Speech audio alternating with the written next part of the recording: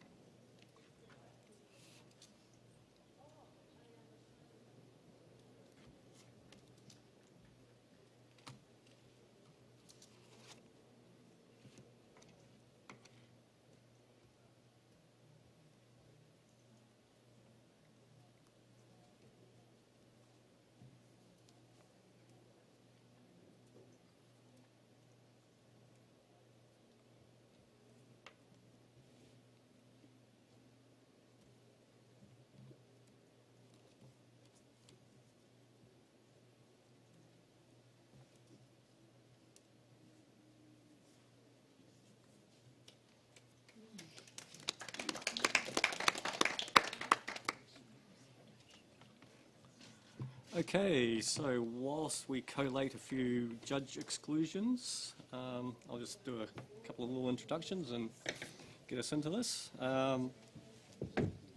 Excuse me. So, this is the landscape open category, as I said, sponsored by Ilford. And we are coming to you from Trafalgar Centre here in sunny Nelson. Well, my name is Paul Daly. I'll be the panel chair for the majority of the time. Beside me is Tracy Kennedy, co-chair, and we've got a lot of wonderful judges here. So many that I'll just sort of introduce them as we go along, I think. But it's a big category, so it's lucky that we've got a few people on hand. To start off with, I'll just go through the category descriptor, which is actually quite short. So, landscape open category is for composite or non-composite images. The photographs in the landscape open section may be interpretive, representative, or literal rendition of a real landscape. And that's it. It's very open to pretty much whatever the photographers can come up with. As I said, we're sponsored by Ilford in this category. We thank the lovely people at Ilford for sponsoring us, allowing us to do this. Okay, just a reminder for those that are in the audience here, if we could just have phones put onto silent or off, that would be great, so we don't have any interruptions. And also just a reminder for those that are viewing on site to Just pay attention to which judge you think is giving the best feedback for the prints, etc., because there is the Ian Poole Award, which those that are on site can vote for, and there'll be a voting box out the front there somewhere that you can put your vote in for your favourite judge. So that's something that those that are attending can do. Right, so how are we going for... We haven't got the exclusions yet. So, just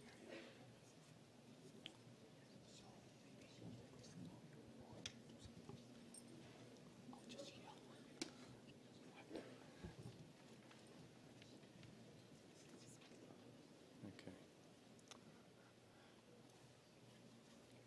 Right, so just looking at it, we've got a fairly close to a 50-50 split of prints versus digital images. So it's going to be interesting to see what's presented in front of us today.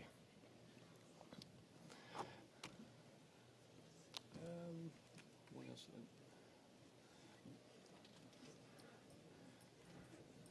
Okay, yeah, so I will actually just go through who our judges are, just to fill this moment of time while we're waiting for all these exclusions to slowly pop up on our screen. Okay, so we've got Matt Palmer, Rebecca Kempton, Tony Stewart, Janine Fletcher, Mike Langford, Elan Wittenberg, Mika Boyden, and Rachel Smith. I believe that's all we've got. Is there anybody in the room that is on the list?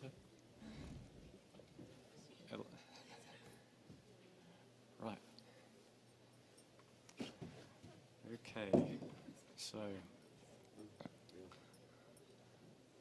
think we can probably start with, yeah.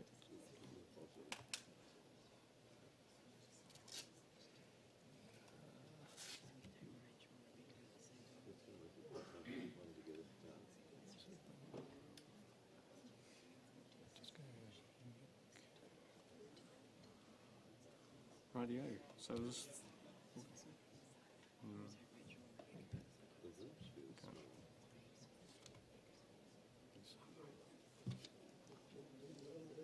Okay, looks like we have a quorum. So can we please have the judges, Mike Langford, Elan Wittenberg, Matt Palmer, Rachel Smith, and Rebecca Kempton.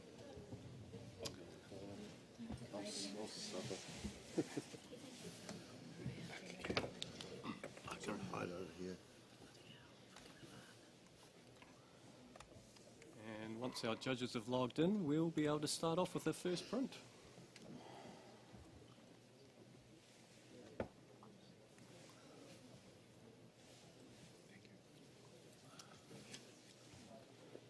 Okay, we're all happy. That's good. Okay, can we have the first print, please?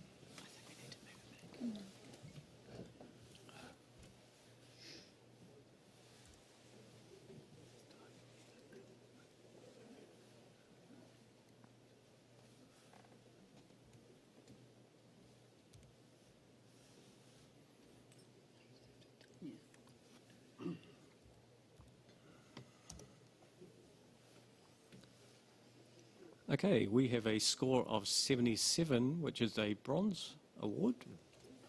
We're all happy. Okay. And can we have something from somebody? Alan? Yeah, I love the dynamic, love the diagonal lines, the background. I think there's a little bit of loss in the dark areas that would have improved if we had some more details there. Okay, thank you. Rightio, next print, please. Yeah, it's just one of this. Next print, please.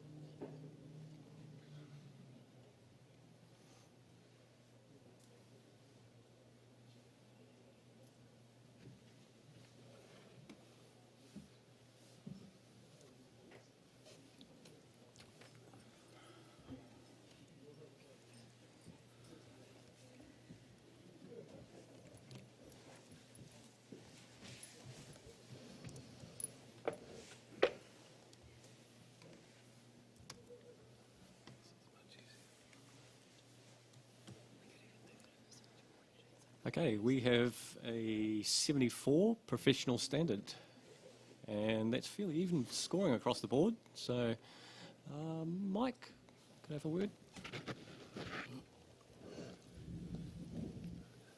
I just feel that production values are just a little high. I'd like to see a little bit more aesthetic dealing of the elements when they bring them into the image. So just be a little bit more subtle with your combination of elements.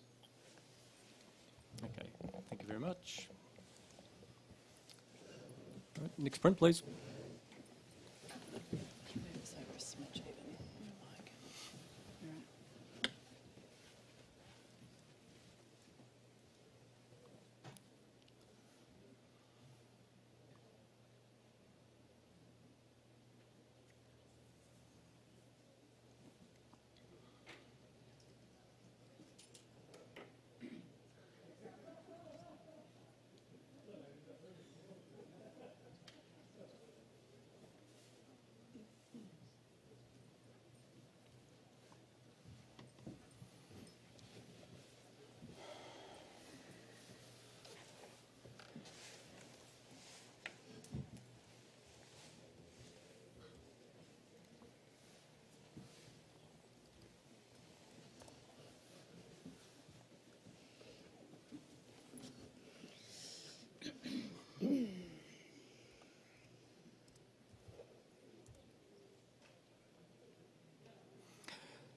Okay, we have a score of 79, which is a bronze award. Automatically go for review, but Rachel, you can... Yeah, I gave this an 88, which is silver distinction. I can't see it, Ellen's standing in the way. I really love the initial impact. I found that quite unique. It's beautifully printed on a nice soft matte paper, but there's so much texture and detail in the way the image is created that it keeps the eye very active and moves within the frame and brings it back into the subject of the derelict house. It all ties in really lovely with the palette, and I felt it was quite an emotive and well put together piece of art. So I scored 88 silver distinction. Alan, you might have another thought. I scored this image 73. I was taken back by those where you said there is lots of details, and I think there is actually not enough detail in those threads to the right. They sort of fade into the background. There's some sort of muddiness there or smudginess, and then I started questioning. I love the house, but why is that tree was included? So sometimes less is more, and it wasn't resolved as much as I'd like it to be sharp. Sorry, Matt. Yeah, go. I thought there was detail, however, the detail was actually in the photograph of the tapestry. So I'm seeing the detail of the tapestry, but the print onto the tapestry that's then been photographed isn't showing me the kind of texture and detail I would expect from the house that would have really given us a feeling for the place and how old this place is. So I think it's a novel approach. I scored it in the high bronze, and I'm open-minded, but that's where I'm at. Okay. Looks like it might be back to you, Rachel. Back to me. Okay, so I'll start with the detail in the house. I agree there's a little bit of loss of detail in the weatherboards in the house because of the brightness of that element. However, if there was more detail, I probably would have just scored it higher. I find that the tree elan anchors me on the left and then helps me move throughout the rest of the image. The feeling of the image is that quite an isolated rural location, potentially it's quite exposed, and therefore as you flow through the image into the tendrils of the fabric, you get that loss of detail with the feeling of potential wind or environmental elements that add to the feeling of place. So I'm still pushing for a silver at least, but I'd love a silver distinction. Okay, judges, if you could please re-score. What's it currently on? Sorry, is it 79? Yes. Right.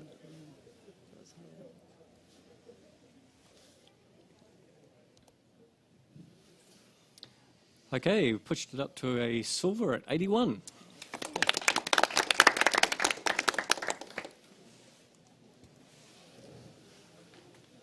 Rightio, can we have the next print, please?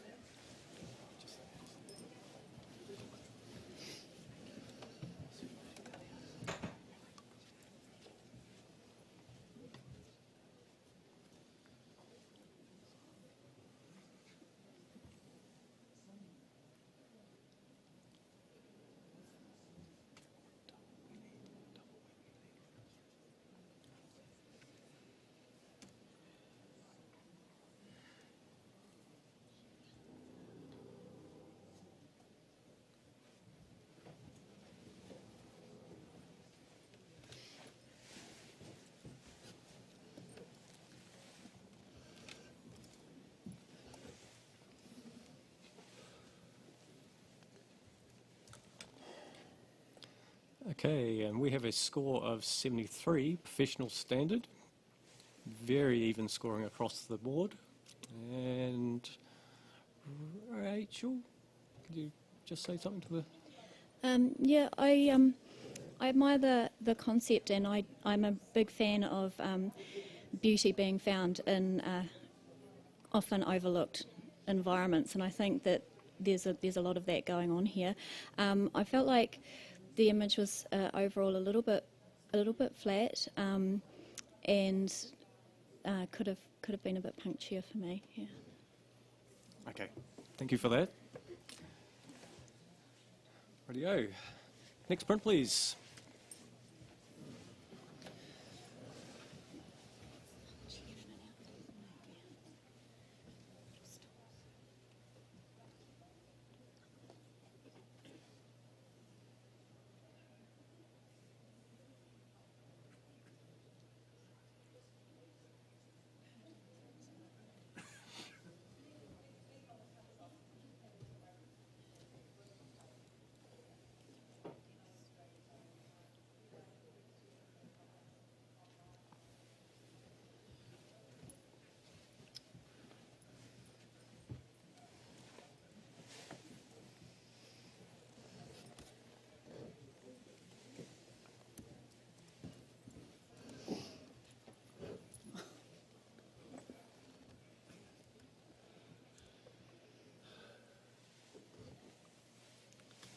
Okay, we have a score of 77, which is a bronze award. And yes, Rebecca, you'd like to... I'll give this one a go. Yeah. Where do I start? Okay, so I just see something really interesting. I love the graphic nature of it. I feel like it's blood, like veins. Something's exploded, maybe a vein's ruptured, and there's like all these little tendrils coming down on the left all through into the image. The detail's beautiful with lots of it, and I think it's really brave in that colour palette. I mean, your reds and your purples, sort of you can go through the image from the left. It's like a big artery kind of coming through and then up around, and your eye moves around into the big kind of purpley bit on the left, and there's some beautiful detail in there.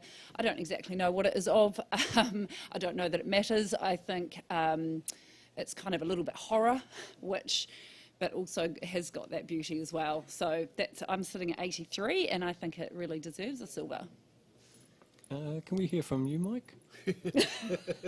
Yeah, we are sitting next to each other.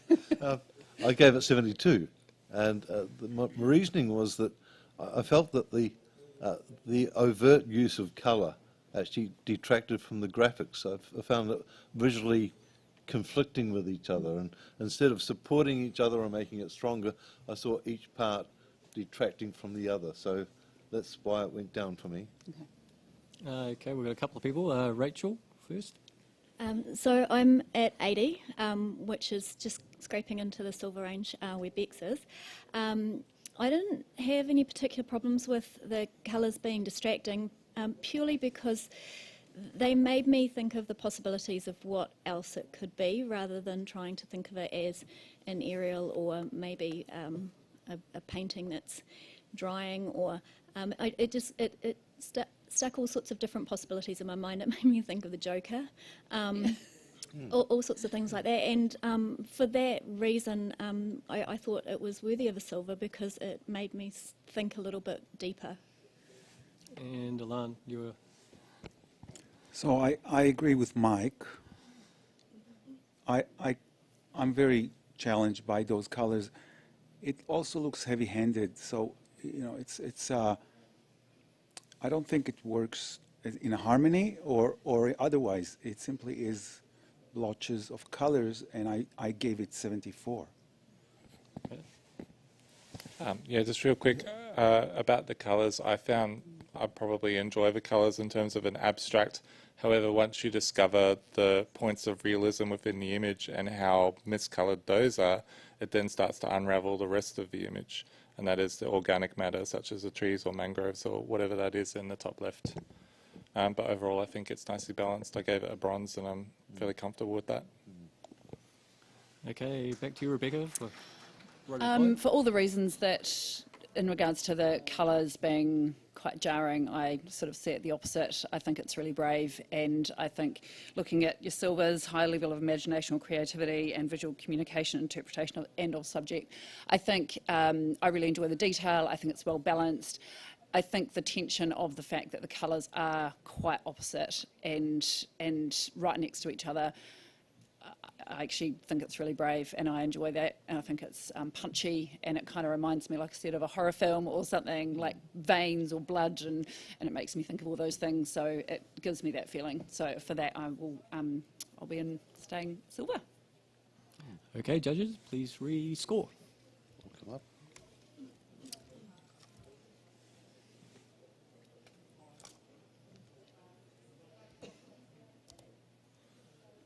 Alrighty, and you've managed to bring it up to a silver at 80.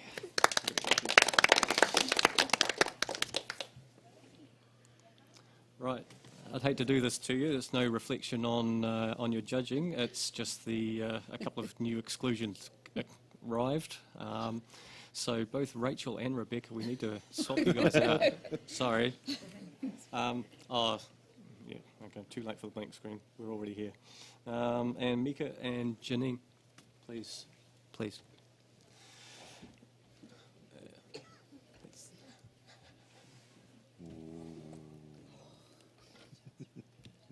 waiting for them to be ready to go. Okay, and can we have the next print, please?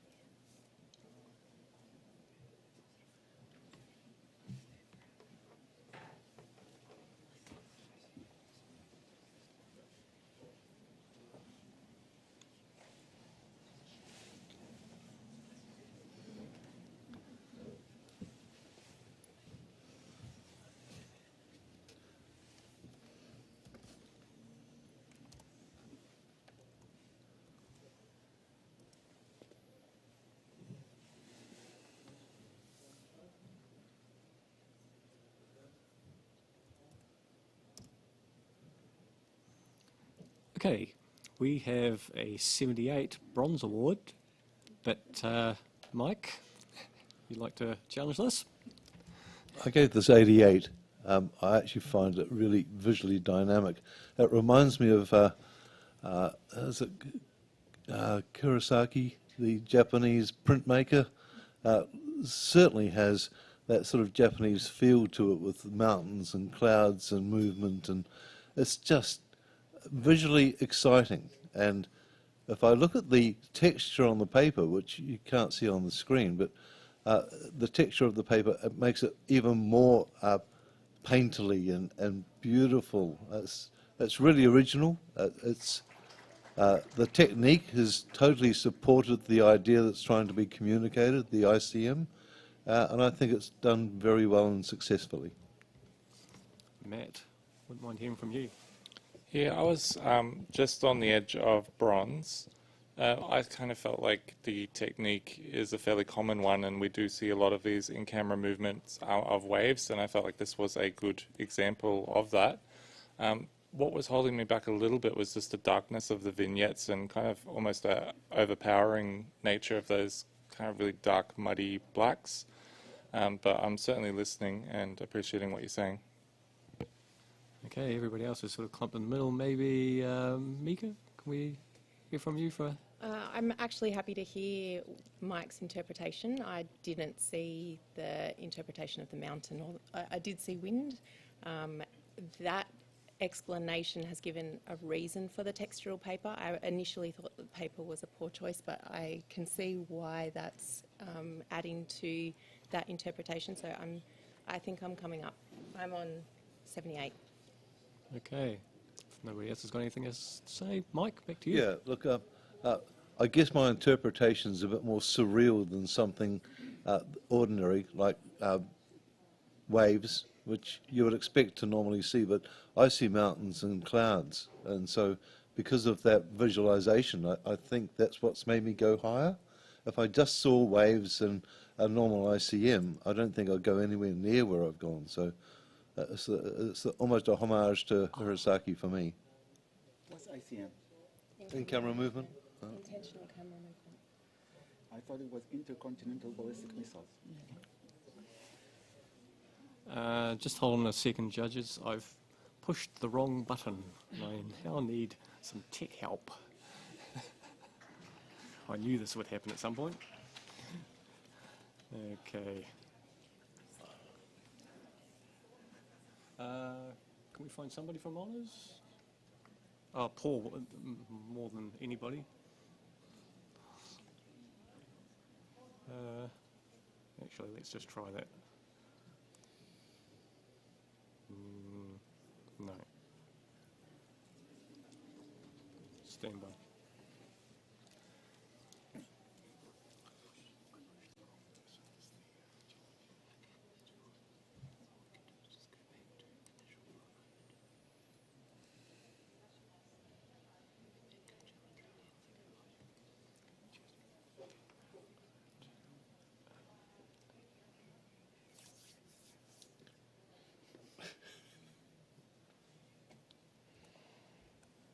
Okay, you can now rescore. Thank you.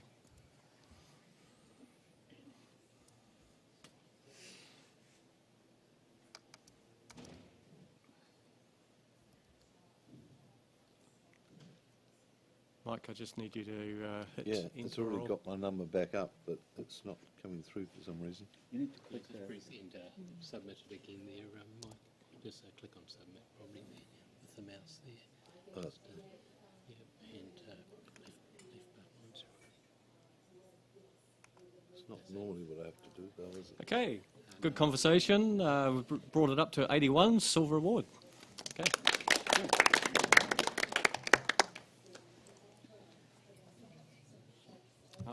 Okay, looks like Ilan, you need to leave, or you're off for a bit. No, I'm good. I want Okay. to leave. Well, you can have a break. Thank you. Yep, have a breather. Tony Stewart. Okay, new judge up. Right, and once we're all sorted out, can we have next print, please?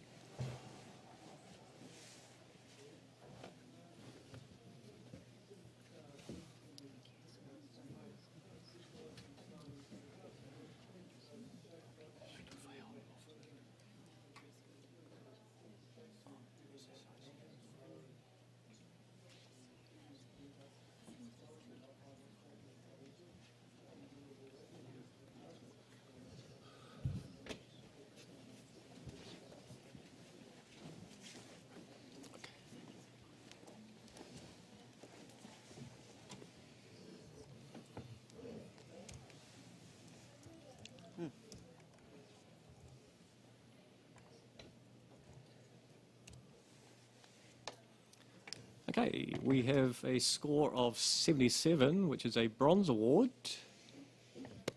And we're all happy with that? Yep, looks like we are.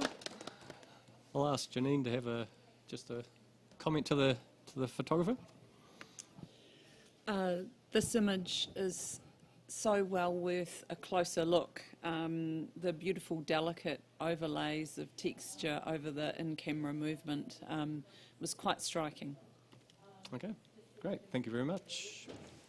Okay, can we have the next print, please?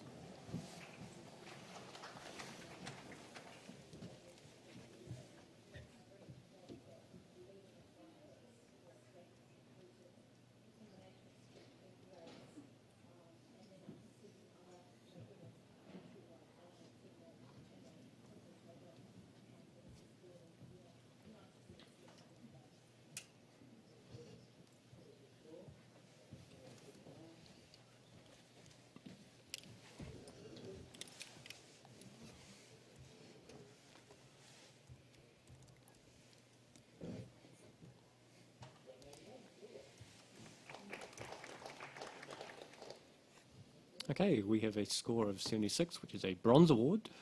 And we all happy with that? Yep. Okay, so Matt, do you want to just have a quick comment to the photographer? Yeah, I think it's a well-seen concept in terms of a switch between perhaps horseback to vehicles and the impact of vehicles on the landscape.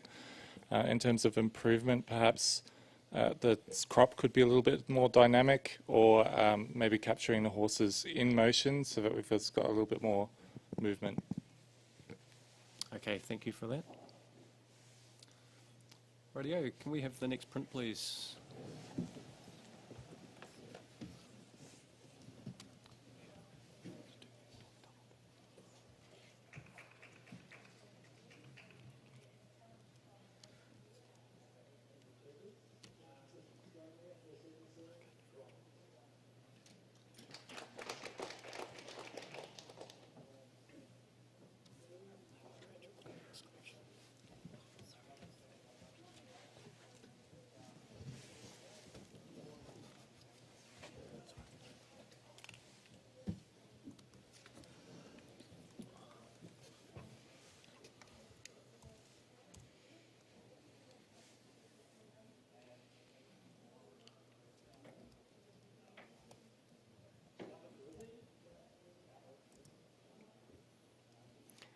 Okay, we have a score of 82, which is a silver award.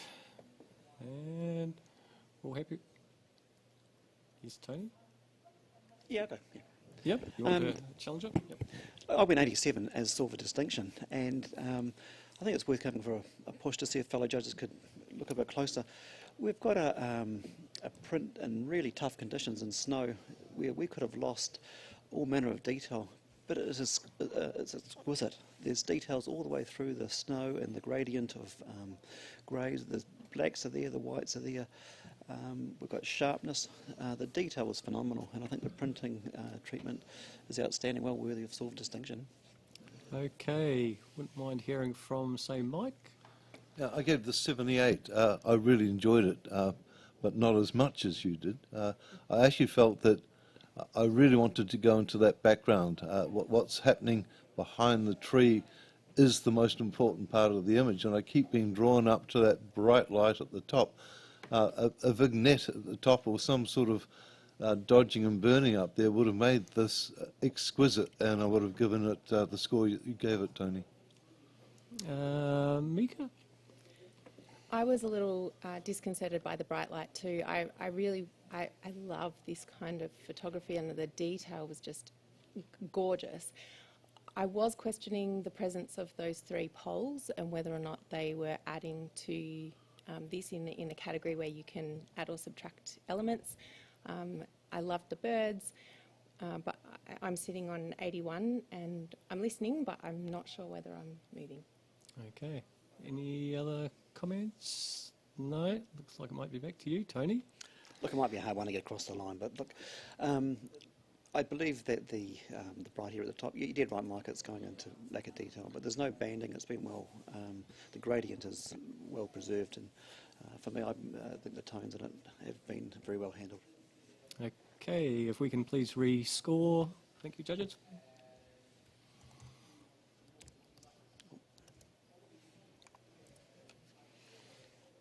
Oh, good conversation, but we remain at 82, solid silver. Okay, thank you. Right, and can we just have a blank screen? We're just going to be navigating a few more of these exclusions. So Matt and Mike, you guys can take a break for a moment. And can we have Paul Holland and Rebecca Kempton back, please?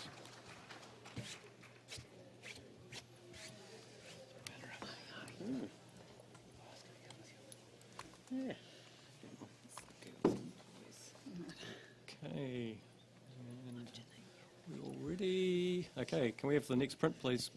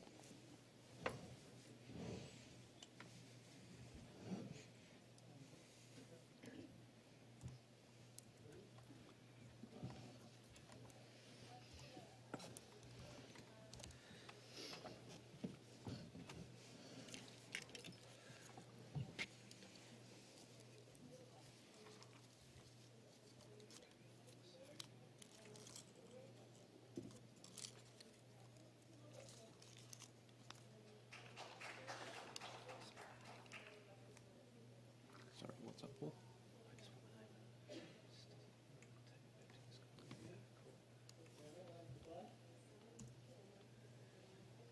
Okay, we have a score of 77, which is a bronze award. Okay. And a comment from, say, Janine?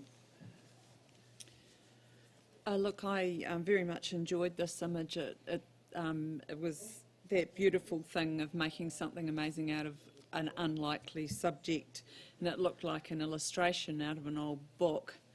I'm not too sure what I would do to improve the subject of this image, but well done to the photographer.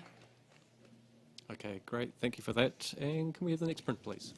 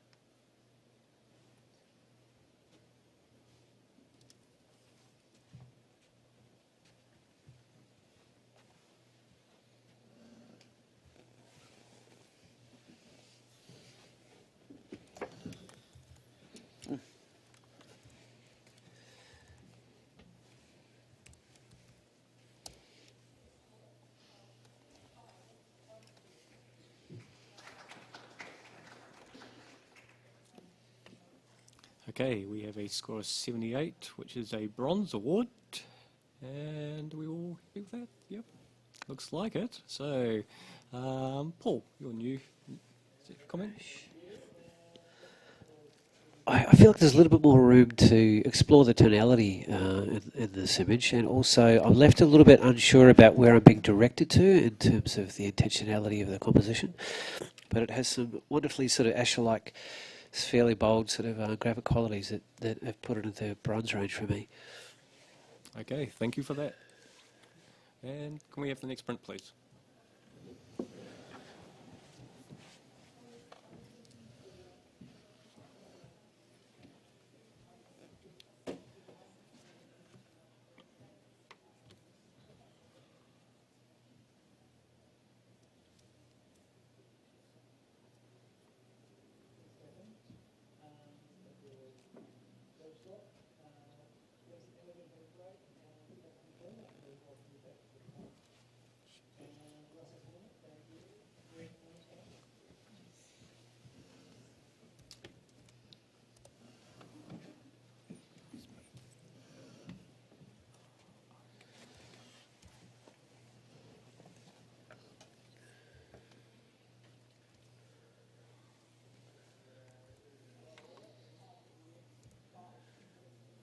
Okay, we have a score of 76, which is a bronze award. Very even scoring across the board. Rebecca, haven't heard from you in a little while. I'd just like to say well done to the photographer for giving this a shot. It's really, really difficult. I do a bit of astrophotography and, getting out there at night and in the cold. And I think it could be improved with more detail in those shadow areas and just feeling like, if you had more details and a little bit darker in the sky and a bit more of the Milky Way, perhaps it would have just really lifted that. But good on you for getting out there. Okay, thank you for that. And can we have the next print, please?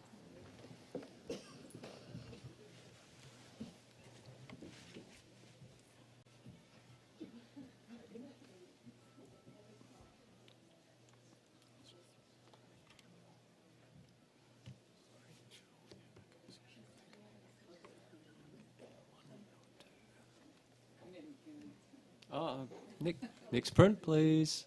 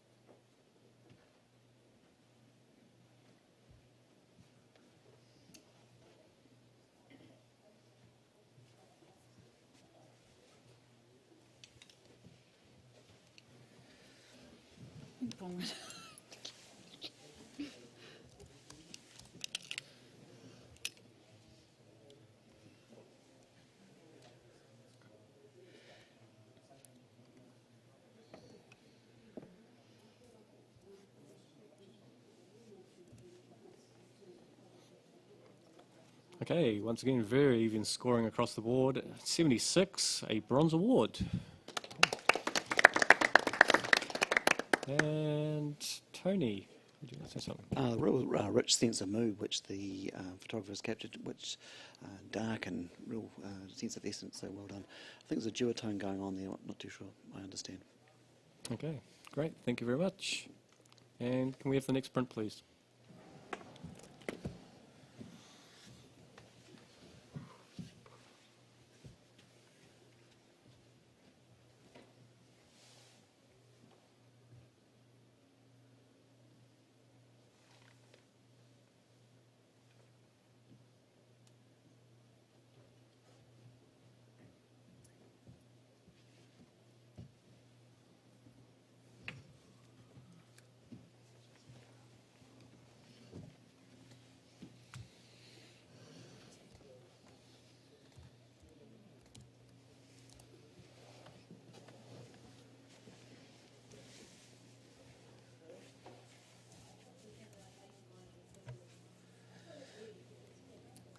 Okay, we have a score of 73 professional standard.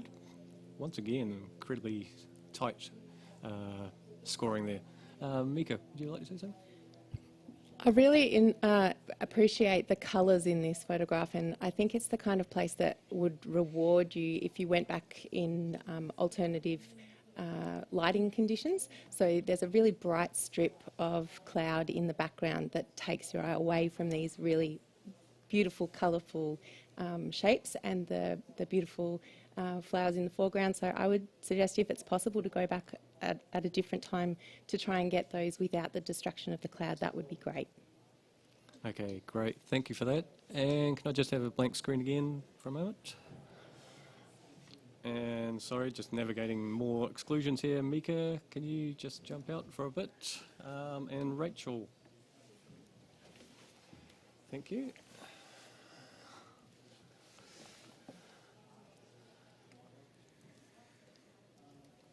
Okay, and if we can have the next print, please.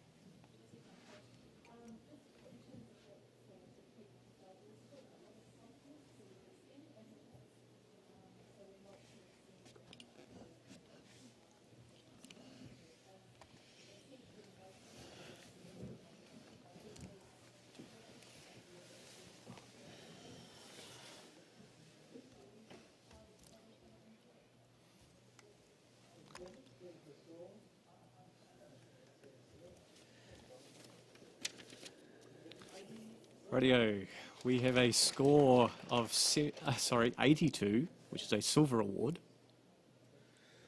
But Rachel, you do have the. Yeah, I've actually put this into gold at 90, my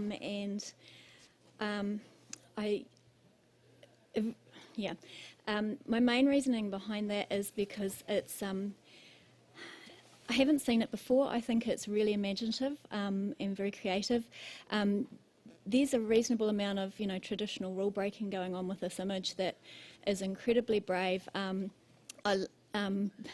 absolutely think that the person with the little scope looking directly out of the frame, rather than leading us out of the frame and leaving the image, it actually brings us right back into those two little birds in the top and bottom left and right corners that then bring us back into the image. I think it's very, very cleverly done, and I love that it speaks to us about the fact that we can be so busy focusing on what we're looking for that we're completely missing it because it's behind us. I also really, really enjoy the very, very delicate body shape of the land and the very softness of the coastline. I think it's very cleverly done and very original and imaginative, and I do think it deserves to be rewarded for that. So I've gone into gold at 90. Tony, wouldn't want to hear from you. Yeah, look, I was on 77, and I it's a tough one to get your head around because there's a lot going on. We've got the reference to the sort of the sea and the cliffs, and then we've got the bodyscape and the sort of the snow.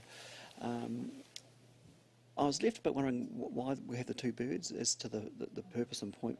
Why, it's almost like art for art's sake. Why are they there? It just feels a little bit artificial in terms of the placement of those. So that I'm just not sure I've understood it properly. So I'm actually listening to the others to see if there's things that I can be learning here. Paul, is there anything that you can add? Probably not such a way. I think it's significant to address that one if you can, Rachel. Like it's that triangular kind of intentionality of pushing us to the corners. I lack in the communication there. I think there's a very superior, very deeply considered and incredibly well handled features and elements and textural components, and the gradation of tone is phenomenal. And thank you for addressing the figure on the right. And there's a comical element to that, though, that I'm still sitting on the fence of, is it a comical image? And the strangely quirky pointed hat and body language, what is that sort of adding or taking into what otherwise is quite a sensual sort of image? So I'm sort of trying to connect the dots with a little bit of discord there, but I wouldn't be too much untwisted to get me up higher. Okay, anything else to add? No, looks like it's back to you, Rachel. This is fun. So I'm sort of understanding that little bit of confusion that you may be having there with the whole concept, because there are some quite contradictory sort of things going on, but juxtaposition's always fun, and the fact that the landform is adding to that confusion is, I think it's quite compelling and making us spend time and think. The birds in the corners, I find that is actually, I do find this a very amusing image. The things that we're looking for are not always easily found, and at first glance you don't necessarily see them. It's only when you begin to study them that they're there. And I think that along with be aware of your environment, look around you rather than just focusing on that one little tunnel in front of you, is a really lovely, strong message. So I'm still pushing for gold. Okay, let's have a rescore.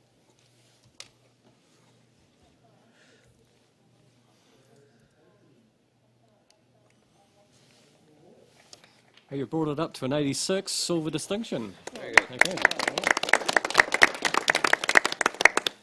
Thank you very much for that.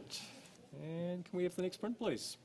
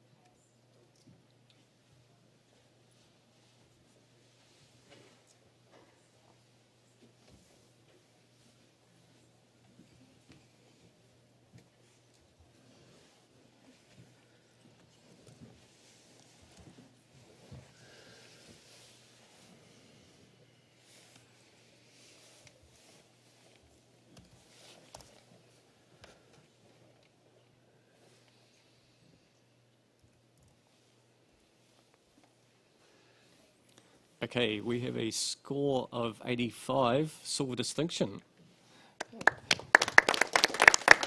The scores were very tight across the board.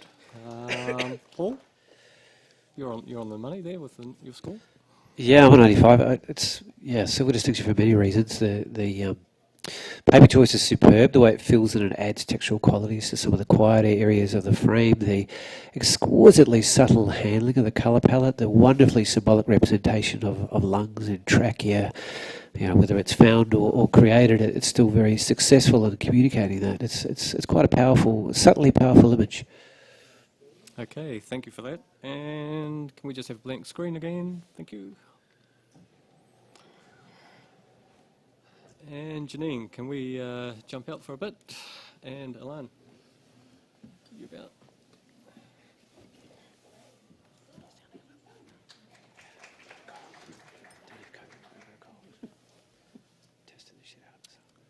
Okay, and can we have the next print, please?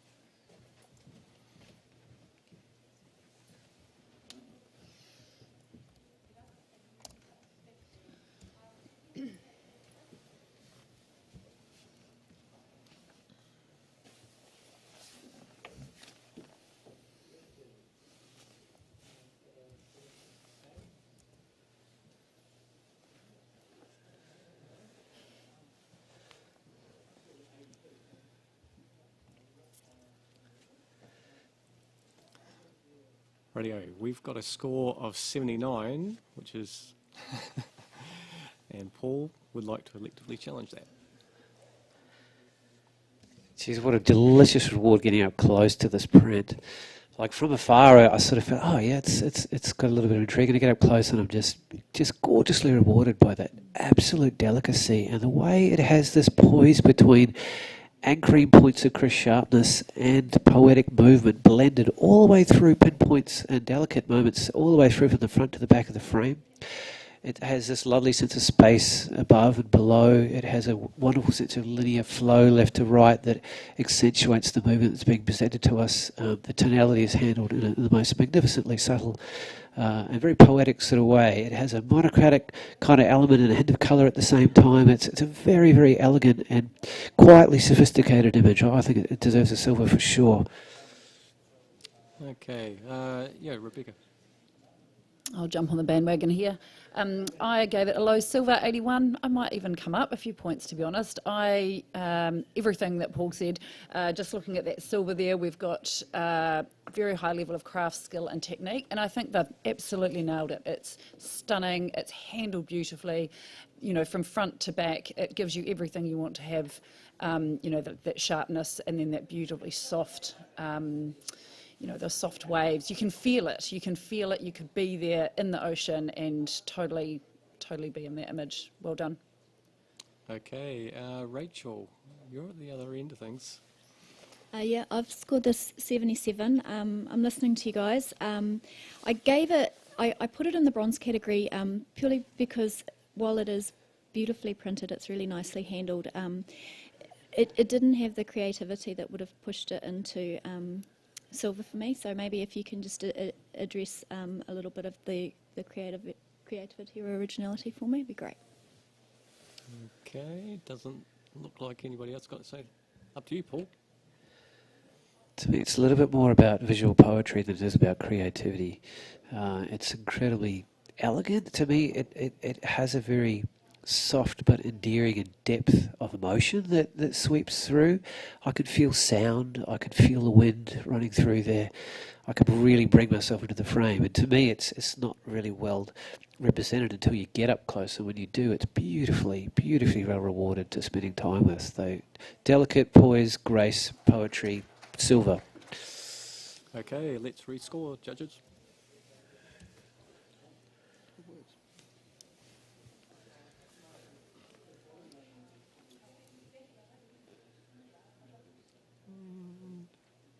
We just need you to. I do need to. Oh, I thought I kept the score, don't I? Yeah, but you need to re-hit. Oh, re-hit the submit. Yep, that's it. Okay, that's brought it up to 82 silver award. All right, thank you very much. And can we have the next print, please?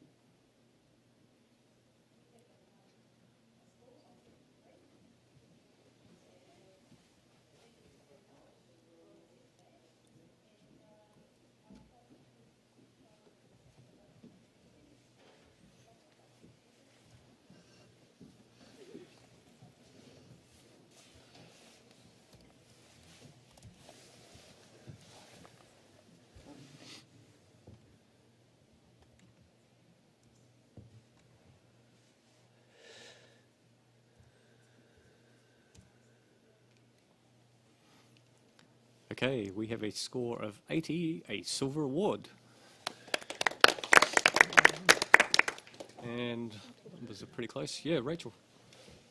I really enjoyed the boundaries being pushed here. It's really, really interesting up close, whether there's the intentional look that with the sea where it's become sort of pixelization lines, and the very, very solid white in the foam. Really, really brave. The thing that stopped me from pushing it higher was actually in the trees, and just how heavily the blacks were on that paper.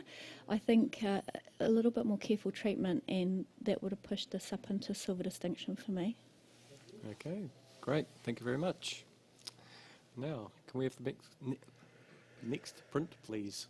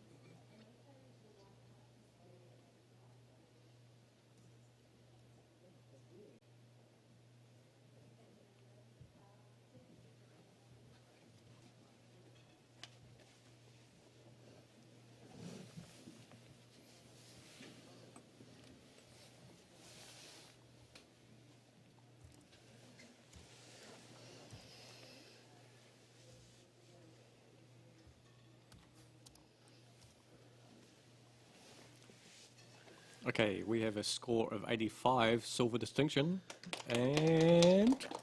but wait, Rachel would like to challenge that. Yeah, I've put this into gold, a solid gold at 93. There's lots of really lovely subtle elements to this. The colour palette's beautiful, but there's a very, very clever play on the skyline and the reflections that have been added in there with the mountain ranges, and I can keep looking at it and spending much more time with it. it's very intelligently put together, and I think that it's easily to be rewarded with a gold, and I'd love to hear what others think about that. Everybody's pumped around together. So maybe, Alan, we haven't heard from you for a bit. Yes, I do love this photograph, and I scored it 84. I was looking for more of a story. I understand that this is a depiction of a scene or a place, and it's really depicted. I was looking for something that will bring me up to the next level in terms of idea, or something that will focus my eyes onto, or something that I will be emotionally engaged with. Paul? Yeah, Rachel, if you could maybe address the communicative aspects of why all this is here. Is there a beginning, middle, and end? Is there, what's the overriding narrative? I found I could enjoy those individual kind of moments. I was curious about that reflective continuation through there, why it's in there, and I guess I didn't quite know where to settle. I don't know what the overall communication was, and if you could tie the pieces together for me, I'm quite happy to move up. Okay, anybody else? Yep. Hi, I was on 82 silver. I think I'm probably a little bit with Paul, just in regards to, just like to know how that kind of all ties together. I think for me, I mean, it's a stunning piece of work and visually beautiful. However, the last image, the bottom one, I can't seem to put it together with the others. It's the only one that doesn't have some sort of vertical something or other in it. And the sheep in it are quite just a little bit muddy in the shadows there. It's not a huge amount of detail in there. But the last image for me, I just can't seem to put that with the rest of them for some reason, but I'm here to listen. Might be back to you, Rachel. Critters are making me work for it. So I don't necessarily have to know what it's about. To me, this is it's a photo story of the land that I live in, or not obviously my land that I live in because it's not my farm, but it's somebody's place that they love and care for. It's very much talking about the environment, the purpose of it, the windmill for the water supply, the farm, the sheep there. It's all about that rural environment and the man's impact on it, but in a coexistent way rather than a negative way. I think it's just very beautifully put together, and it's an easy gold. It's very clever. Okay, judges, let's red score, please.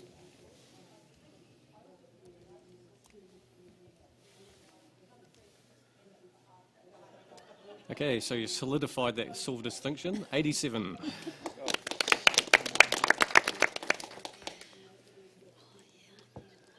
Rightio, can we have the next print, please?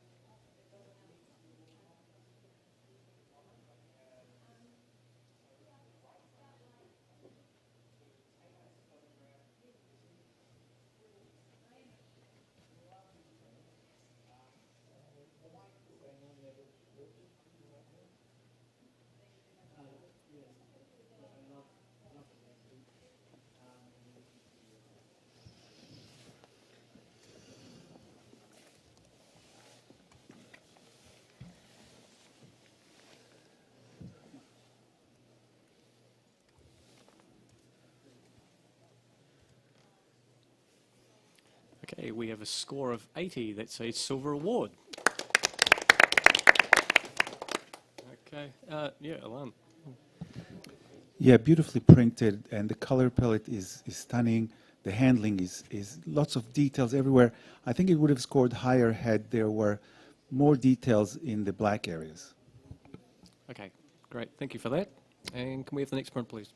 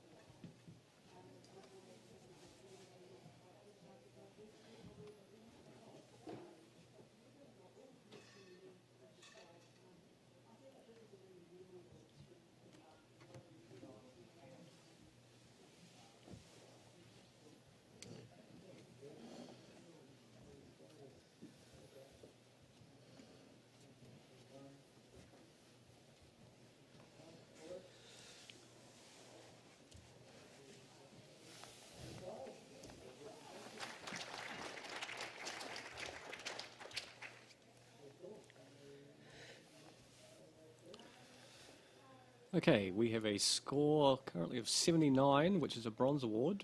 It is going to go automatically to review. And Rachel, would you like to challenge it? Yeah, I'll talk to this. I scored at 81, which is a low silver. I found it beautiful sense of scale with the little satellite and the moon. I mean, it's something that we always look at, the moon, and appreciate, but it's really lovely to see it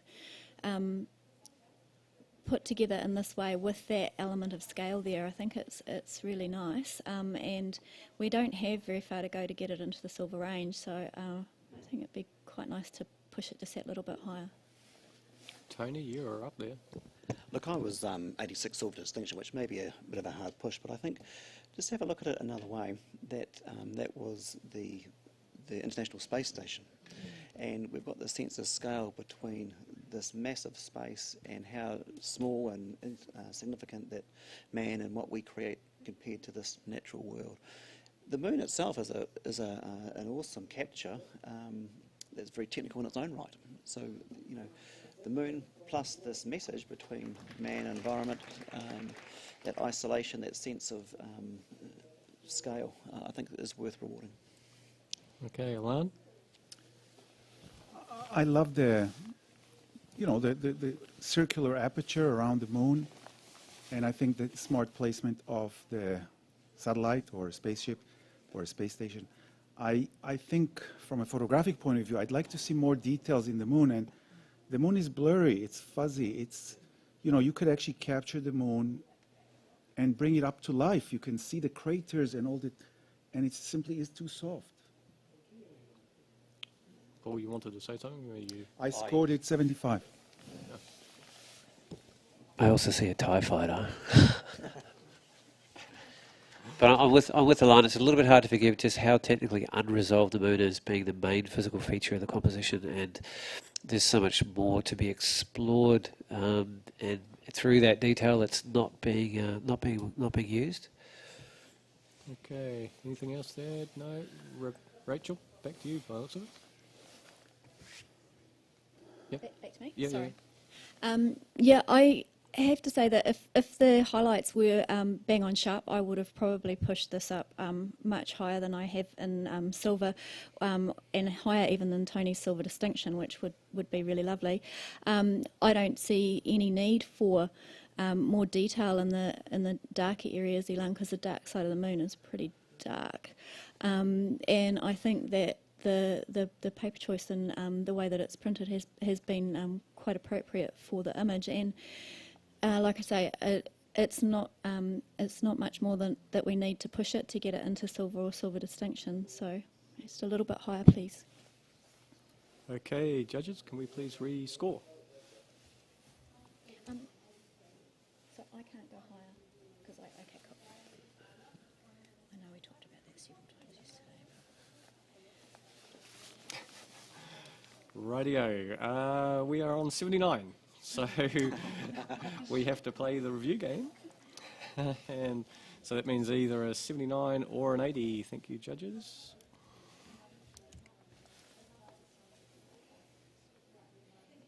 Okay, and it stays on a 79 Bronze Award.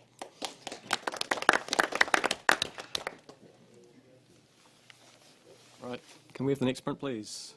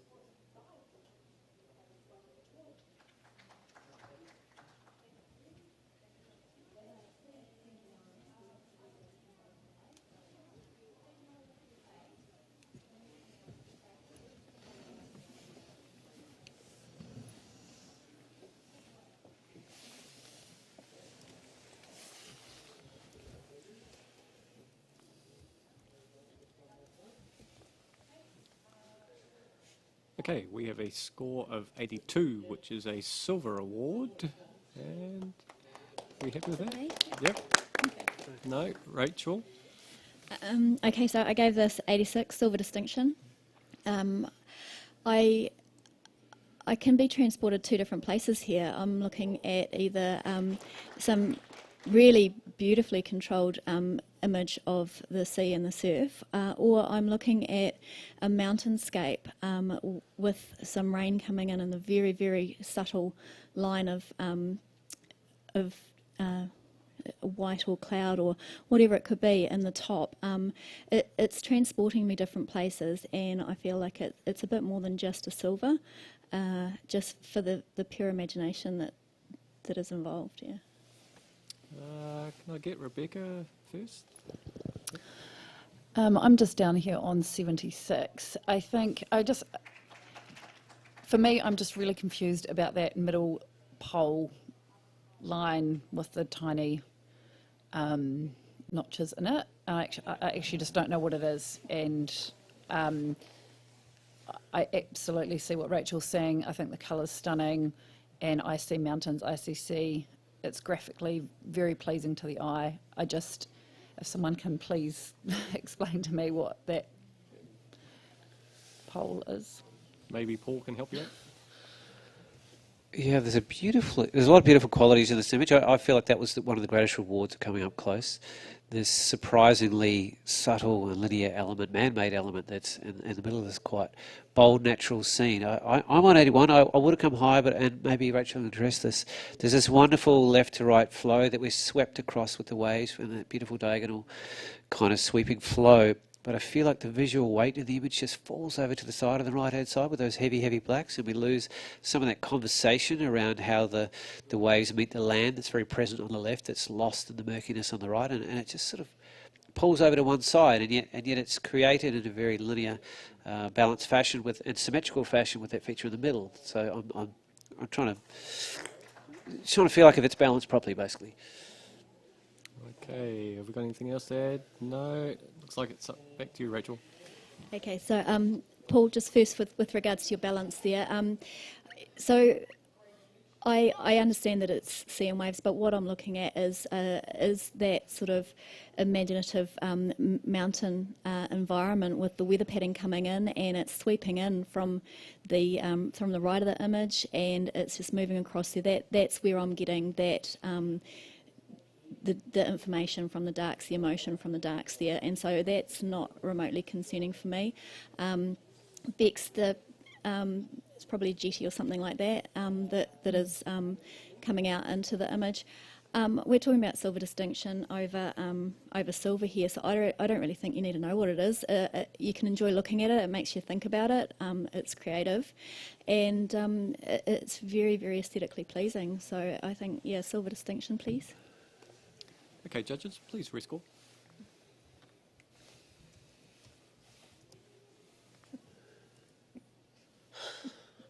Okay, we have 83.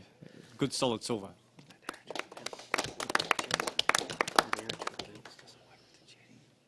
There you go. Okay. And can we have the next print, please?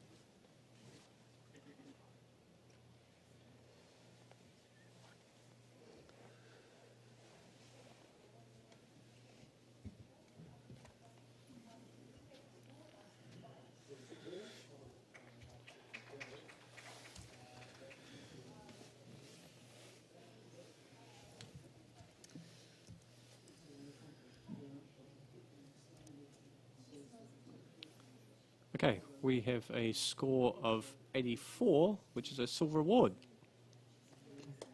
Okay. Rachel? Yeah, I originally had silver in my mind for this, and I've actually put it in an 88 silver distinction. When I was looking at the overlay of the sheep in there, I found that the blacks were doing some really cute little things. I found a little anteater and I found a dog, and it was just really interesting, and it kept me there, and it started to amuse me. And so just for that fact that there was just those little, I don't know, kernels of curiosity there, I pushed it up into silver distinction, and I thought it was quite fun. Okay, at the other end of things, it's not that spread, Rebecca. Yeah, sorry. I scored this, excuse me, an 81. And I think it's deserving of a silver. I think visually it's got some real punch, and I really love what you said, Rachel, about the little tiny figures in there, and I saw them as well.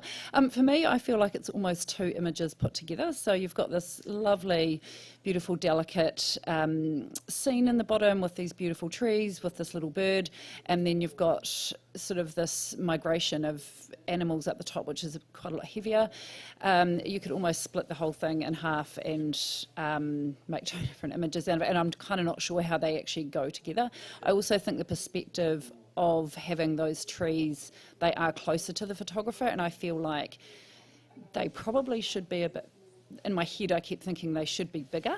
Maybe they're just little trees, but compared to the animals in the background, for some reason there's just not a balance there for me. But I really enjoy the graphic nature of it. I think it's really well handled, the tonality, and that's why I'm putting it into the silver 81. Tony, you're on the sort of on the average there. Any thoughts? Yeah, look, I think the things that have been said are correct from both sides. The double exposure of the animals and stuff is brilliant. It's almost sort of a little bit Serengeti-like with migrations and stuff like that. Again, the perspective of those trees, it's not matching up in my mind with the animals in the rear. Okay, looks like it's back to you, Rachel. Yeah, I didn't particularly mind the perspective whatsoever. In fact, to be honest, it didn't even occur to me when I was looking at the image, so it clearly wasn't a factor. But I think that I understand where you're coming from with the two images, Bex, and that's just part of pushing the boundaries of creativity and seeing what you can make with them. Yes, they look like they're animals on a migration of some sort.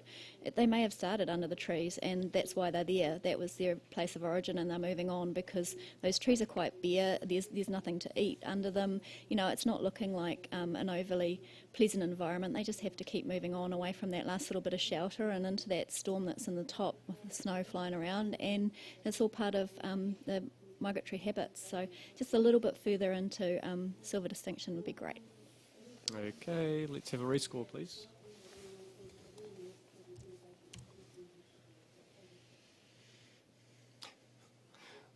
Okay, a lot of good feedback for the photographer. Remains on 84, silver award.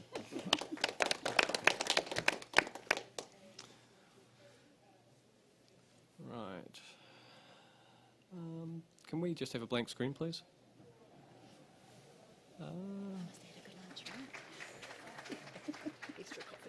No, actually, I've preempted that a little bit. Can we have the next print, please?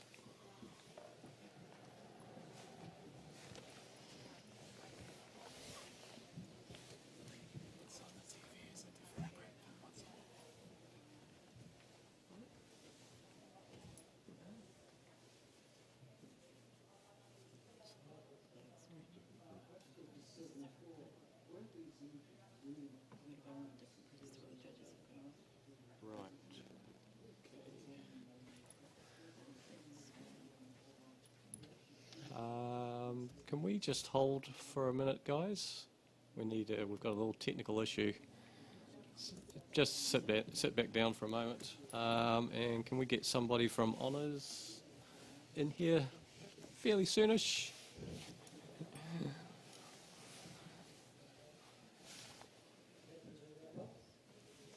Just relax for a minute, guys.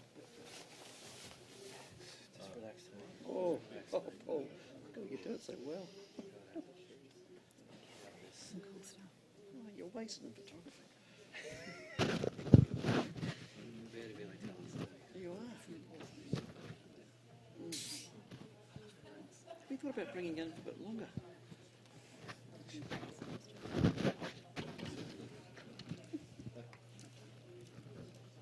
time I hear a hiss, I think about Tim's call. She advertises so much doing this all the time. And she's the highest paid actress.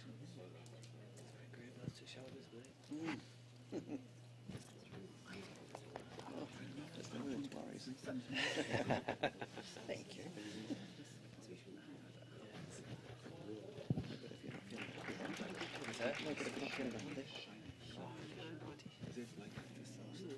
Right, we just have a small technical issue here at the moment. So just a reminder about the category that we are currently judging. This is the landscape open category, sponsored by Ilford. And just the descriptor there for the category. It's a fairly short one. Open category is open for composite and non-composite images. Photographs of the landscape open section may be interpretive, representative, or literal rendition of a real landscape. I think I need more sugar. Okay. I'd like to thank the wonderful people at Ilford for sponsoring the category here. And oh yeah, news just in. What time is it now? Ah, the bar's just opened. Right. From 3 p.m. each judging day, there is an on-site bar in the foyer area where you can buy a drink and celebrate your awards with friends. Or your friends who have just won gold might be wanting a drink off you. Okay. So don't forget that. That will make for some raucous times a little bit later on. Okay. How are we going?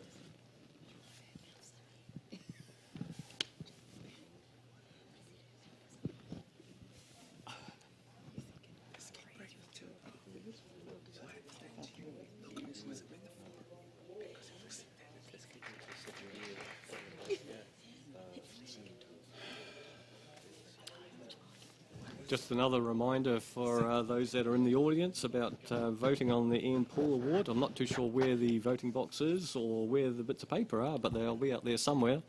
And you can vote for your favourite judge or the judge that you feel has been giving the best feedback and whatnot for the entrance.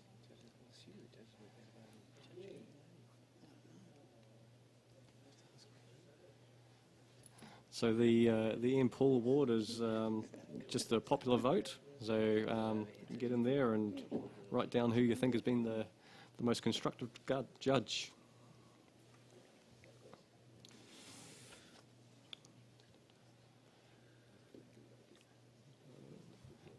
Sounds like our technical things are doing technical things.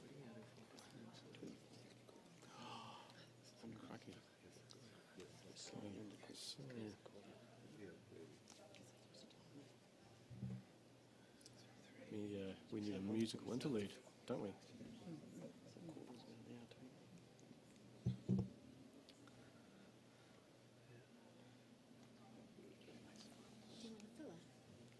You got a song? Have you got a song? A solo, yeah.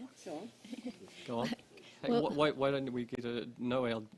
Let's do a little get to know the judges. That's probably not a bad thing to do.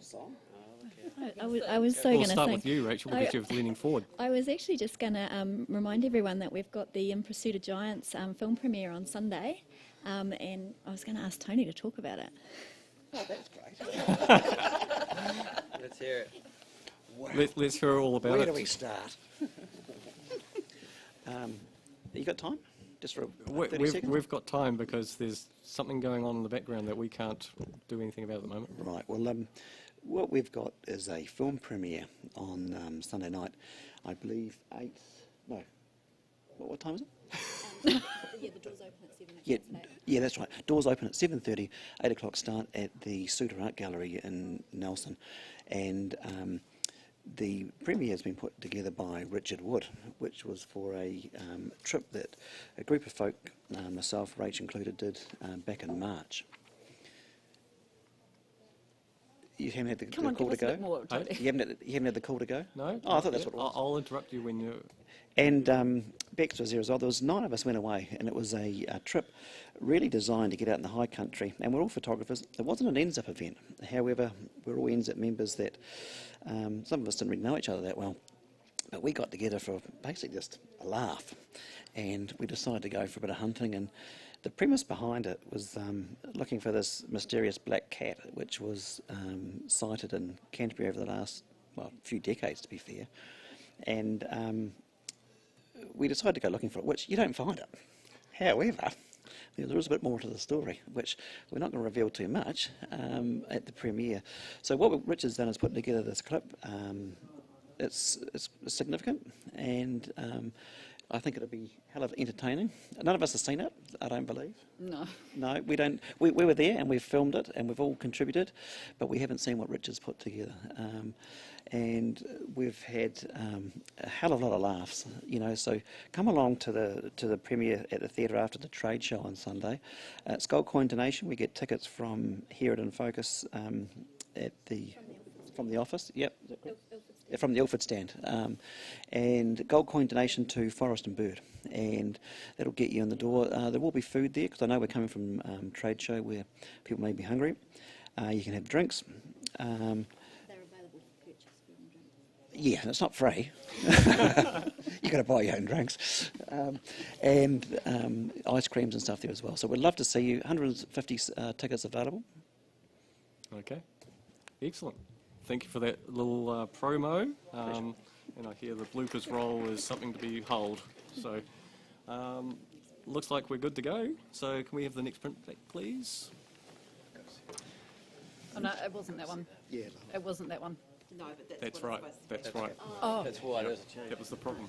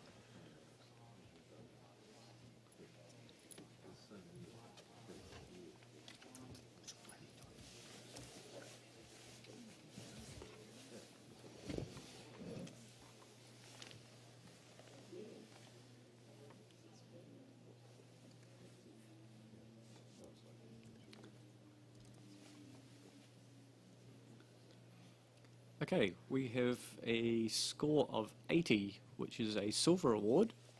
And Alan, you would like to challenge this? I scored this image 88. It's unique, it's painterly, it's almost like watercolors flowing. I actually saw some Aborigine pattern there, like those little dots in the dark areas.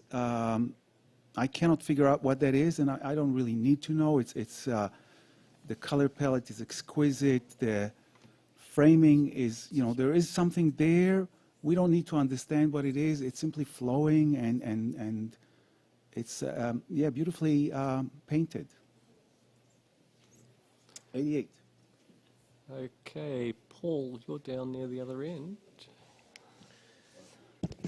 Yeah, I'm in bronze for its beautiful colour and detail. Where I haven't gone further is I feel like compositionally it really doesn't work for me at all. It feels quite unbalanced and less intentional than it could be. It may be stronger in a square crop. I'm a little bit sort of lost by the upper part of the frame in particular. The eye's being led somewhere, but we're not being led to anywhere in particular, and I'm just getting a little bit lost. Rachel. I gave this an 82, but because Elan's challenged it and I've had a little bit more time to spend with it, I've found quite an interesting, I don't know if it's a story or if it's a concept, but the black figure and the red in the centre of the frame, it's almost like mythical creatures. The red one is sort of sending the black one maybe into the gates of hell off to the right-hand side there where the flames or the opening of whether it's lava flow or something else is coming through. I find it quite intriguing, so I'm quite happy to come up. Okay, in the middle there, Tony? The words I'm hearing is abstract and painterly, and I think that's bang on. I'm seeing something different again, which is a sort of a reference to histology. We've got this landscape, which I don't know what it is, but it could also be a micro. It could be sort of something within ourselves and the cells and, something very, very tiny as opposed to being something bigger yet again. And I think, that's pretty clever too. I'll be looking at coming up. Okay. Alan, I think it might be back to you. Yes. Mythical creatures, gates of hell, lava flow, cells inside the body. Excellent level of imagination and creativity, excellent visual communication, interpretation of subject and emotion, excellent level of technique, craft, production, print quality. Everything is tick. For me, it's fantastic. 88. Okay, guys, let's re-score, please.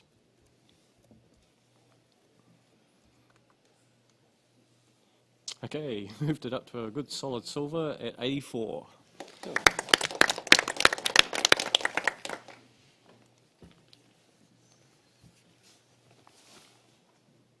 Right, can we have a blank screen just for a moment? And we're going to just swap out Rebecca for Mika.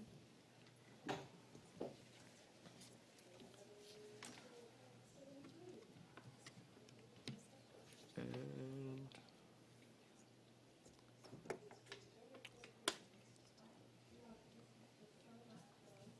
sorry, we've got a couple of different things going on here. Paul and Mike.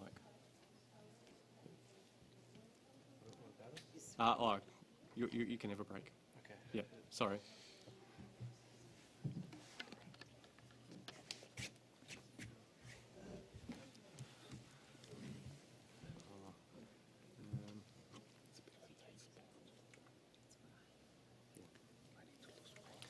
Right. Can we have the next print, please?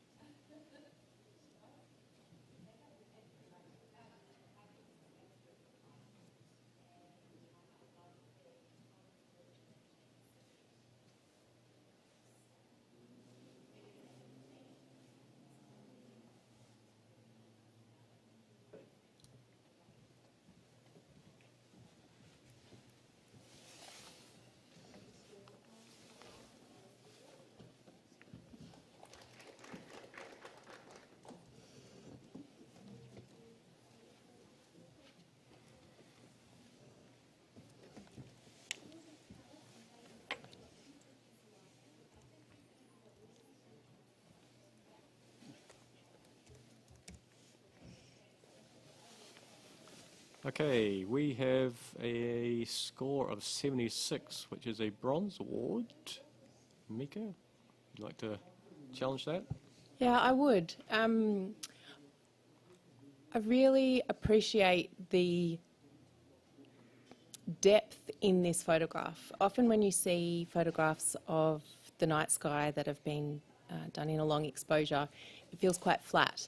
And going up to this print, it's almost like a spinning disc. You really get, there's a smoothness to it, there's a dimensionality to it, and as a contrast with those foreground rocks, it works really, really well. The texture of those rocks is completely different to the night sky. The colours, the subtle colours in that night sky are really quite beautiful. There are a couple of bright spots on the ground in the foreground that held me back from going any higher, but I really appreciate the interaction between that the intense movement of the night sky and the absolute solidity and anchoredness of those rocks in the foreground. So I'm on 81 and I think it's worthy of a silver.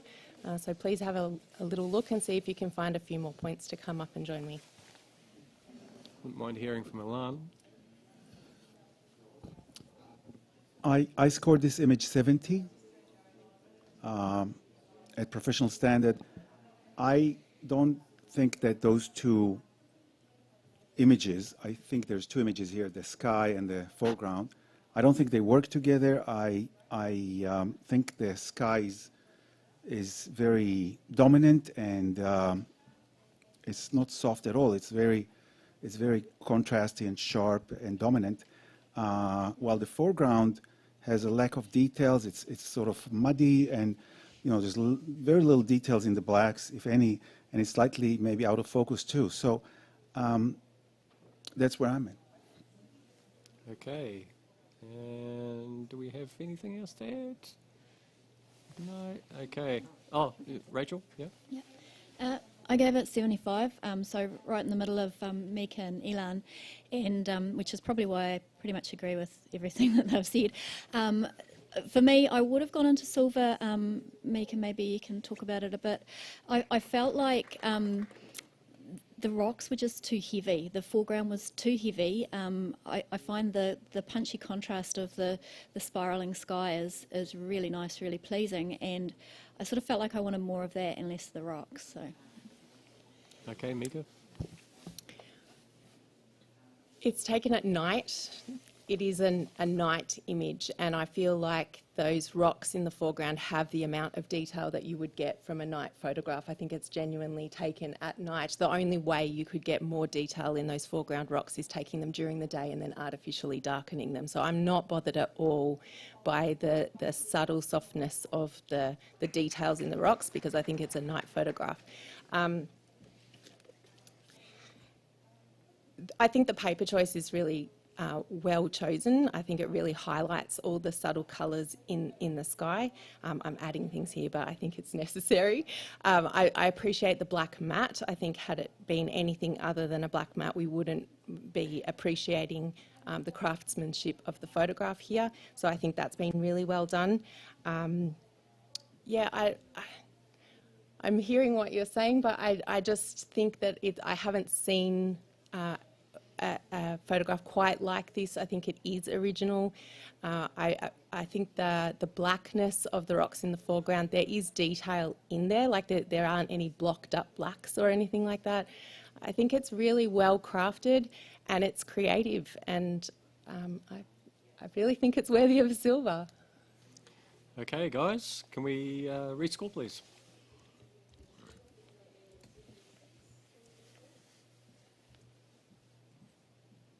Alrighty, you managed to talk it up. 80, silver award. Rightio, can I just have a blank screen, please? And Tony, if you want to take a break. Matt, if you'd like to come in.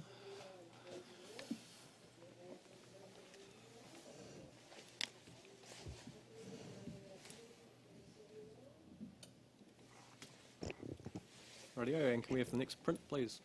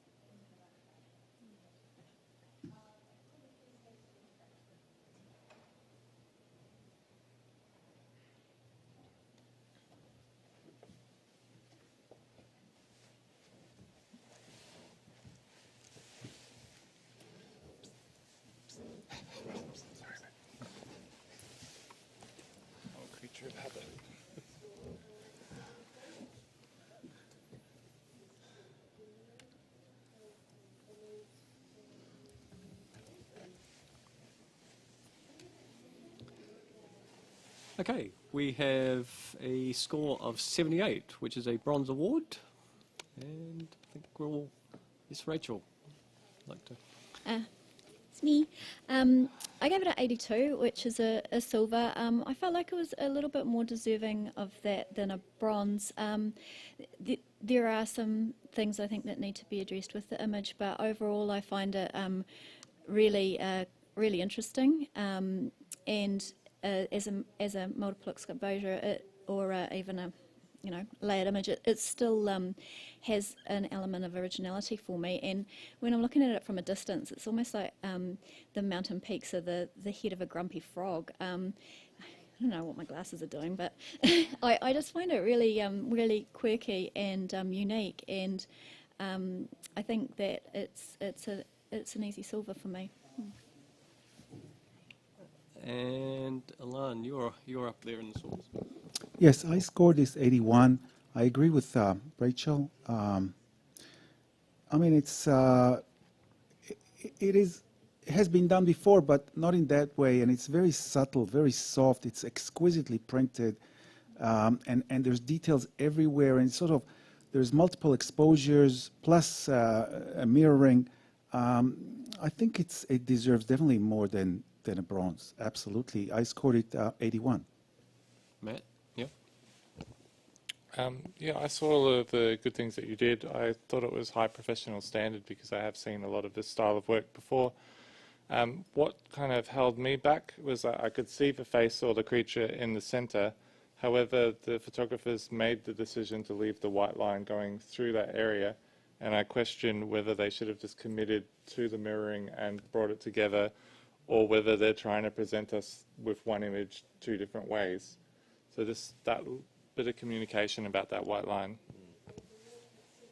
Okay, might be back to you, Rachel. Yeah, the white line held me back as well from going higher into silver distinction, and it did add a bit of confusion. I wasn't sure if I was looking at a diptych or a single artwork, but that's purely the reason that I didn't push it higher than a silver. So I'm not asking for that much more, just a few more points to push it into the silver range would be lovely. Okay, let's rescore, please, judges.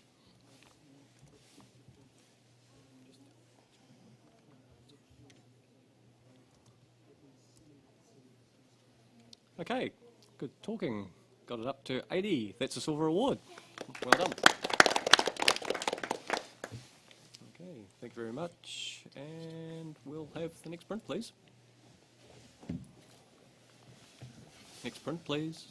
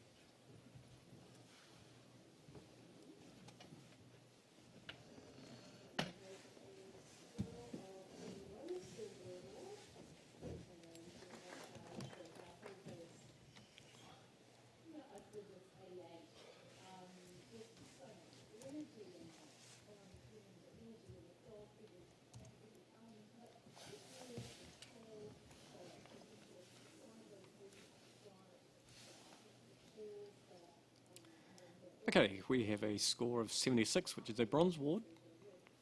And looks like we're all happy with that. So, well done. Can I get a comment from somebody? Yeah, Mika. I feel that this image, it's the image itself, the content of it is dynamic, but I feel that the printing is much more subtle and subdued, and I feel like that contradiction between processing and capture has let the print down a little. Okay, great. Thank you for that. And can we have the next print, please?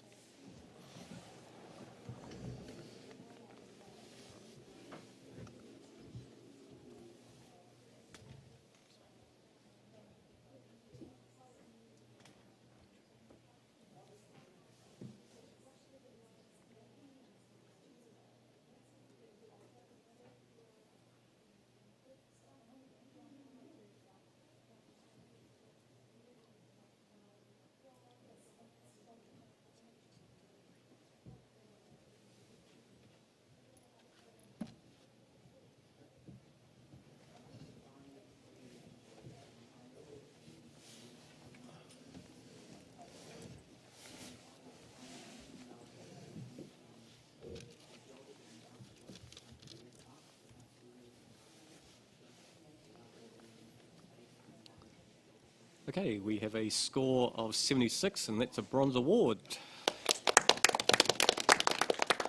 Very tight scoring. Yeah, Matt. Yeah, fantastic texture and detail that's been captured in this photograph. In terms of improving it, perhaps into the next range, just look at your sky and being pulled away from the building into that white area of sky, and possibly the top left corner being a bit dark pulls you into that area as well. Okay, great. Thank you for that. And can we have the next print, please?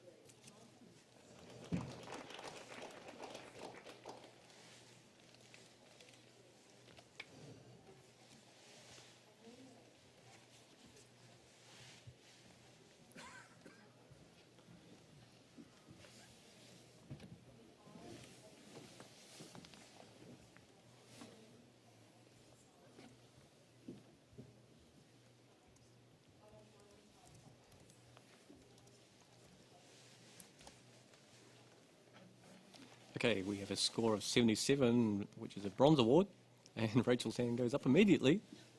Yep. I gave this an 82, so that's not too many more points to ask from everybody. I find that it's really beautifully handled. There's lovely details in the shipwreck. There's nice space in the foreground of that nice soft sea, and then the detail with the rocks leading you into the shipwreck itself. I find it quite aesthetically calming, and yeah, I thought it sat quite comfortably in the silver range. Okay, and Matt. Yeah, I felt the same thing and had it in the low bronze, and I feel like it's just above that professional standard. For me, there's some fantastic elements in this photograph. You've got the rocks, you've got the ship, you've got the amazing sky. However, I'm not sure that the sky and the boat are working together in harmony. I feel like the sky actually dominates the boat, which is what you want to look at, and pulls your eye away from the boat. Okay. Anybody else got anything else to add? No? Okay. Rachel, it looks like it might be back to you. You guys make my life hard. I don't really find the clouds too distracting an element. It sort of makes me think about maybe what the sky would have been doing when that ship was wrecked, and it's certainly been in the elements for some time. So I don't really have too much of a problem with it, and I'm only asking for just a few more points to bump it up into silver. Okay, judges, if you could please rescore.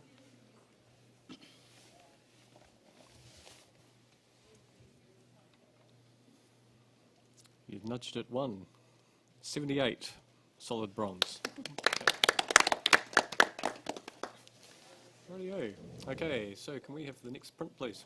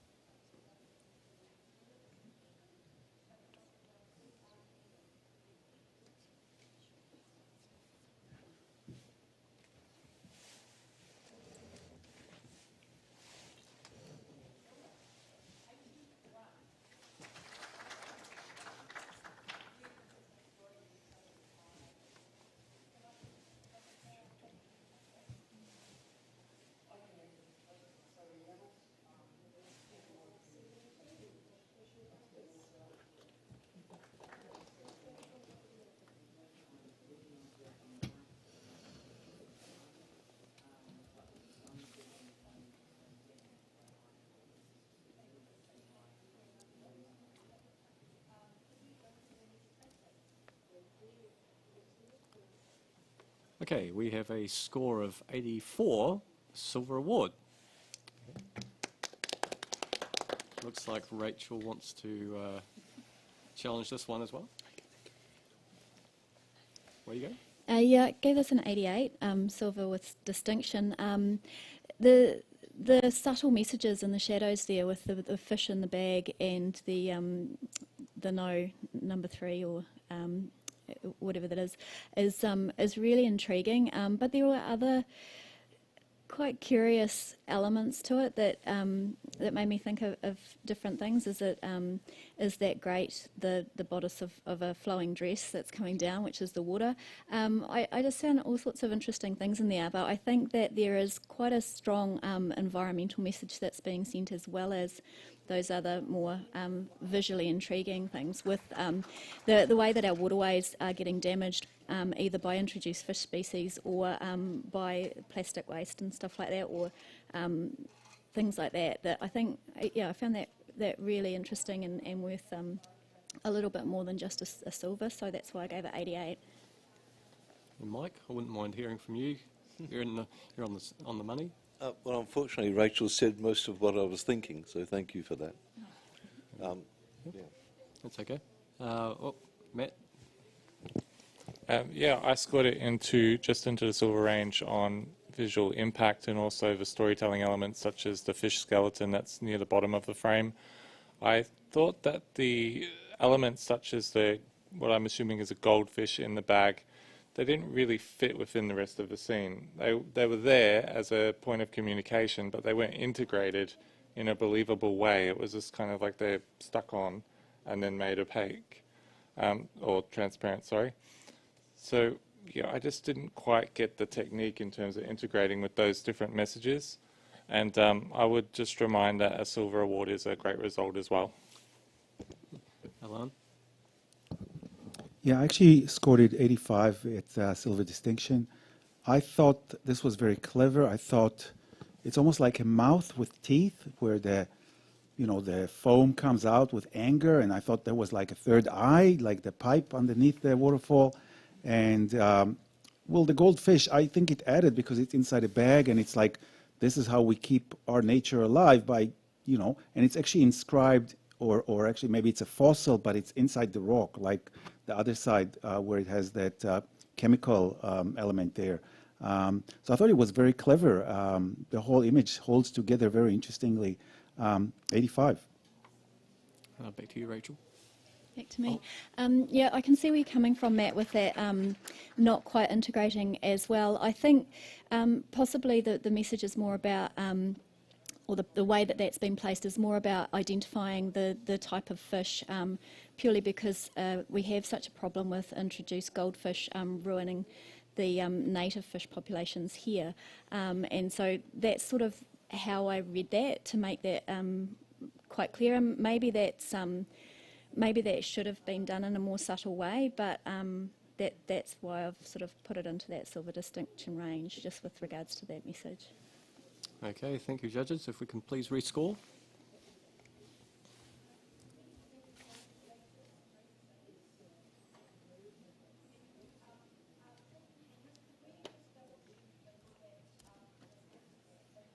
Okay, and you managed to bring them up. 86, silver distinction.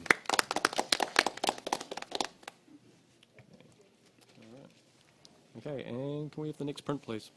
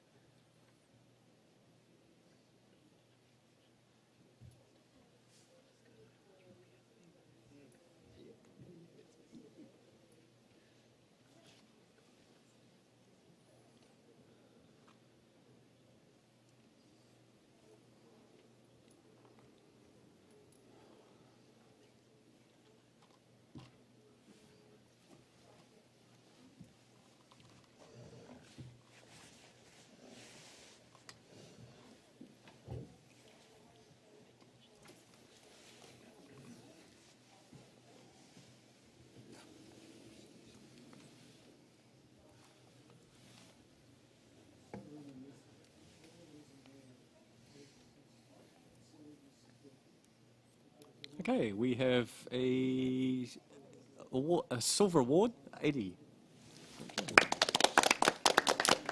Fairly tight numbers across the board there. Yeah, Mika. I'm not quite sure how to improve this image, so I probably shouldn't have put my hand up, but what I want to do is compliment the photographer, particularly on the depth between the foreground and the night sky. Usually with a nighttime image, it generally tends to suffer from a little bit of light pollution between the mountains or the clouds and the background, but the photographer has masterfully crafted this so that you get the very clear moonlit mountains and then that deep depth of the sky in the background, despite there not being a significant amount of actual contrast. It's been beautifully put together, so I just wanted to compliment the photographer on that. Okay, thank you for that. And can we have a blank screen, please? Sorry, Matt, you're going to have to take a break. And can we just have Paul in briefly? And we might as well, can I do this? Yep. Rachel can have a break, and Rebecca.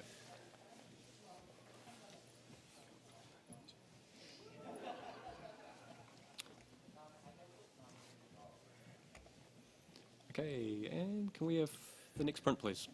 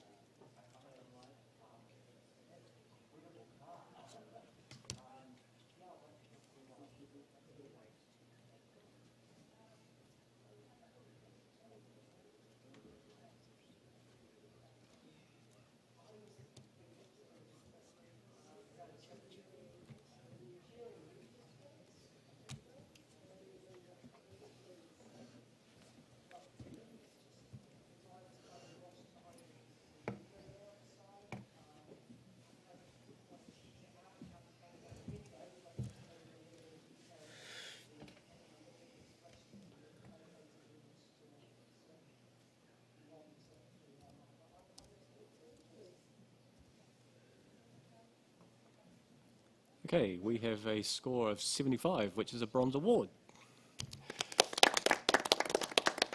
And just looking for a comment from somebody. Mika again. Yep, go for it. I think it's a really fascinating image, and I really appreciate the creativity of the photographer here. I find it difficult to put meaning into this capture, and a few more clues about what it is that the photographer's trying to communicate to us, I think would be helpful.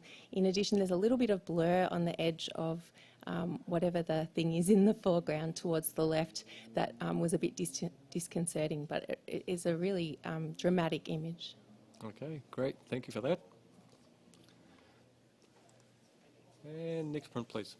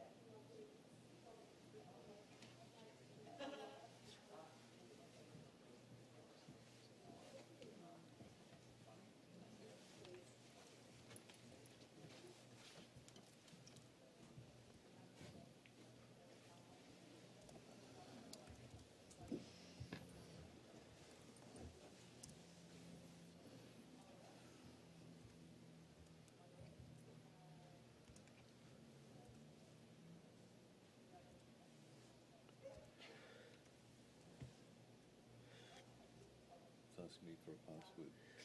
Oh no. I'm just going to cancel that and see what happens. Here we go. Yep.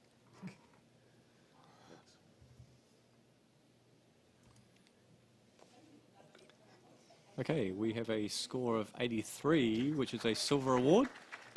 And we've got a couple of people want to jump up there. Alan, you're higher of the two. I scored this image 88, silver with distinction, high silver distinction. I think, I mean, it's so quiet, it's so peaceful, it holds together beautifully with those, you know, trees in the corners, and there's benches with a little bit of snow on it, and the mountains are slightly mist. So we have a foreground, we have, you know, a subject, we have a background. It all holds together beautifully. It's stunningly printed and so much detail everywhere. I love it. Mike. Yeah, I gave the 77. I actually found it visually out of balance. I found the left-hand side a little bit cluttered, especially with the tree in the top left-hand corner is really anchoring the left-hand side. The right-hand side, the lightness behind the tree on the right-hand side is forcing my eye across there, but it's not interesting enough in the linking element. So I'm just finding it sort of empty. Rebecca? For me, I scored it an 86. I think I feel really good about that. I feel that that emptiness is actually what I felt when I went up to the image. I felt, you know, this could be a summer location. It could be a spot where someone might get married. It's kind of, it's a beautiful little scenic place that people go to. Maybe people just know about it that are local, and there's a couple of park benches which are quite heavy because they've got heavy snow on them and they're big logs compared to the delicate nature of the tiny leaves on the trees that have been handled beautifully. But I feel like that balance is really there. I see what you're saying about the you know, if I look at it a bit more, that top left, it's a bit heavy in there, and there's probably a little bit of over sharpening there on the left in some of the trees, but I feel that I get a really emotive response from this image, and I feel that it's empty, but it also gives me hope about what that would be like in summer, and the view and the beautiful logs and sitting there with friends or children or family. And I just, for me, it just, there's so much possibility from that, and I think it's just been exquisitely handled. So, come up. Mika, yeah. I'm really glad you challenged this, Ilan. The more I sit with it, the more I enjoy it. What I really enjoyed going up to the print was actually the subtle, just very, very faint outline of the mountains. There's actually the detail that's been held in those really soft areas is amazing. This is a winter scene. There is weather. It is cold. It is wet. But this is an inviting, peaceful scene. The contrasts here are almost beyond understanding, because the difference between what is being portrayed and the feeling being conveyed is quite amazing. I'm glad you challenged it, Ilan. I'm coming up.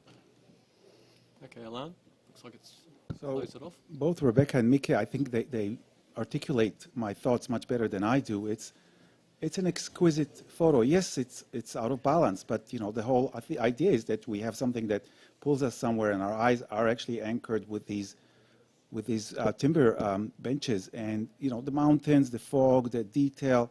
That photographer is really, you know, doing beautiful work in his or her printing.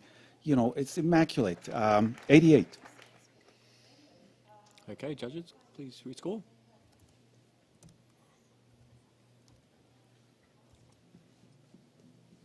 And you've managed to do it. 85, silver distinction. Okay,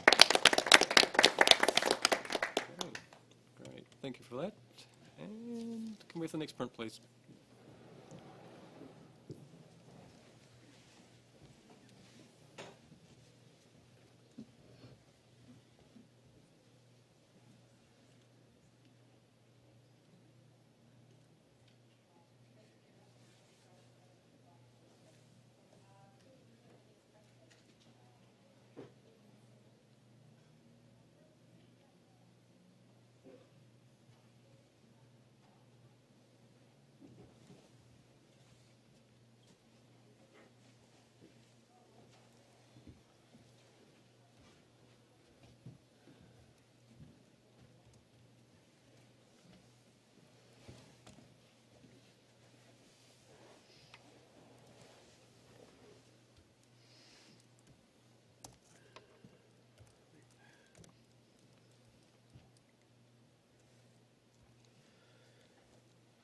Okay, that's 77, a bronze award. And yes, Rebecca, you can challenge that. Yep. All right, let's see.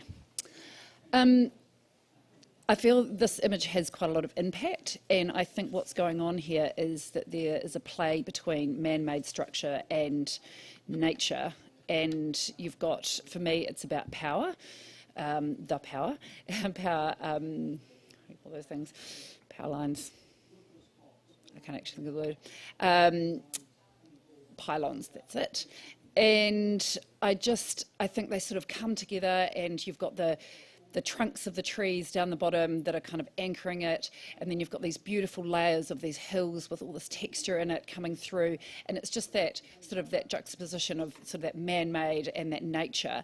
I think the tonality is quite, I think they've handled it quite well. It is a little bit in the darks there, a little bit more detail in those darks would have been a little bit better, but I think it's a bit jarring, but I really enjoy that. I think that that structure that's come in, it's been done on purpose, obviously, to put that structure in there with the beautiful nature in the background, and I think it's good for us to have a think about how that does impose on our landscape and our beautiful landscape that we have. You know, we have these huge pylons that sit in these areas that, you know, can affect it, and I think that that's, the visual communication is very strong, so I've given it an 82. Okay, Paul, yep. Yeah, I'm a little lower on 74. I'm very present to that conversation about the duality and the contrast between man-made and nature. Where I find challenging about this image is it's very busy and complex and potentially overly so, and I'm looking for a sophistication of joining those two conversations together rather than it just feels a bit clunky and misjoined, and I appreciate that adds tension, but I don't necessarily feel like it's done as delicately or as successfully from a communication point between the two. Okay, I think Alan had his hand up just marginally beforehand. I scored it at 74, what Paul said. Okay, then Mika. I appreciate what you've outlined, and I saw that that impact.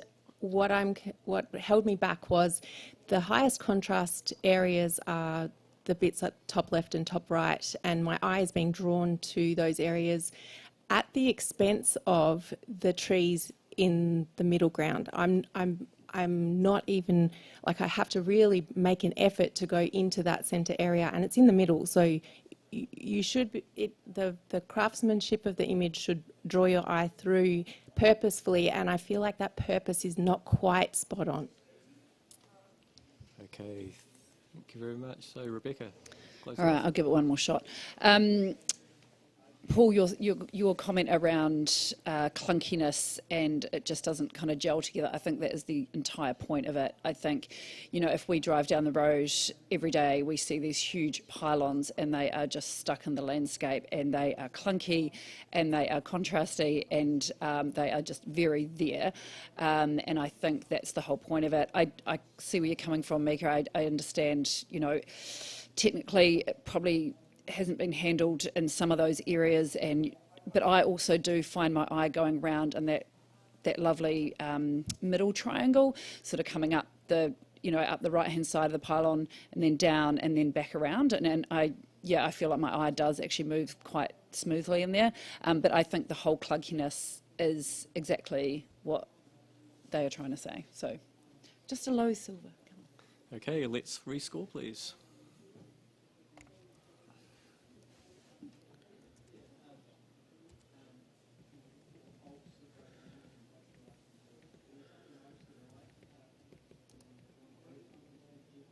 Okay, a lot of good conversation for the photographer, but it remains on 77, bronze award. Okay. All right, and if we can have the next print, please.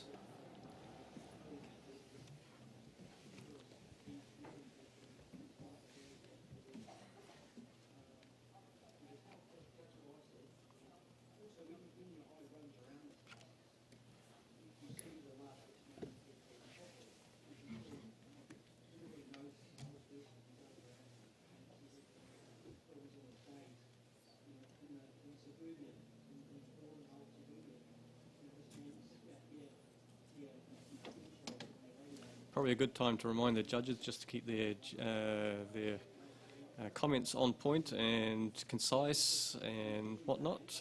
We've got quite a lot of prints to get through today. We want to give everybody a good chance to see everything, but if you haven't got anything new to add, just keep it on point. Thank you.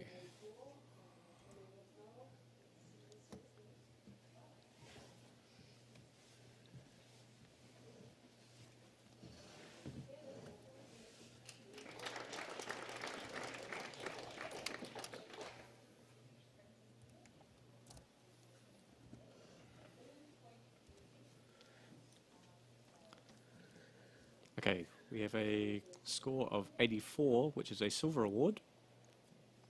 Mike? I gave this 92. Yeah. I find it understated, exquisite, minimal. There is nothing out of place. The printing's superb. Every single element in here is deliberate, defined, minimal. I can't fault it. At the other end, got a couple. Rebecca? I scored this an 81. I think it's got a very high level of craftsmanship. The tonality is beautiful. The print is fabulous. However, there is nothing in there that just anchors me. My eyes moving around and around looking for that one thing or two things or something that just holds my attention, and I feel my eye just keeps moving around and it doesn't settle. So that's why I set it in the silver range. Alan, yep. Rebecca, look at the bottom left. There is this line that hits all the way to the edge, which it makes it, first I thought it's a, I would have removed it just to make it symmetrical-ish, but then that line, actually holds it together. It anchors us because it goes outside the frame. And everything else is sort of smooth inside the frame. I agree with Mike. It's an exquisite print, and it's very softly presented to us, very subtle. I will go to gold, 86. Okay, I'd like to get a comment from somebody else, but they're all standing up at the print at the moment. Well, I sent them there. Paul? Yeah, I'm in absolute agreement with the quality of presentation. I think the double matting actually adds a touch of visual depth, and even the shadows from the mountings sort of reinforce a lot of the alliteration of shape. I guess to go into gold, I feel like it needs to be memorable in terms of what it's communicating. I agree in its sophistication and elegance of presentation, but what is it saying? And I'm all ears. Okay. Mika? Because we're talking gold, I'll say that I'm with both what Rebecca said and Paul. In addition, there's a pale line that's a diagonal through the right half of the image that I don't quite understand. I'm also looking for the cookie and not finding it. Okay, I think it's back to you, Mike. Yeah, it's great that we're all so different, because hopefully I can bring something to it that'll help. One of them is the line on the left doesn't exit the image, it enters the image. That's what brings your eye into the image. And then your eye goes around the image. And as Rebecca said, it keeps going around and around inside the image. That is magnificent. That's skill. There is one word that happens in this image that's the most important word for me. It's silence. It's quiet. It's meditative. And those are all words that I haven't heard describe a landscape before, and I'm finding this really quite spiritual almost. It's not what is it, it's what do we feel about it? What are the other senses doing? It's not a story, it's not a narrative, it's a feeling. Okay, thank you, Mike. Can we have a rescore from everybody, please?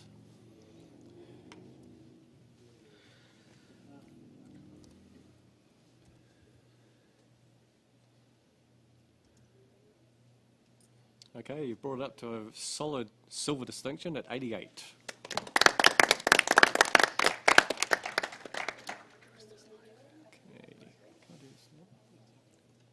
can we have a blank screen, please? Right, so we're just going to make a couple of changes. Mike, you can take a break. Tony, if you can come in, please.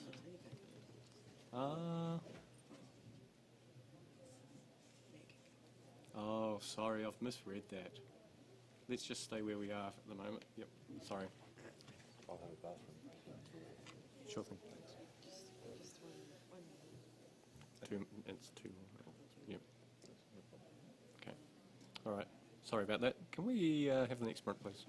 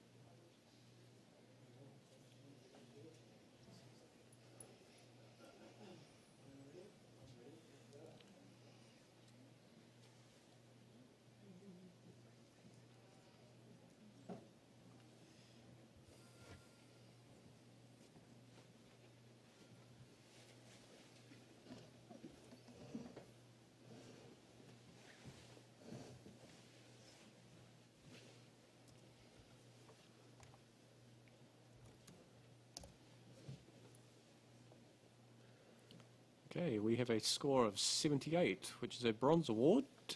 And that. Okay. And just a comment from somebody as I run my eye along. Mika? The contrast and the dynamism in conjunction with the peacefulness, I think, is really well created.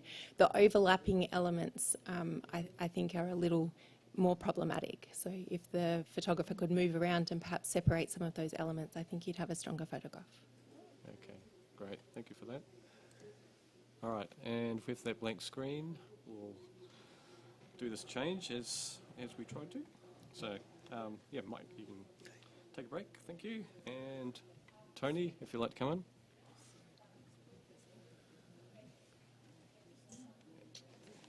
And we just have to take a moment. Sounds like we've got an issue out the back. Okay, so, and we are going to do another change. Alan, if you want to jump out, and Janine, if you'd like to come in. Thank you.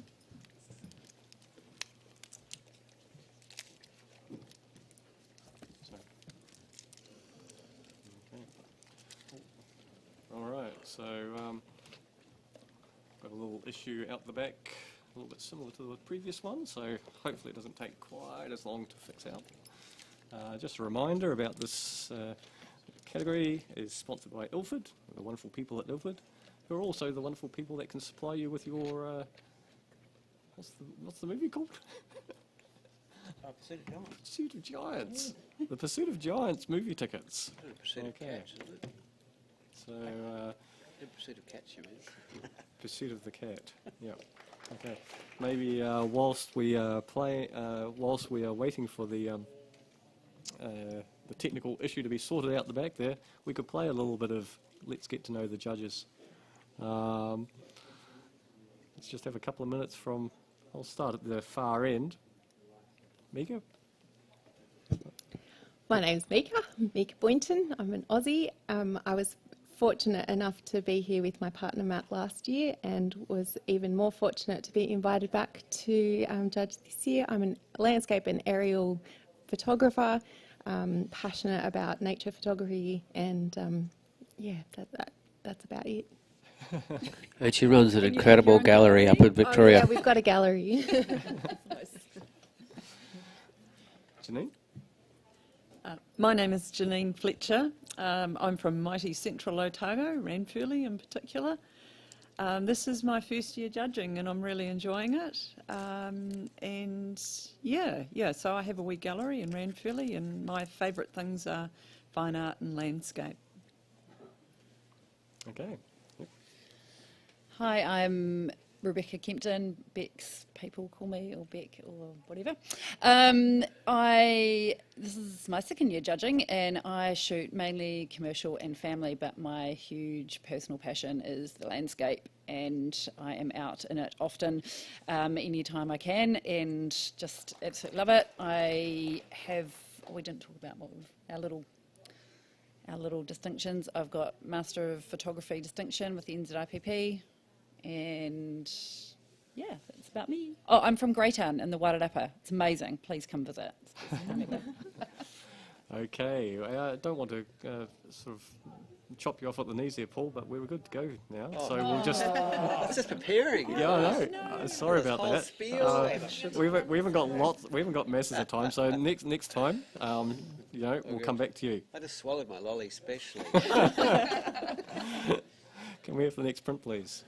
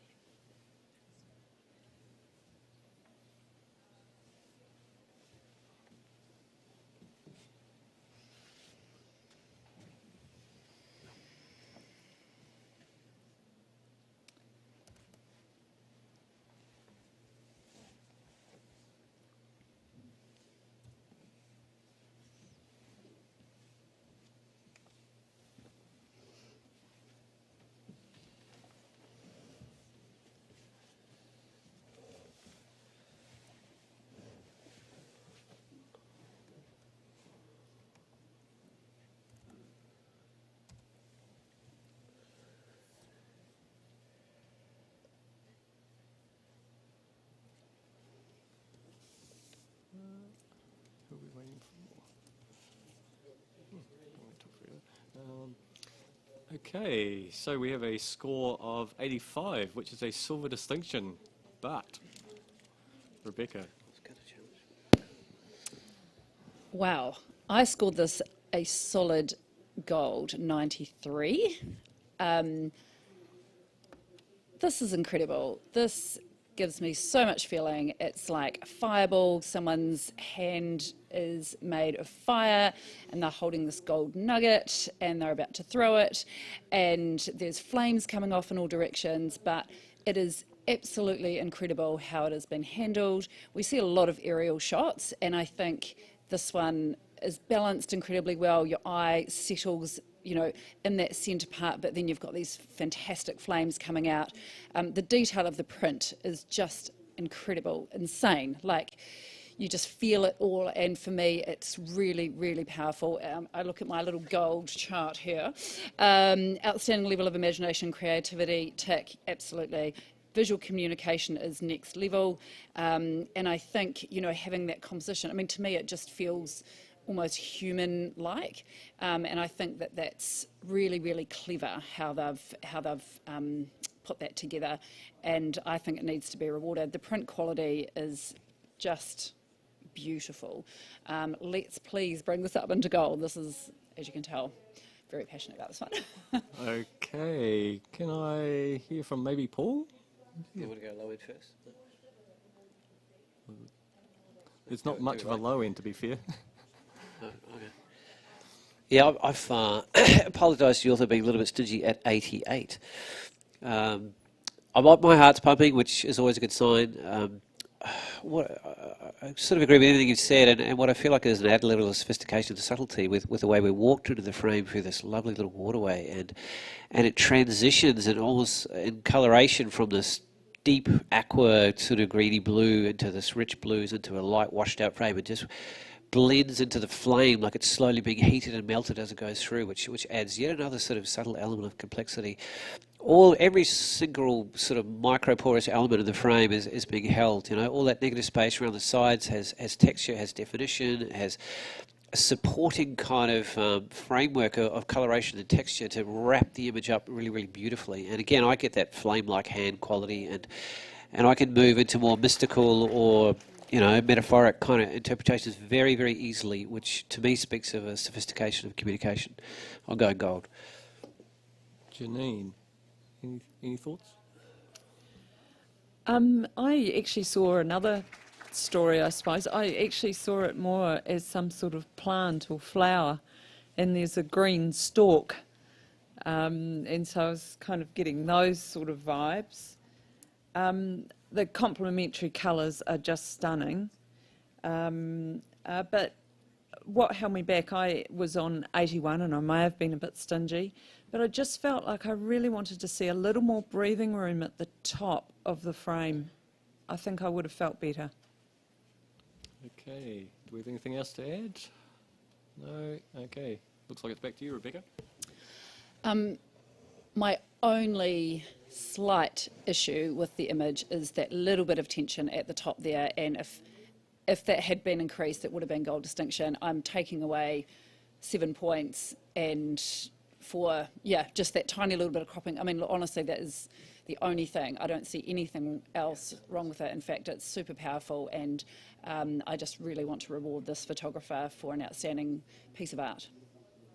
Okay, judges, can we please rescore?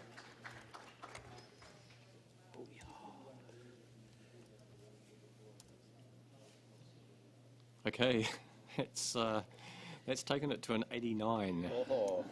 So we get to play the first review game for a gold-silver distinction.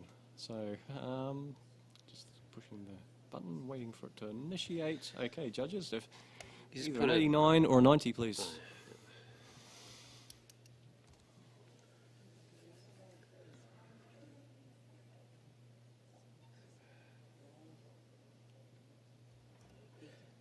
Mika? Okay, and that's an 89, silver distinction. Oh. Good shake of the old stick of that one. Rightio. Okay, thank you for that, guys. All right, bit of a breath. And next print, please.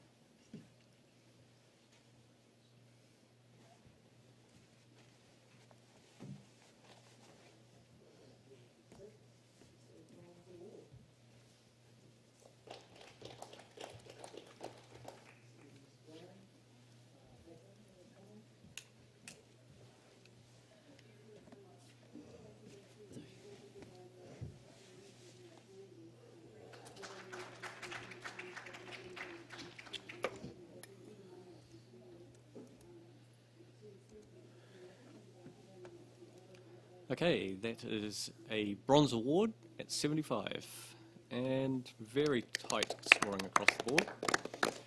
So can I get a word from somebody? Mika? Yep. This photograph has a beautiful painterly quality to it that reminds me of watercolour paintings. The bright tree trunk at centre right really takes your eye in this photograph, and I think a little bit more subtlety in that tree would have helped with this photograph. Okay, great. Thank you for that. And can we have next print, please? Next print, please. Next print, please.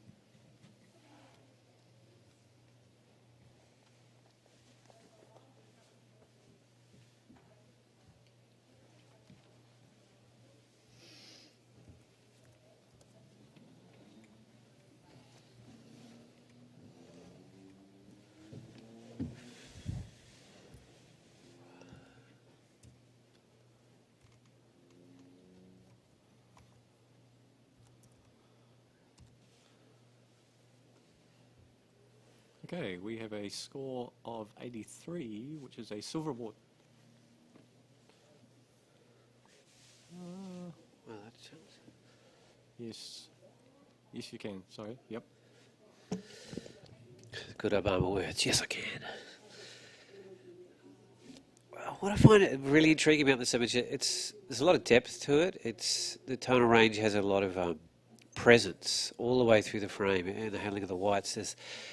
There's an intriguing narrative there. There's lots of little details, sharks circling and rip sails and very arresting kind of wind patterns. It's held really beautifully up and down in the frame. We're not washed out in any sense. But there's also this kind of cartoon-like quality to it, which I think transforms it or translates it into a different kind of level of interpretation and presentation that I wasn't sort of expecting. And it moves it into a more graphical kind of lyrical sort of feel, and I really enjoy that diagonal line from the angle of the sail all the way up to the helicopter as well. That sort of ties the upper and lower parts of the frame together. I think it's a very clever piece and well worth spending time with. I'm on 86. Tony? Like I was 78 bronze, and I think Paul used a word there, which I think I'm pleased you did, which is cartoon-like, because part of what I was struggling with was a little bit of the artificial nature of it. There's sort of rain drops, but then there's sort of rain splodges, and like you say, the authenticity of it I was struggling with. But the cartoon element, I think, does tie that in, and I'm certainly happy to consider my score. Janine? Thanks, Paul, for challenging this. I scored this image 87, and I'm very much in support of it. I also observed the storybook illustration-like quality, and there is obviously a very clear narrative with this image, and I believe that really clear narrative and the illustrative quality of the image really tied together.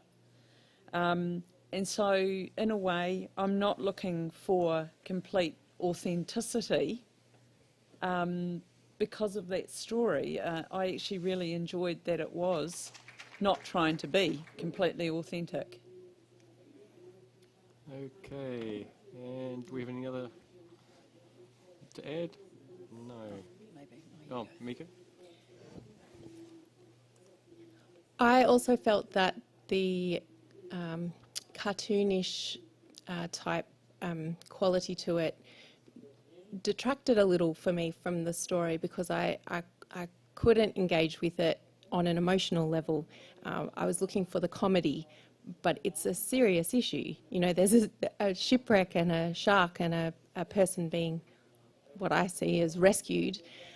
But all I can, the thing that comes across most strongly is the comical nature of the person, hanging from this helicopter up in the sky. So I guess I'd like that to be addressed. I've scored at 81. Okay. Oh, sorry. I'm with Mika, actually. I'm on 82, and for me, it was just too obvious. Like, when I saw that shark, I went, oh, I actually kind of dropped a little bit, because sometimes in an image, it's not what is there all the time. My mind doesn't think anymore, because it's all in front of you. There's nothing else to think about. There's no mystery. There's no, I wonder if, or, it's right in front of you. And I think that it just stops me in my path. And there's nothing extra. But I really appreciate the graphic nature of it. And it's been beautifully printed, and hence why I'm sitting in that low silver. Okay, Paul, let's wind it up. Yeah, I used the word cartoonish when I kind of meant illustrative. I don't feel like there's any comedic elements to this at all. I do feel like it's very unashamedly moving down an illustrative path, and that it's otherworldly. It's not trying to be literal at all. And I feel like I could see this in an incredibly graphical, beautifully illustrative interpretation of a children's book or a storytelling sort of thing, and it fits sort of magnificently into that genre. And that's the way I was choosing to engage with it. It's not trying to be tricky or overtly questionable about what the story is. It is very, very easily laid out in front of us, but it's very elegantly, poetically and lyrically done, and it's exquisitely printed and well framed and quite well balanced as well through the diagonals and the storytelling elements. I'm on silver distinction. Just need one more to join us. Okay, judges, please read score.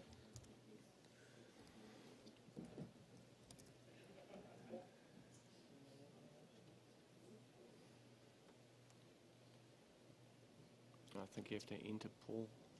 Oh, enter again, sorry. That's gone. Okay, you got it over the line. 85, silver distinction. Rightio, can we have the next print, please?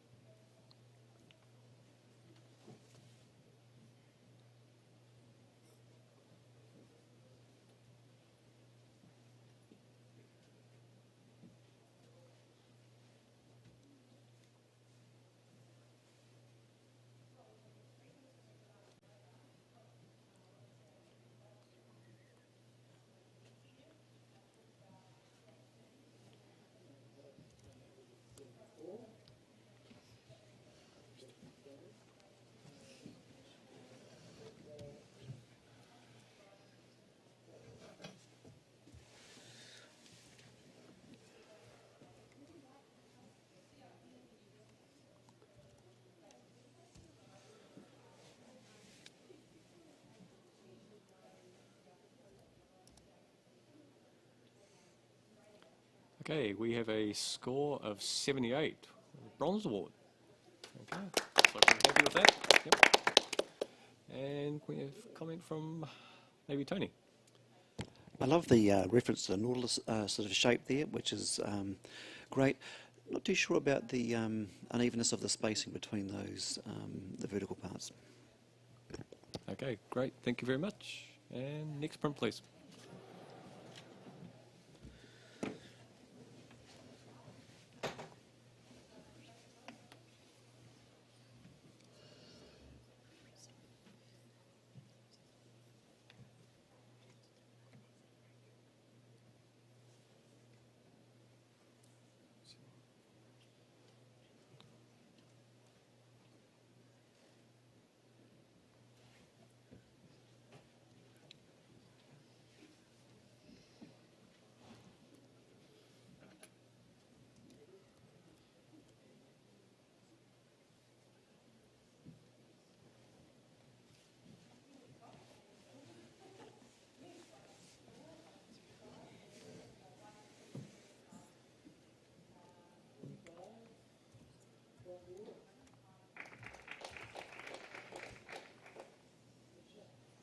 Okay, and we have a score of 75, which is a bronze award.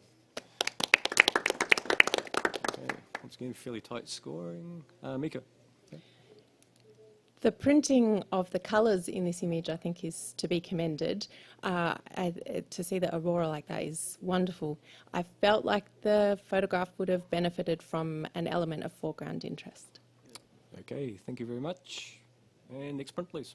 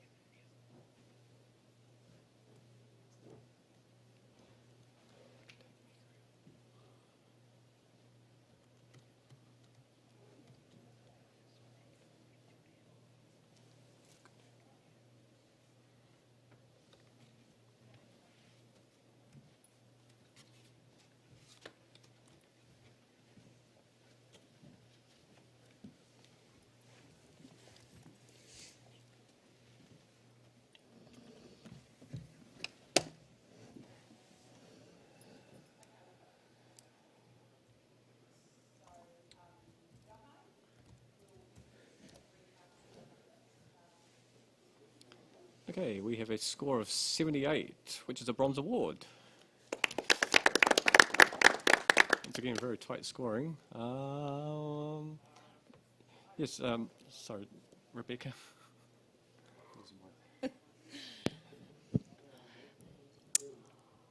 The this is quite a fun image. I think, you know, so often we go to the beach and we see people hooning around on their motorbikes. For this, the graphic nature of it's fab, and I just think what would have elevated it that little bit more is actually seeing the motorbikes out there doing their thing, racing along these kind of curves in the landscape, and perhaps, you know, a bit of sand kicking up behind the bike. Just that little bit of movement, just that little bit of punch, I think would have lifted it. Okay, great. Thank you for that. And can we have the next print, please?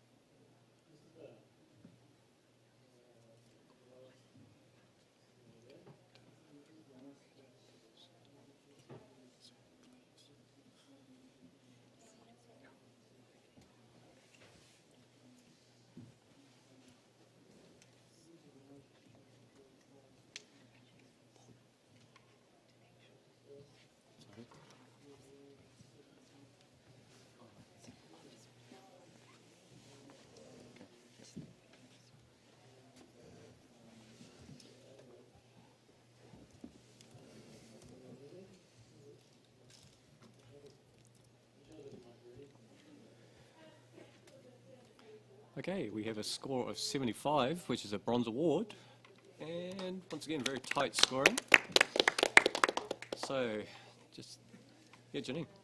Yeah, thank you.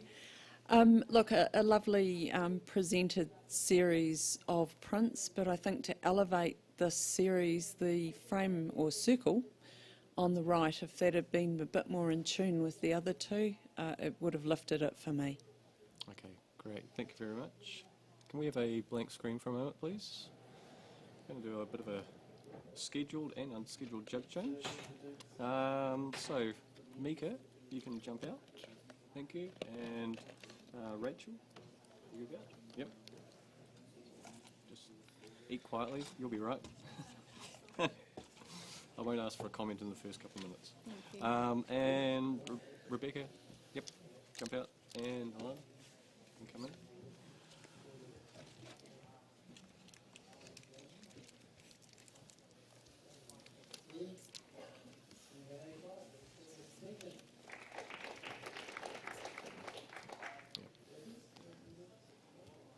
Okay, can we have the next print, please?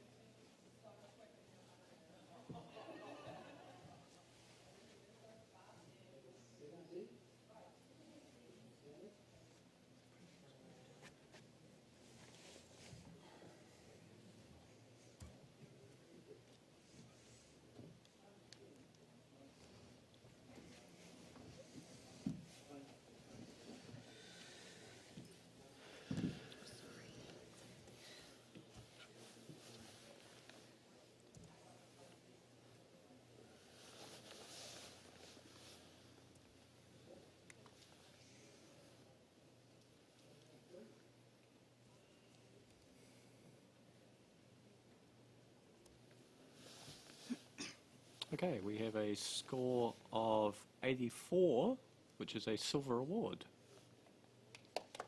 Yes, Rachel. Yep.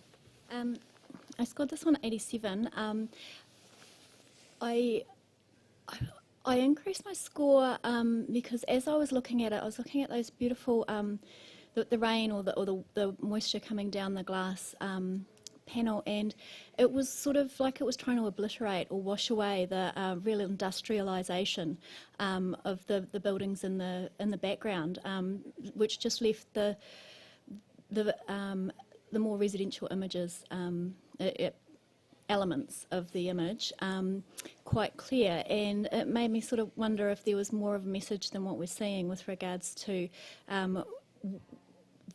how nature might be trying to reclaim some of that, the elements of that heavy industry and stuff in our environment.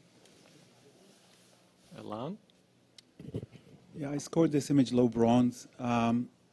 There is lots of detail in that sort of window frame, but there's no details in the image. It simply is very, I mean, it's muddy, it's sort of plain, it doesn't have any structure. It's all sort of blotches of gray and white and black. And yes, there is a little bit of detail, but really not enough to lift this into a high silver distinction. Tony? I'm silver distinction, and I think, Elan, the point that we've got here is that it's grey. It is grey, but it's been well handled, that we haven't lost details, and you've got this surround, you've got this through the window. You're a voyeur looking at demise, and it's dismal, and it's bleak, and it's horrible, it's great. You know, living there, it'd be horrible. And you've got this view onto humankind, which is an analogy for what's going on in our world, which is actually things are going pretty bad. It's wet, it's cold, it's grey, we've got smoke. There's nothing pleasant. It is grey. That's the whole point. And I think the communication that we're getting from this is all there. So I think we need to revisit that. I'm not going gold, but it's definitely up there in silver distinction for me. Yes, Paul. Yeah, some wonderfully film-like qualities to this through... Sorry to blow anybody's eardrums out. Wonderfully film-like qualities to this through the tonality, through the framing. I see that as a window as much as I see it as a negative from a time gone past. And there's a very sort of ageist feel about this. You know, I'm transported back, 50, 80 years to the onset of industrial age, and that elemental conversation about rain and snow is very present. And there's this added sort of subtle sophistication with the reflective qualities of those bands on the centre left and centre right that sort of just emphasise a couple of small aspects of it that to me just adds a level of sophistication. I'm on 84 and I might come higher. Okay, Rachel, looks like it's wrap it up. Yeah, thanks for the really positive support there, guys. Another thing I want to sort of put in people's minds is just the environment that we've been living in with regards to how we can live our lives. So the window there and the fact that it's a look-through is that's someone that actually can't get out. That is their view. And the rain, I'm wondering if we're just sort of seeing that heavy, oppressive emotion that can be felt when you can't get out and be in a place that maybe is a bit more uplifting and can heal our mind and our spirits as well. So there's a lot of really deep emotional information in there for me, and so I would really love it to see it come up to silver distinction. Okay, thank you very much. Judges, please rescore.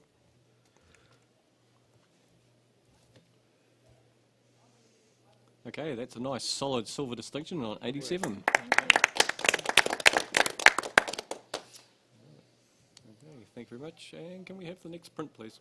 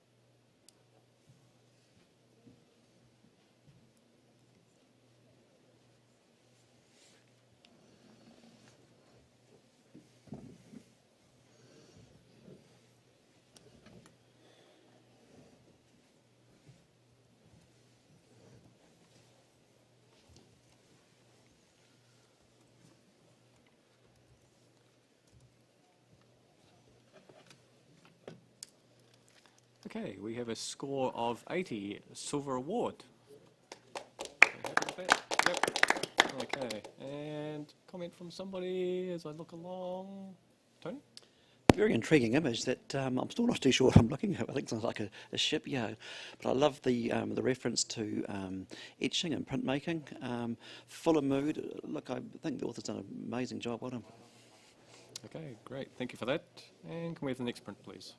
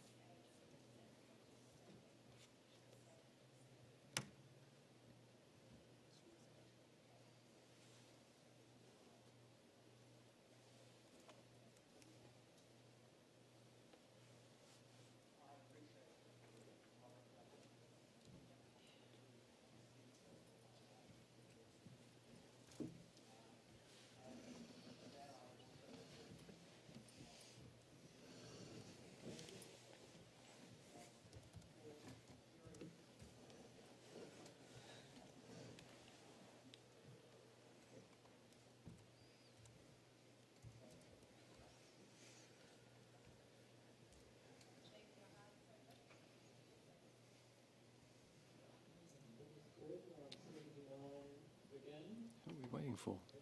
What's, Did my score go on? 1, 2, 3. Oh, Did yeah, it? sorry, Rachel. It's not entered. Ah, there we go. All right. We've got 85. Silver distinction. All right. And a comment from somebody along the line there. Alan? Yeah, it's a beautiful image. There's nothing I could add. It's exquisitely printed. Yeah, stunning work. Well done to the photographer. Okay. Can we just have a blank screen? We're going to have to do a judge swap around. Okay, so Janine, yes. And Matt, would you like to jump in there?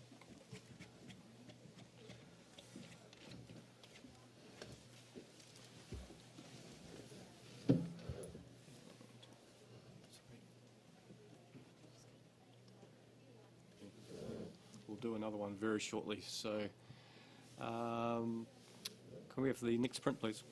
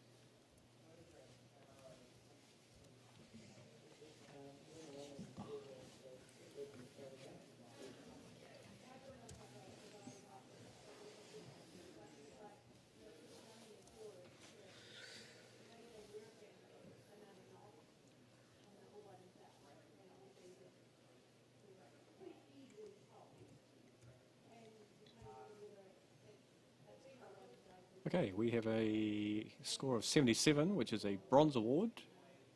And we'll have you with that? Yep. Paul? Yeah, Paul? I just keep coming back to the presence of a fallen angel that is leaning over with the weight of maybe choices past, and there's a sense of kind of death and dying and heaviness about it, sort of metaphorically, that I just can't get past that. I keep coming back to. And the fact that it's been found, and I could see it so lyrically and poetically. I thought it was an aerial at first, and it could be on the ground. And is it melting through snow? And there's just some really intriguing lyrical qualities through this that me bring it into a more superior level of communication that I feel very comfortable sort of in the silver range with this in that regard. What was your score, Paul? I'm on 81. Hello? Yes, I scored it as a high professional standard. I think the treatment, I mean, I see the angel now, thank you for showing me. I think the treatment of the image is harsh. It has too much structure and too much grain and too much pixelation. It draws my eyes, those qualities, instead of being soft with snow and the contrast between the snow and the brown elements, I think it's too jarring in my eyes. Rachel. Yeah, I'm up there on 81 with you, Paul. I can see the angel. I appreciate that. There were a couple of things that didn't make me go higher in it, but I actually really like the sharpness, the contrast, the lack of softness, because it feels like me is that we've got this beautiful, pure, crisp, sort of snowy element, and then we've got the darker parts, and I don't know if they are just soil or if there might be some sort of oil in that or some sort of pollutive element. But I just feel like there's more to the story of the fallen angel in the contrast between that pure snow and whatever it is that's coming through, and that's why I put it into a low silver. Matt, and we're trying to get some tech help for Ilan. I put this into bronze because I could see that angel or gargoyle or winged creature. What kind of kept me from going to silver initially, and I'm still open-minded about it, is the lack of having everything in focus. So the depth of field means that the very bottom of the frame is starting to become unsharp. And had that been sharp, then I could have been more absorbed by that idea of looking at a figure rather than looking at something that looks like a figure, if that makes sense. Okay, I've got nothing else to add. Paul, wrap it up. Yeah, appreciate that, Matt. I just see this as a soft lead into the frame. What I feel like I also appreciate, to answer your concerns, Alana, is that the harshness of the way both it's treated and the sort of intense textual qualities, it speaks to the harshness of this landscape. It's a brutal place, it's cold, it's intense, and I find I'm actually thinking it's a heated landscape, and the way the snow's melting is from a boiling kind of geyser-like sort of feature, which supports that narrative as well. So it's quite successful in the different ways that you can engage with it from an elemental and a metaphorical perspective. So I'm on silver. I need one more to come and join us. Okay, team, let's rescore.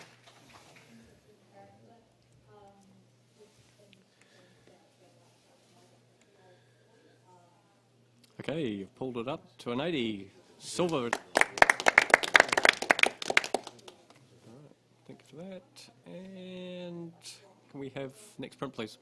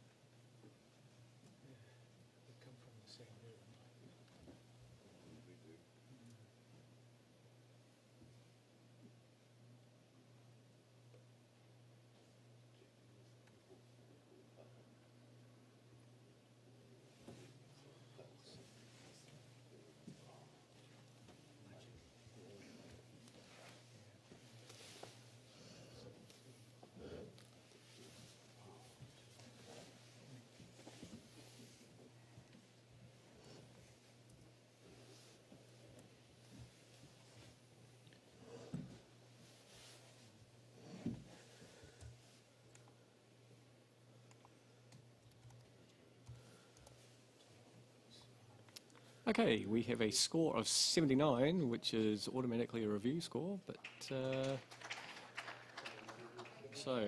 let me just initiate that.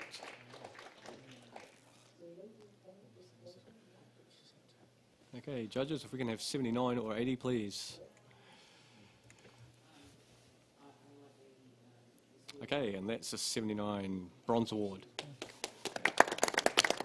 Can we just have a quick comment from somebody along the line there, Matt? Beautifully calm and serene image. The choice of having the vertical panorama is a brave one. I think is quite interesting. I would probably just looking for another element to complete that kind of transition from calmness into that stormy distance. Okay, thank you very much. Can we have a blank screen for a moment? And we're going to do just a double judge change.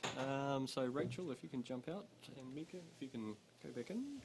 And Tony, if you want to jump out, and Mike, can you come in, please?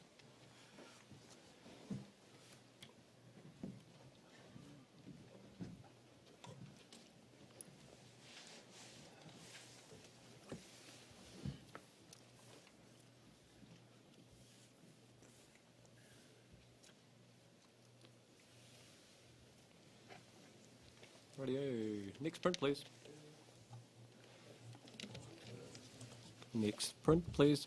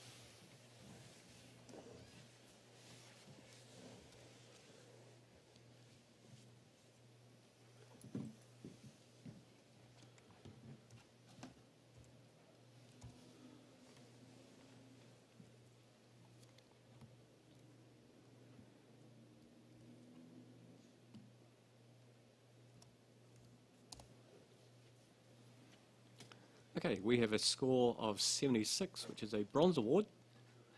But Paul, like to challenge this? Sure. Absolutely perfect time of day to take on the subject matter. The beautiful depth through this is really quite exquisite. That supportive, soft pastel features of the background sort of gives a lovely playing field to keep wrapping around. It's curving around from the bottom left to the top right and wrapping me around the frame. I'm following those curves. I see almost like a heart-like alliteration. That the heart of this picture is based around the organic kind of natural sort of qualities, and if you reach in there, the detail is exquisite. You can spend a lot of time sort of bouncing around that. So it's a bit of a conversation about man's relationship with nature and their choices of inclusion, still in a very modern, contemporary sort of environment. And again, that choice of day and bringing the different elements of lighting into play without sort of, while still allowing you to walk through the frame into the references of what's behind is really beautiful. And it's given a nice amount of breathing room left to right to sort of flow around the frame. I'm on 83. Matt? Yeah, I agree with what you said, Paul. I put it into high professional practice. However, I felt that this is a very well photographed kind of indoor landscape, so to speak. It's been handled well in terms of fitting the most iconic monument or building outside of that, but keeping that within the frame. But I'm not seeing, I'm seeing more of what the architects brought to the scene than I am the photographer's choices to create something using that scene, or perhaps highlight some of the particular lines or their relationship. So I'm seeing it as just a very high professional standard image. Okay, we've got any thoughts? Yeah, Mike? Halfway between the two, I gave it 77. I actually think that everything Paul said is correct, but there's a few things that unfortunately get in the road of that continuity, and part of it is the crop. It's cropped way too tight. It needs to breathe more. The distraction of the lines at the bottom do drag your eye from the top to the bottom. So, but everything you're saying apart from that, Paul, is correct. Okay, anybody got next? No, it looks like it's up to you, Paul, to wrap it up. Yeah, I find that the lines at the bottom, part of that visual construction, and that we're led across this beautiful sweeping diagonal from left to right. We're following the curve around the frame, and we're led back along that beautiful line down the bottom. It just anchors the print really beautifully. I guess I've only seen so many of these, Matt, and I've been there myself actually, but I still really appreciate the deliberateness of choice. I feel like if we were lifted up and given more breathing room, Mike, we might get more caught up in the framing, on which to me is not the great feature that I want to be spending my time with. I want to be pulled into that really intense kind of conversation about man and nature that's being held with this really sort of intriguing, sort of heart-like sort of shape and narrative that's being presented to us as well. And again, absolutely perfect time of day. You wouldn't pick a different time of day to shoot this to include all this at all. And the printing quality is undeniably exquisite. I'm on 83. Okay, judges, if we can please read score.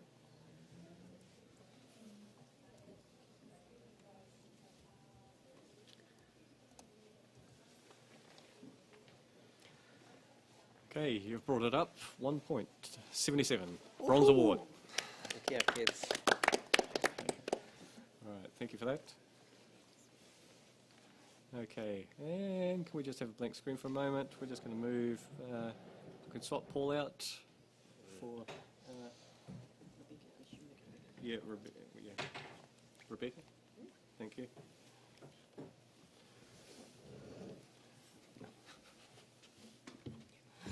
Right, okay, and have the next print, please.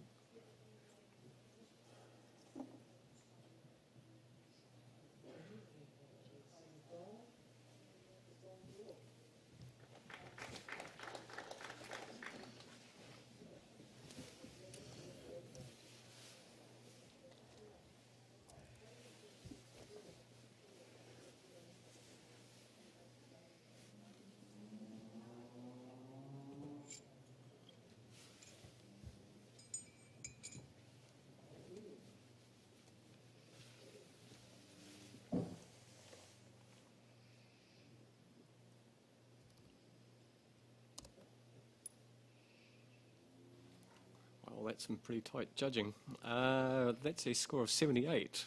A bronze award. A 1 point spread.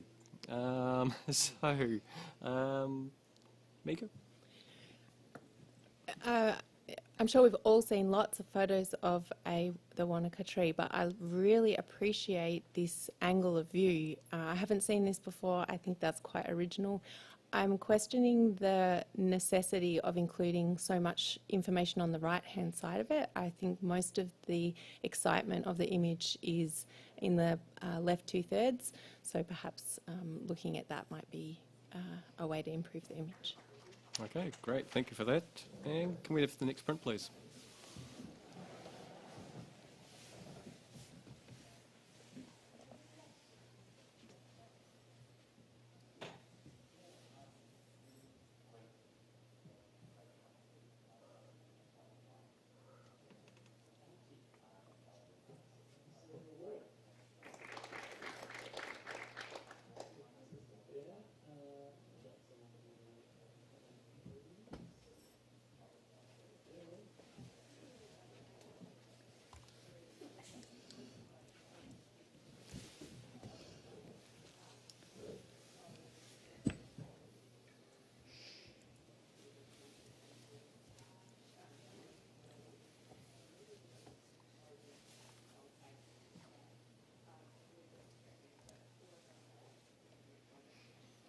Okay, we have a score of 73, professional standard.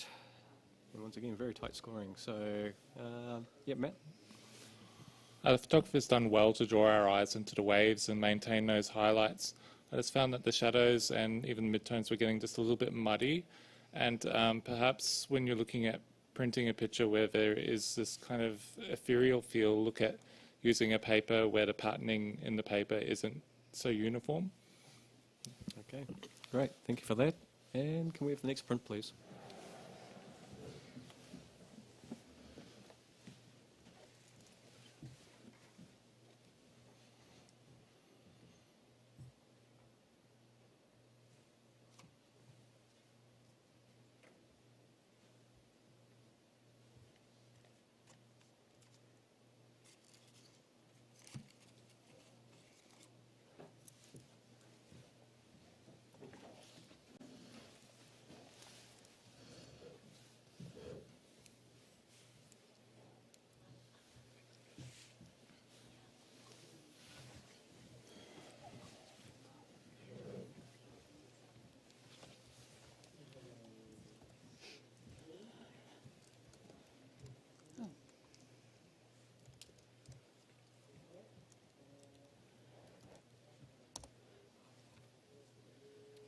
Okay, that's a score of 80, silver award. Okay, and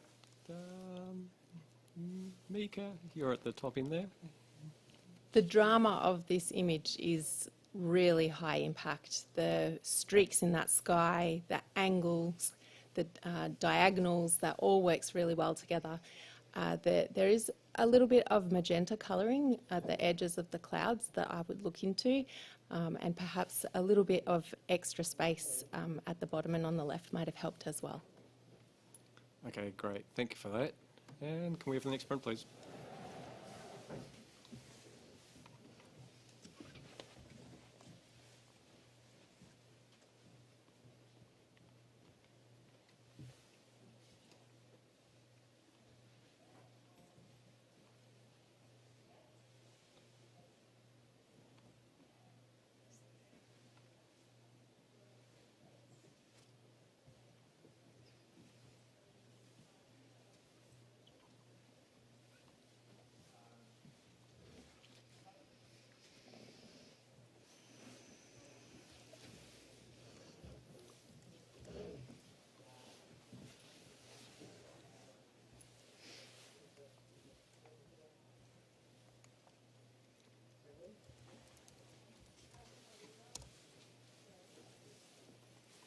Okay, we have a score of 75, which is a bronze award.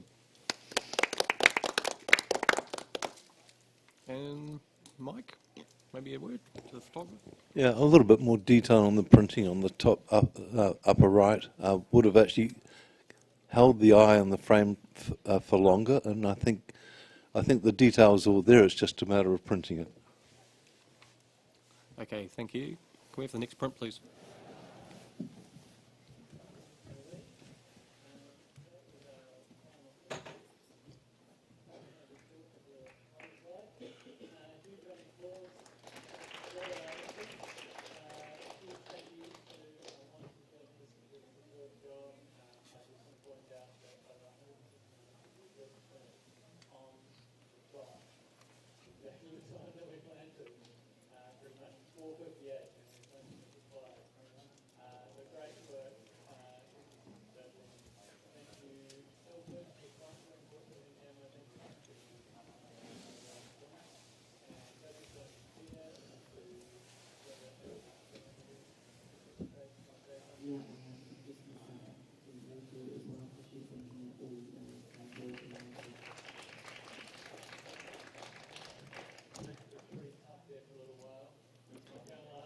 Okay, we have a score of 80, which is a silver award. But, Mike, you'd like to challenge this? I gave this 87. I just love the nature of the graphics and the textures, and it's like a lith print. It's taking it into another whole realm of visualization and breaking it down into those really gritty sort of textures is just to find the shapes much more than otherwise they would be formed. It's finding the house there is the crux of the image, if you like, but all the other elements will lead to it. It's a funny thing. You don't find the house to start with, but it's one of those things that's extra. But it's the graphic nature and the grittiness that I really, really enjoy. Yeah, go, Rebecca. Want to jump in there? Go. I'm on 83, but I'm actually going to be coming up. I should have, yeah. Anyway, for me, this is what's going on around the country in some parts, and land is being just cleared, and forest is just, you know, look, the ground's just being ripped apart, and you're left with these kind of splotches in the landscape. You've got digger tracks and truck tracks and all that kind of thing. I mean, perhaps this person works in forestry and they live in this house, but I mean, my gut feeling is that this is clearing of the land, and the house will be probably next. You know, those tyre tracks are going in. I think it's quite powerful as to what is actually going on out there, and it feels quite. It feels quite sad to me. So I'm going to come up to you, Mike. Matt? Yeah, I'm contemplating coming up. What was holding me back a little bit, which might have been explained by Mike's interpretation of kind of a homage to another process of taking the photograph, is I just would have liked those kind of mid-tone or snow, what I interpret as snow, to be a bit brighter and give us a little bit more differentiation and contrast. There is quite a bit of contrast and detail on the right-hand side where the photographer wants us to see those trees, but the rest of the image, it just feels a little bit muddy, and I appreciate the fact that it probably was quite muddy as a result of the land clearing, but I think that would have lifted it up a bit more for me. Ilan? I scored this 80, and I will come to silver distinction. It's the choice of crop, the square crop is spot on. All those tracks, the diggers, the vehicle, it looks like scars, almost like stitches in the flesh. This is how, you know, disturbing those tracks are. Well commended. Okay, sounds like it's back to you, Mike. Yeah, just quickly, I don't see that as snow. I see that as just a different soil, but I see it as more as mud, as Rebecca's suggesting. It's you know, degradation of the land. I think that's very healthy. Yeah. Alrighty, can we please rescore?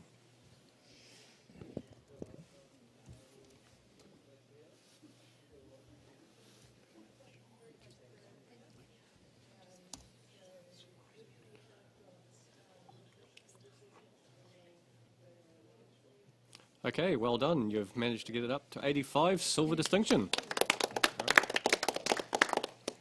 Can we just have a blank screen for a moment? Mike, you have a date with Destiny. or something.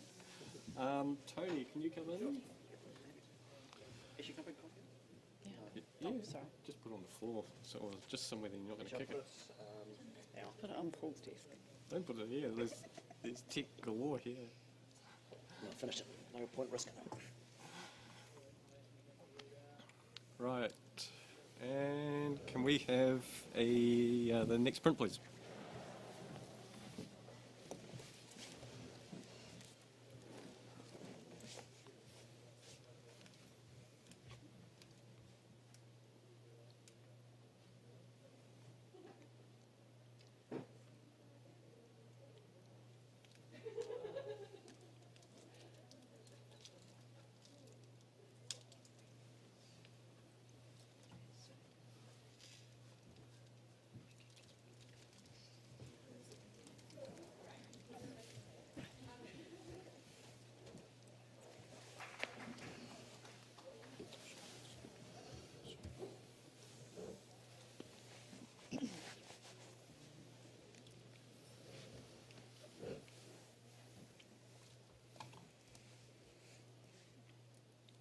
Okay, we have a score of 75, bronze award.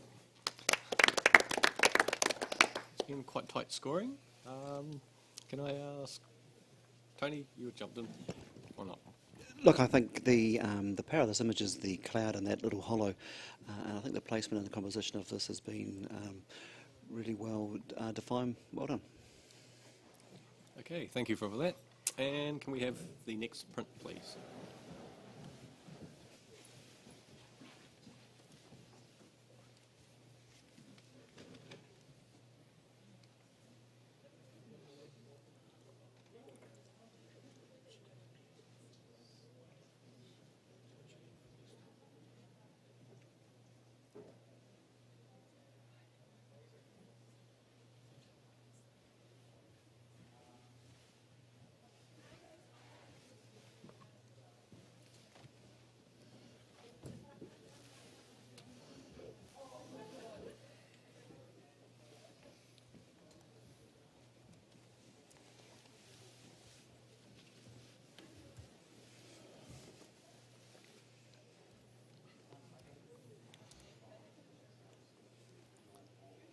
All right, and we have a score of 75, bronze award.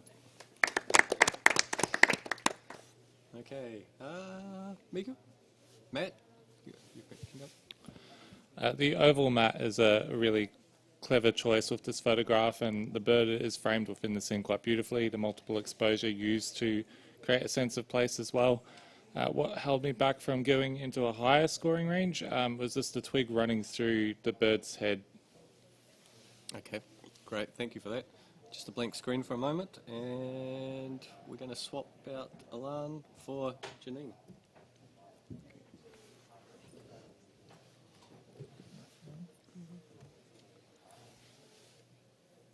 Rightio. And next print, please.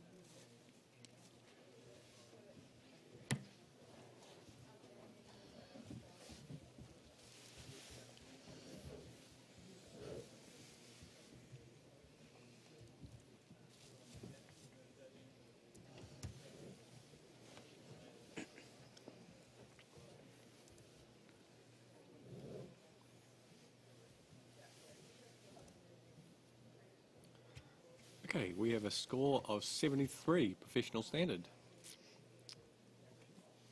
And can we have a Rebecca? Yeah. Yep. I think that the detail in the foreground of the village is fabulous and well done for capturing all those lovely little details in there. I just think the whole handling of the image is quite heavy, and there's a real disconnect between the sky and the village below, both with tonal range, colour palette in there, and they're sort of competing with each other. So yeah, I mean, look, I would probably go back to original images there and maybe have another crack at it, because I think that there's some, you know, beautiful detail in there. But yeah, just have another go. Good. Okay, great. Thank you for the comments. And can we have the next print, please?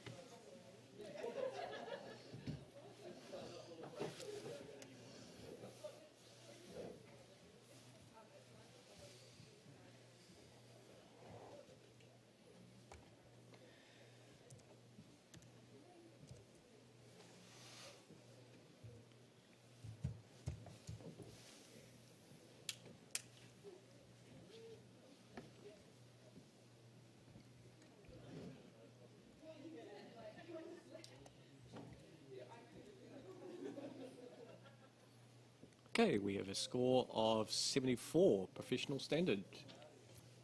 And Matt, would you like to say something about the photo? Yeah, the moonlit foliage in this photograph is absolutely beautiful. There's some beautiful tones in there.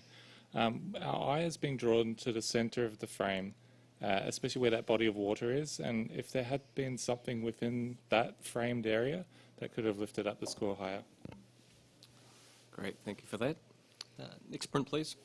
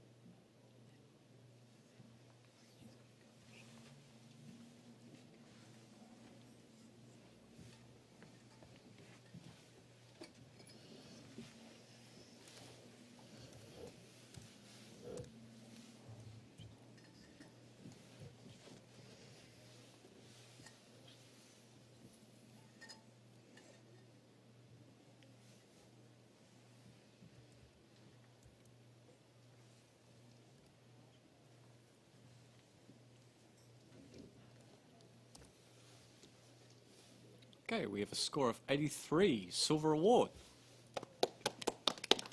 Really happy with that. And looking along the line, who have I picked it recently? Janine.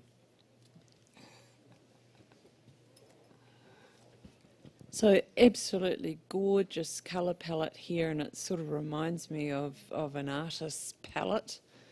As far as improvements to this image, my eye is quite drawn to the white area in the top right-hand corner. I'm not too sure if that could be addressed, but yeah. Okay, great. Thank you for that. And just have a quick judge change. We're doing a lot of little flicking around, just so blank screen, please.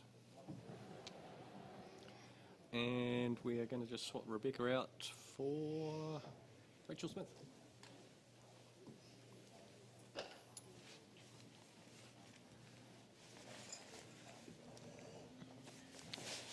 Okay, and next print, please.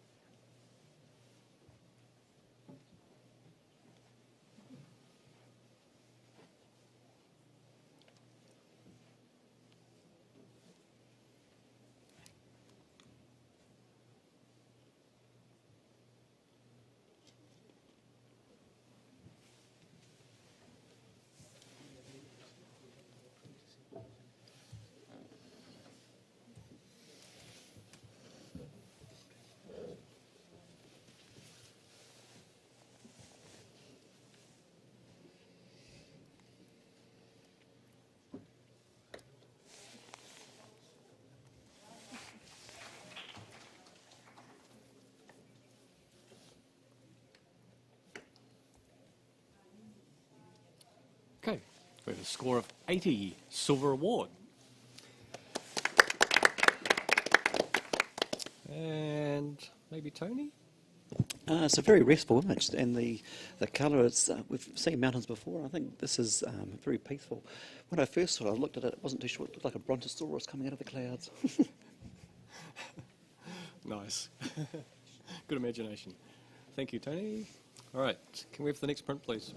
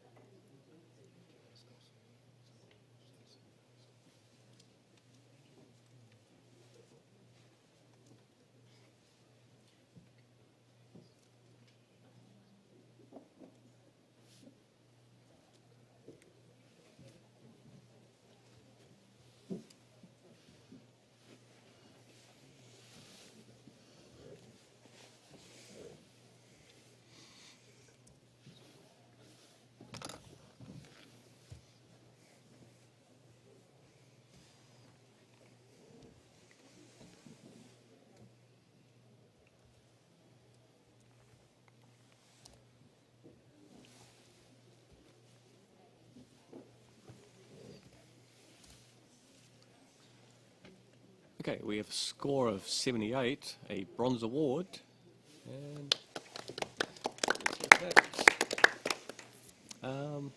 comment, Mika? It was the abstract qualities of this image that really appealed to me, that vivid blue, the green, the patterning in the bottom half. And I felt that the inclusion of elements that are recognisable in the top just took it back to trying to understand what I was seeing. So I think perhaps a crop of that part of the image might make it a stronger abstract. Okay, great. Thank you for that. Next print, please.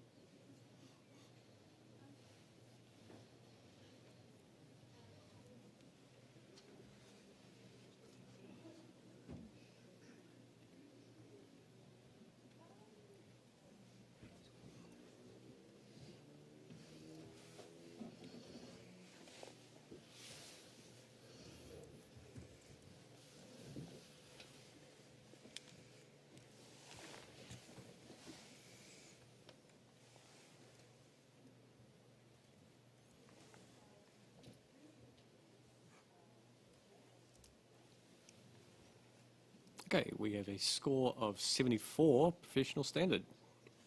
And can we just have a comment for the photographer? Janine? Yep. Look, the photographer, I've got to commend them on their sense of adventure with this one. It is a really great idea. I just think there was perhaps an opportunity to do something on the right-hand side of the bag. Now, I realise that possibly it was plain, but maybe sort something out to provide a bit more interest on that right-hand side. Great. Thank you for that. Next print, please.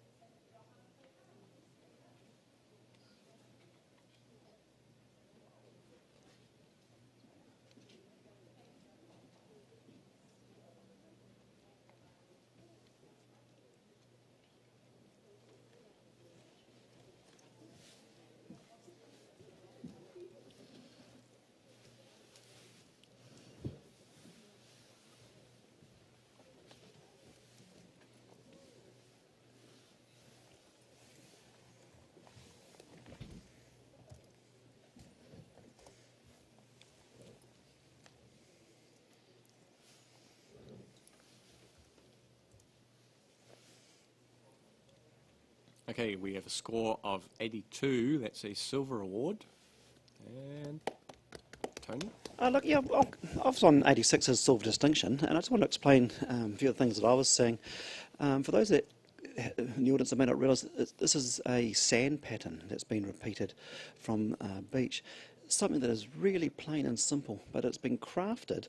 Looking at the description here, excellent visual communication, interpretation of subject. I'm seeing wood grain in there. I'm seeing insect. I'm seeing peacock feathers. There's breast. There's pretty much a whole range of things going on for something as simple as sand patterns. And someone has taken that and thought to put this together in a way that describes so many other elements. I think it's very, very clever. 86 silver distinction. If you look at the description, I think it's worthy. Okay, I'm looking, everybody else is clumped together a little bit, so maybe, yeah, Rachel? So I gave this one an 81 at silver.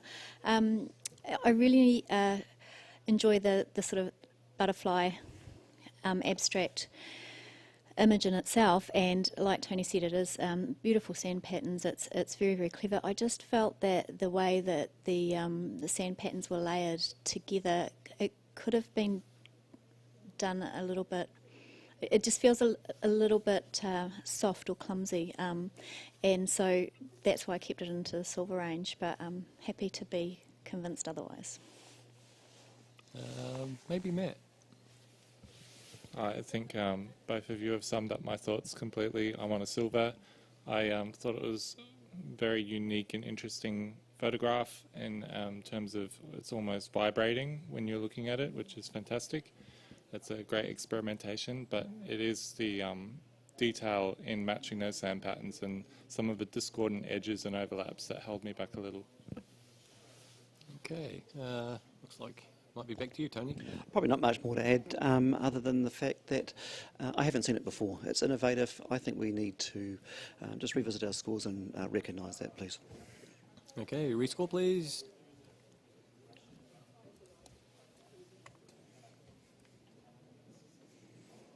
Okay, you brought up a couple of marks, but 84, silver award. Okay.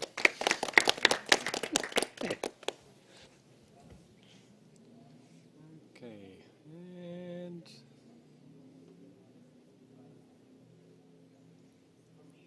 next print, please.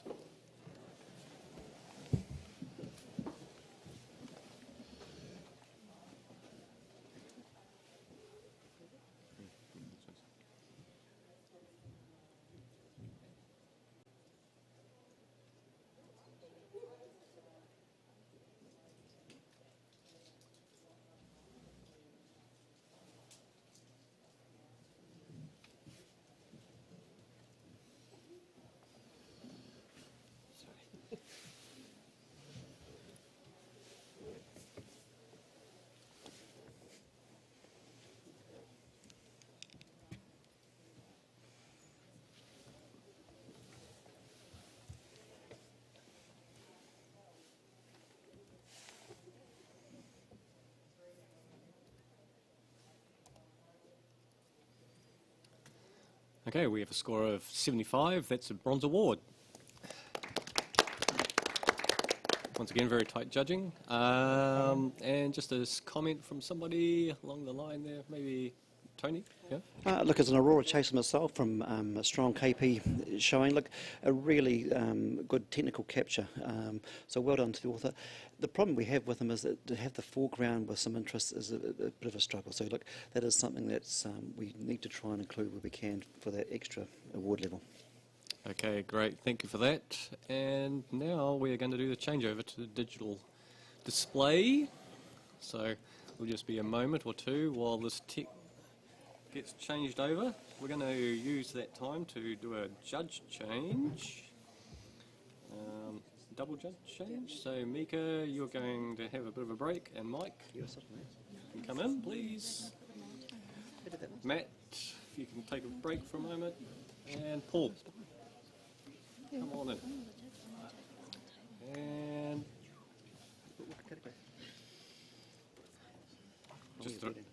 just a reminder to everybody that the Landscape Open category is brought to us by Ilford, our good friends at Ilford, and we thank them for their support in this category.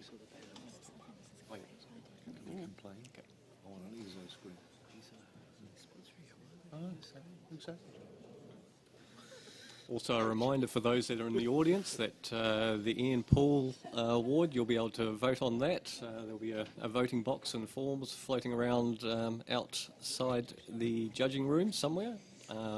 So you can get your votes in for the judge that you think does the best job.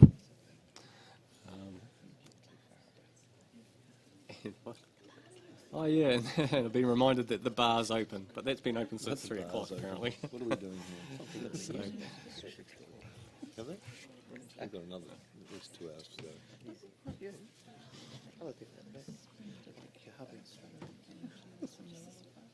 Yeah, this has been, it's got a lot to do with tunnel chairs. okay, so are we all good to go? Yep. Okay, let's go.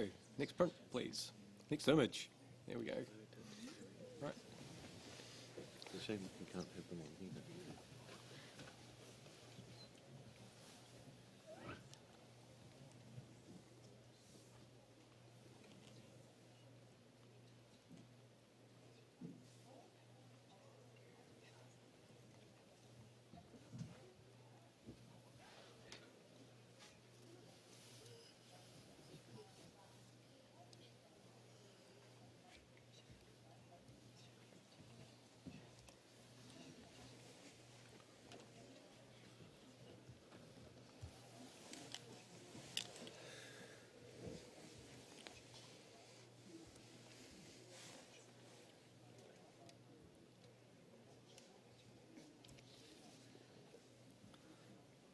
Okay, we've got a score of 75, which is a bronze award. And looks like we're all happy with that, so we'll just get a comment from somebody. Paul, is that your hand up? Yeah, it's a beautiful flowing colour palette, and the textural qualities are really gorgeous in the frame, but I feel like the subject's a little bit lost in there. If you came down a bit lower and waited till they were sort of situated in a little bit more sort of stronger compositional kind of context, it might have had a bit more impact. Okay, thank you for that, Paul. And can we have the next image, please?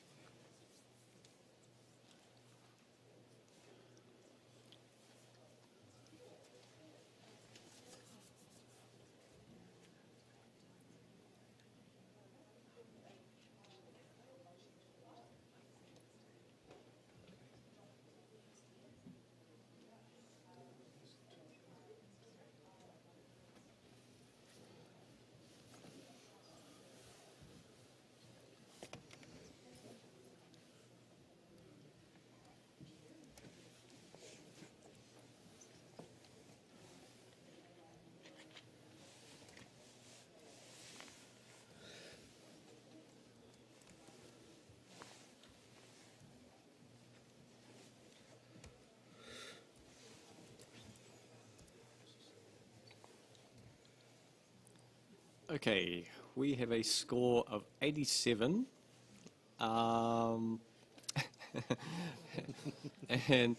we've got two of you, but Paul got his hand up first, so you are the challenger of record. Powerful, bold, innovative, progressive, contemporary. It's just got a mixture of everything. It's anchored really beautifully.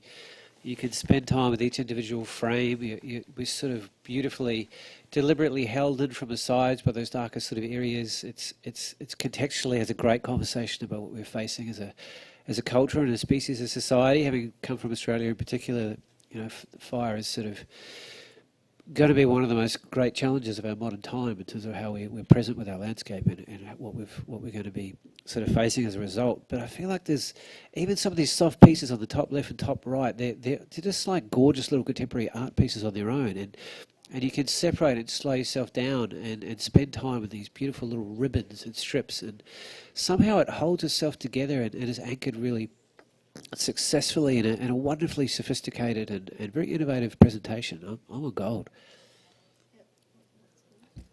I'm on 91. Janine.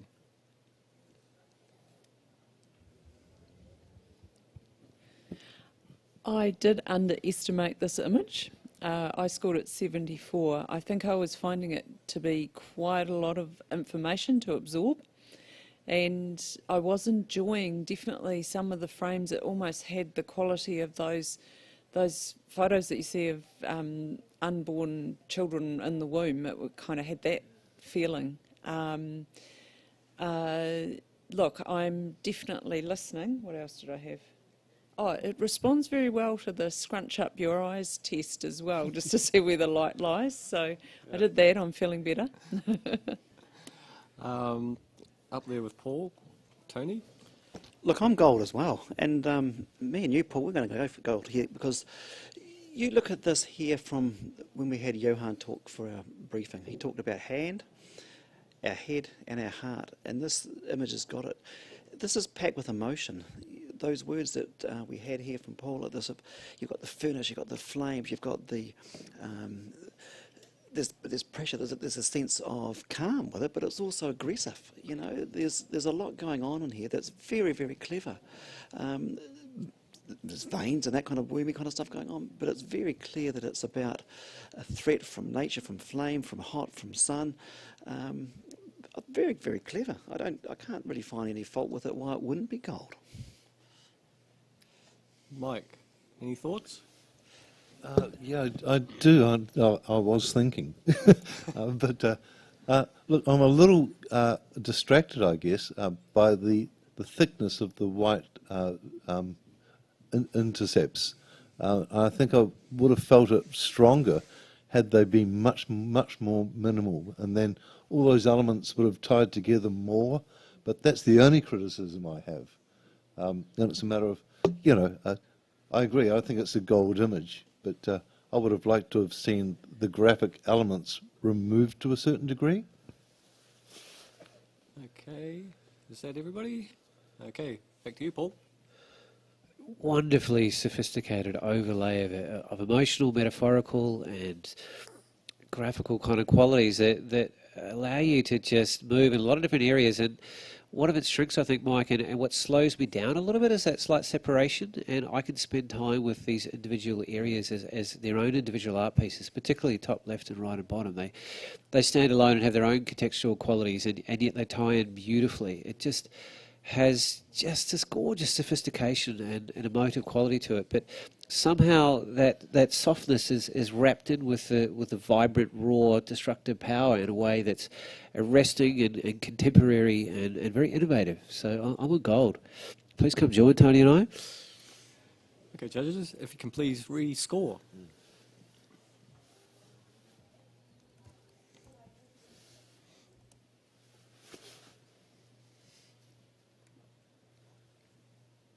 Okay, you've done it. 90. Ooh, Gold award.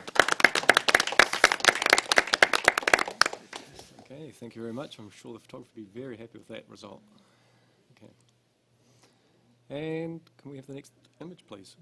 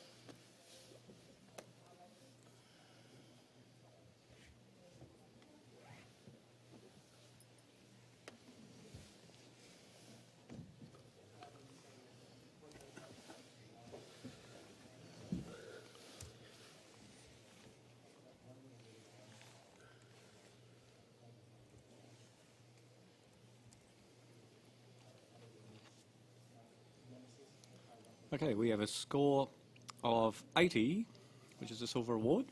But Mike, you would like to challenge that? Yeah, I gave this 85. I think the use of the mist to give us a visual depth has just made this superior to just a straight shot. Also, it's funny, but I believe the birds as being there, and the timing is perfect. There's something very honest and believing about this whole image, because I feel it. Okay, I'd like to hear from Rachel, but she's having a bit of a look. I'm trying to believe the birds. So maybe I was a bit stingy. I was at 75 in bronze, so I'm quite happy to listen. I didn't find the birds as believable, just because I didn't think the focus on the cluster on the left-hand side was quite as sharp as the pylons. But I could be wrong. I do find the balance of the composition of the pylons really nice, and so I'm happy to be convinced otherwise. Yeah. Okay, the middle of the pack group, maybe Janine. I agree with Mike on the mist and the placement of those pylons.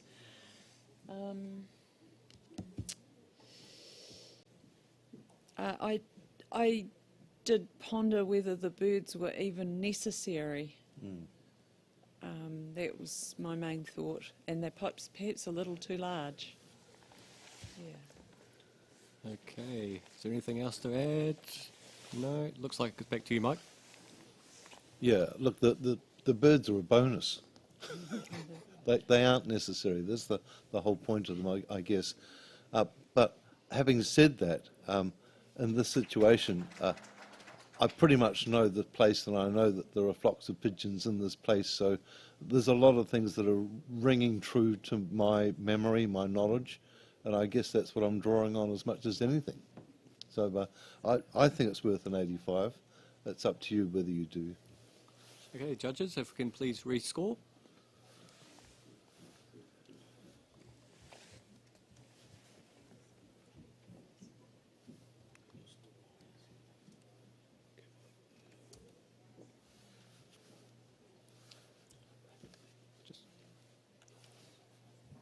Okay, we got it up to 74. Sorry, 84.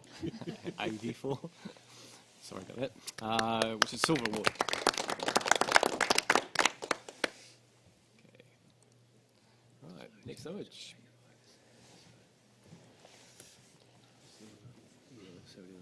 Yeah, there is. It's a different category.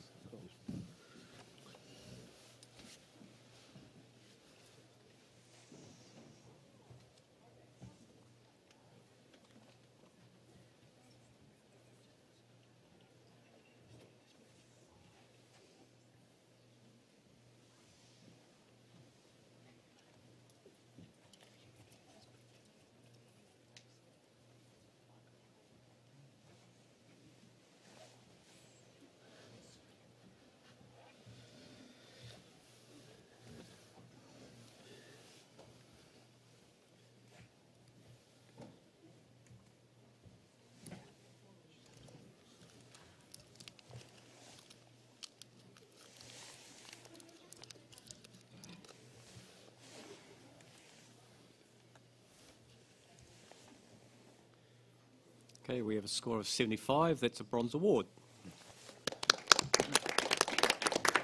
Okay, and Rachel, do you want to just comment, please?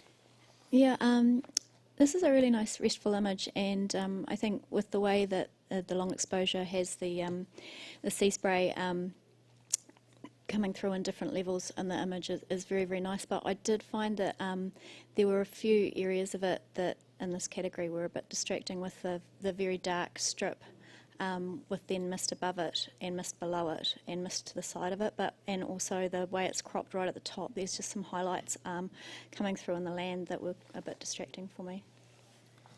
Okay, thank you for those comments. Next image.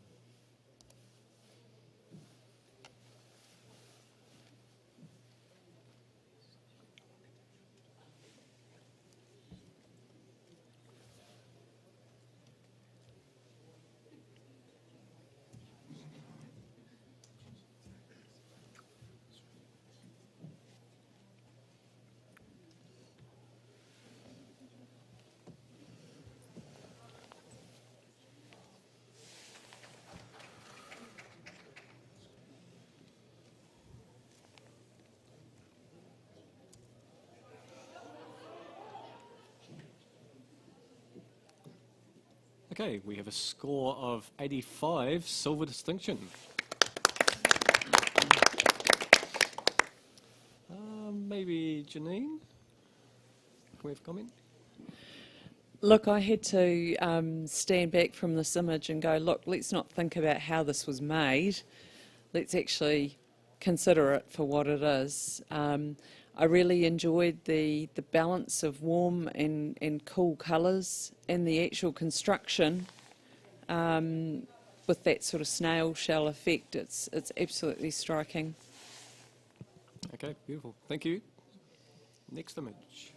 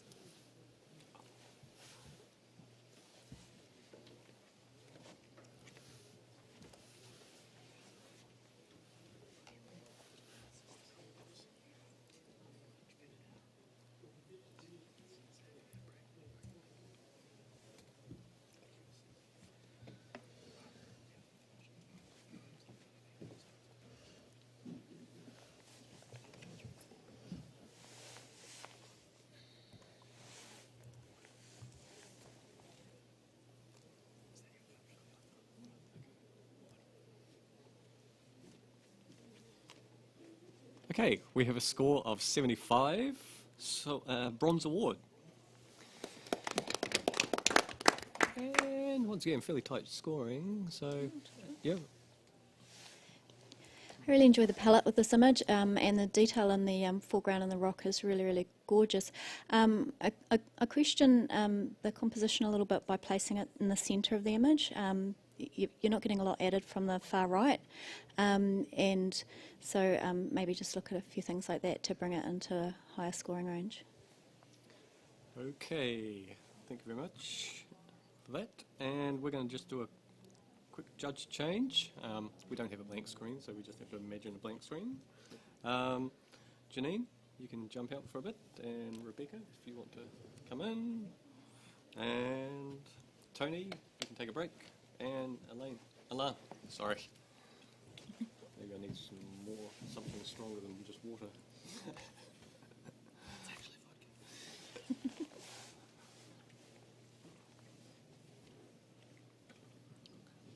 Right, okay, next image.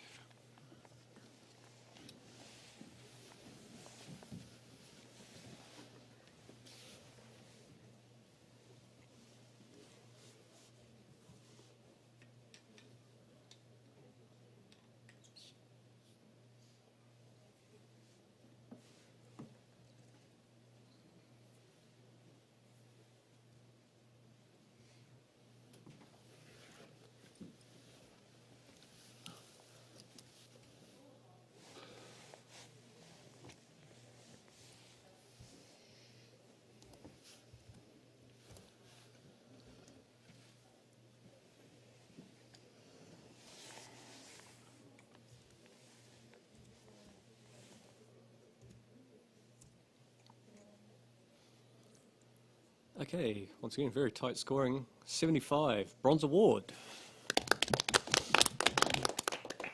Okay, Mike, yep. Yeah, a little bit of banding in the sky if you actually do the processing. Again, just do a high-res TIFF to get rid of that. Okay, great, thank you for that. All right, and next image.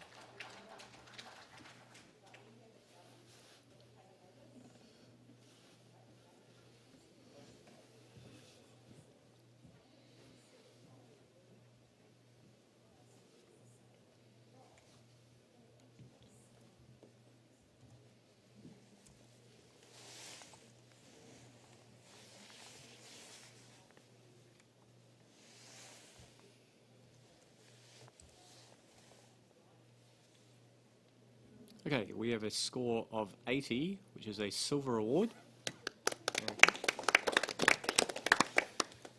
And looking down, Paul, we haven't heard from you for a little while. Any comment for the photographer? Yeah, I'm a little bit lower at 77. I appreciated the wonderful textual qualities and this delicate sort of flow, sort of top to bottom. What I felt like, I was a little bit, I'm not held anywhere in particular, I'm not directed anywhere in particular, and I find a slight dissonance with the darker sort of a different coloration on the top right. A frame that doesn't quite hold it together as well as it could, but texturally with the colour palette, it's really quite gorgeous. Okay, great. Thank you for those comments. And next image.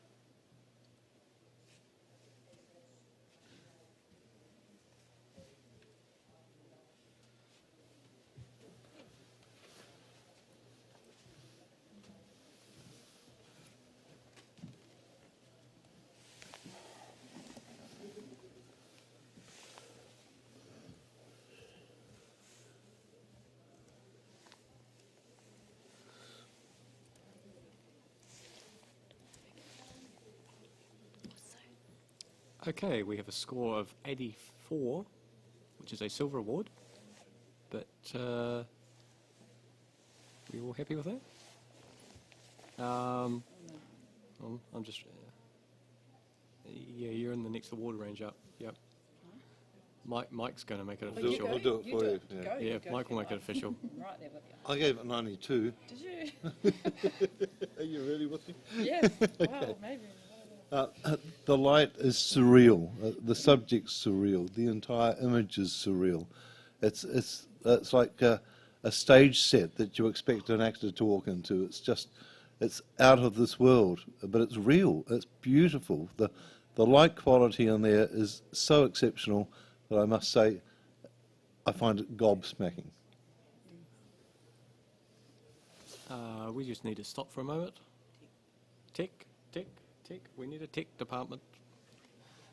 Sorry to stop you mid-stream, well, mid-thought.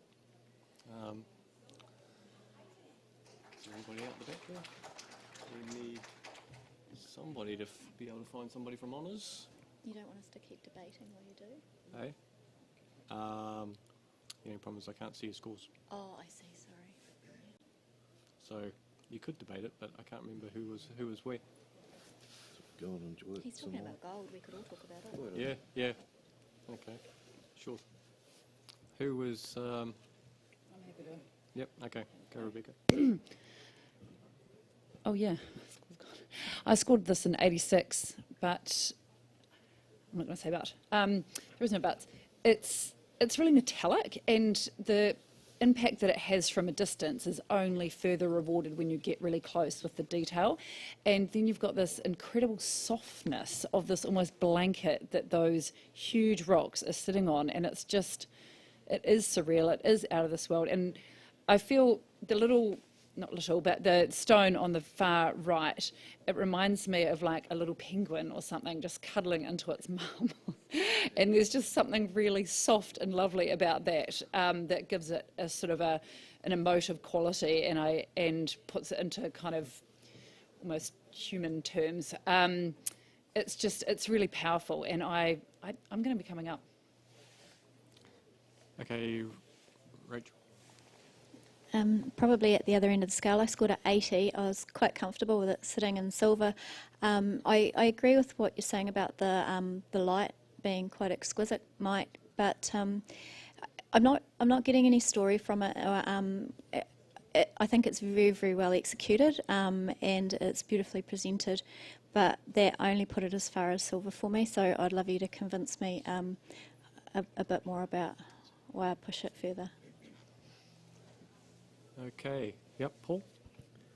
Yeah, wonderfully arresting quality of light. I'm sort of having trouble tying the two sides of the photograph together a little bit, especially with that large blocky black sort of piece. It's sort of a little bit dissonant, and I'm just trying to sit with it, a sense of balance. Okay. Alan, did you want to say anything? Yeah? Yes, I definitely see it as two images, and so I struggle to see the cohesion and why are there, two sets of I mean, they are exquisite and they are striking. The other thing that disturbs me is how heavy the top of third of the frame is. I understand there is like a heavy cloud and there is light coming through it and it shines so beautifully. I think it's really overpowering, that amount of darkness at the top. So I'd like to address those splitting images, and other than that, it really is stunning. The rocks are exquisite. I agree with you. Mike? Okay, right of reply. Yep. The balance of the two separate groups of rocks, which I think is a problem for some of you, are actually united, because that's the gap that's been left for the light to come through. And if that light was coming through on top of either of those rocks, they would be totally separated. It's the gap that's necessary. In terms of the clouds at the top, the clouds give the power. That is the power. Where there's light, there has to be no light. Otherwise, you don't have opposites. So the power of the whole story is these huge monoliths that have been lit by really extreme lighting, and then it's surrounded by this apocalyptic sort of sky. So it's the drama of it that's creating the visual. Okay, great. Thank you, Mike. And just a moment until we can do the... Yep, and you can go for it. New scores, please.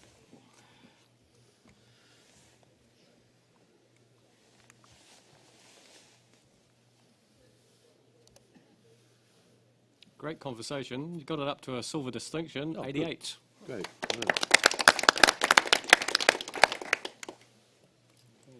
Thank you for that.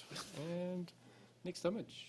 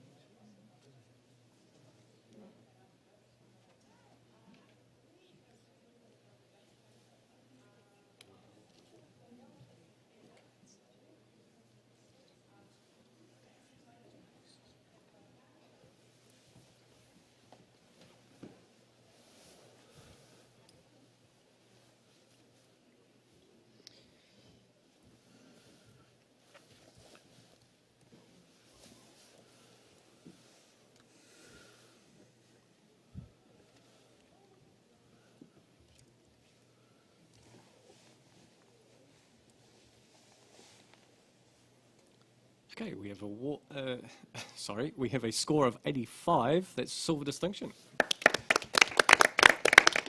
Yeah, very tight numbers across the board there. Alan, you're nodding and you're closest to me. Please make a comment. I was nodding because, yeah, I scored it 85. Anyway, it is a strong image. I commend the photographer for seeing and giving us such an exquisite graphic element. The triangles, the arrows, the leading lines, the mist in the background, all works together. All power to you. Okay, thank you very much. And we're just going to do a quick judge change. Rachel, you can jump out, and Mika.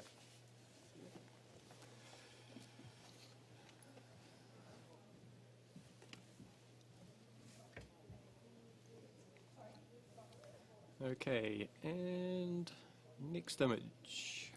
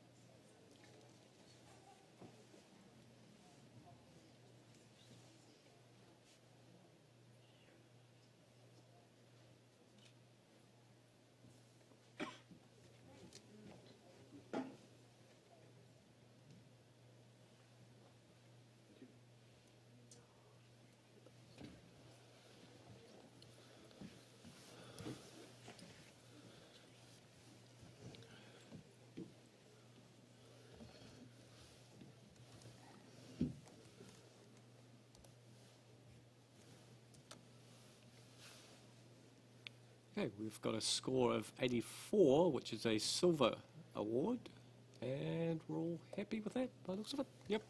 Okay. And I'll just get a comment from Mika. Wait, you want to? No. Mika. The warm tones in this image, it's like a nautilus shell. You just keep going around, and the detail is excellent. Finding the little guy in there is wonderful.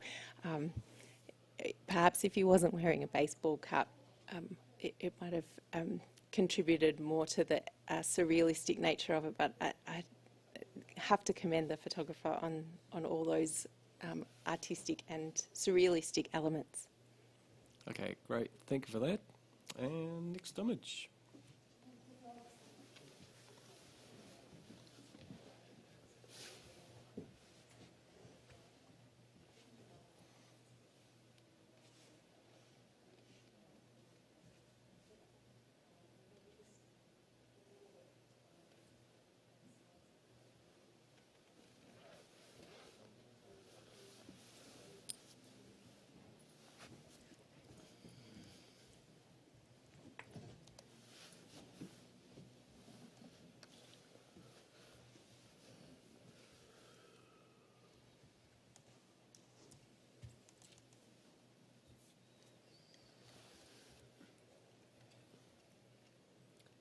Okay, we have a score of 70, professional standard.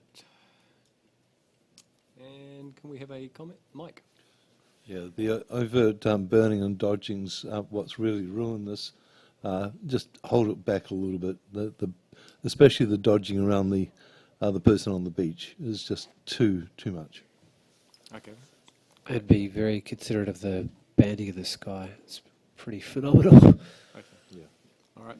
Thank you for those constructive comments. And Mika, sorry, we just need to give you a break. You probably just started warming the seat, but Janine.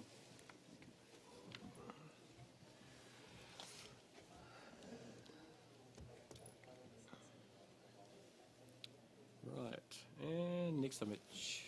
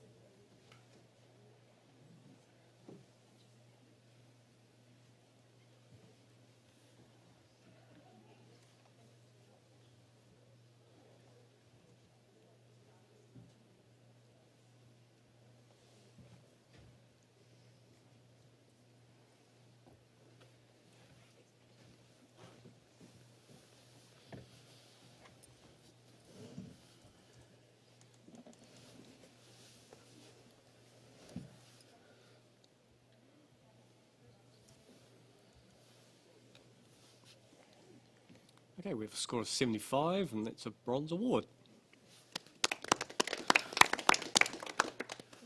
can we have a comment from maybe Mike? Yeah, the timing has really helped with the clouds giving us the shadows where we need the darkness. So it's good timing. Okay. All right. Thank you for that. And can we have the next print? Or next image?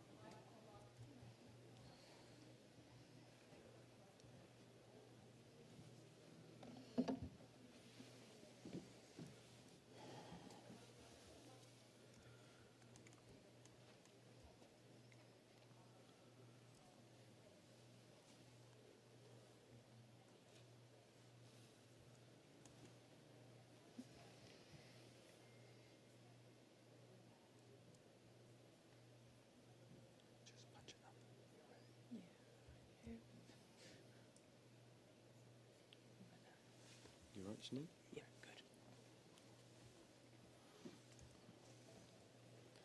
good. Okay. We have a score of 75. That's a bronze award. Okay. Maybe Paul for a comment? I want 72. I feel like the narratives are a little bit discordant and confusing in terms of the serene kind of flowing aspect and gentle sort of nature sort of commentary with fire and man. And if you're going to create sort of such contrasting narratives, I think you need to lean onto that a little bit more, and perhaps of the design and structure and tonality of the image. Okay, great. Thank you for the comments. And next image.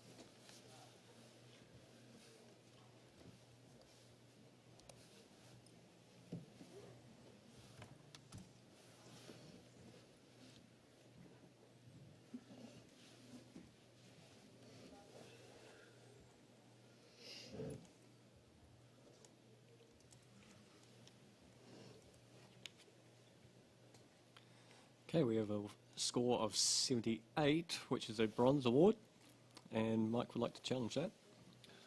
I gave this 83. I actually find it really, it's a place I know very, very well, but that's not why I like it. I think it's incredibly well composed. The warm colours coming forward, the cool ones going back, but then that beautiful little touch of mist coming across the mountains is something it's almost like a little signature that's making the whole thing alive. So that vibration of colour of warms against cold, and the greens in there have got so much detail in them. It's just the more you look at it, the more you enjoy it. So it's, yeah, I think it's worth a silver. Janine, any thoughts? I scored this image 74. I don't have a great deal to add. I really saw a really good professional image with this one, but I do take your point, Mike. Particularly, I'm having a second look at that wee strip of fog. Okay, Paul. Yeah, I'm up with Mike and solid silver. There's a delightful vibrancy and particularly this visual flow that's really accentuated by that elegant glowing fog that just sort of cycles you through in and around the frame. And there's this lovely sort of figure eight quality that you can sort of move your eye just beautifully around that's accentuated by the fog as well. And the detail is divine. Solid silver. Okay, any other thoughts? I scored this as 75, but I'm going to be coming up. I've also just seen 2 eyeballs in the green in the image. So there's 2 eyes and they're both looking to my left. And so I think that's super fun, and it just adds to the whole thing with the eyebrows up the top on the mountains, and it's also beautifully handled. Well done. Okay, looks like it's back to you, Mike, for right or reply. I think we've done it, thanks. You think you've done it? Okay, let's rescore, please.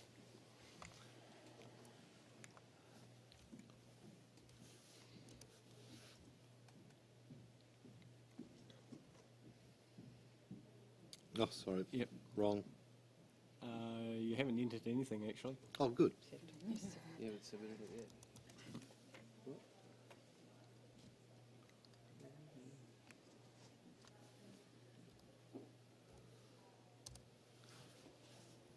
Okay, well done. It's 81, silver award.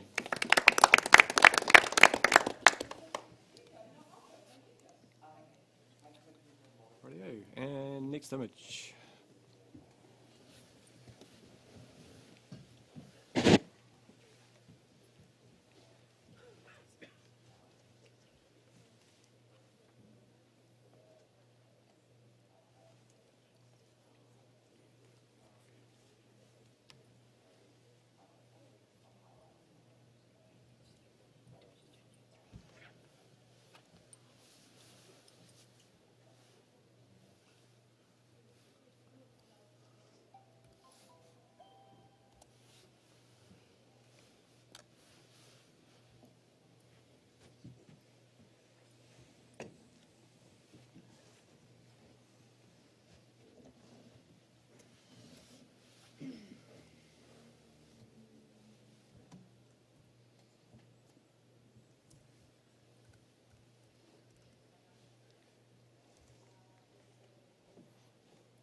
Okay, we've got a score of 75, which is a bronze award.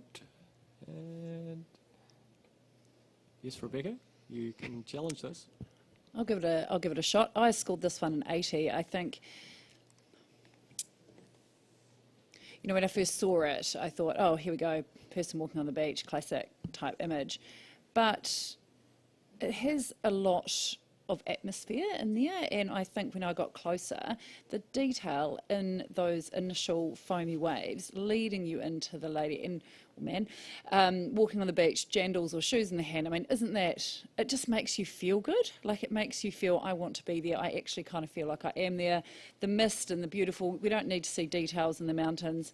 It's kind of irrelevant. I love how the sort of the mist is, it's almost like coming down onto her, like it's reaching down onto her, or sorry, I call it a her, on the beach. And I think it's really well done. I really think it's deserving of a silver.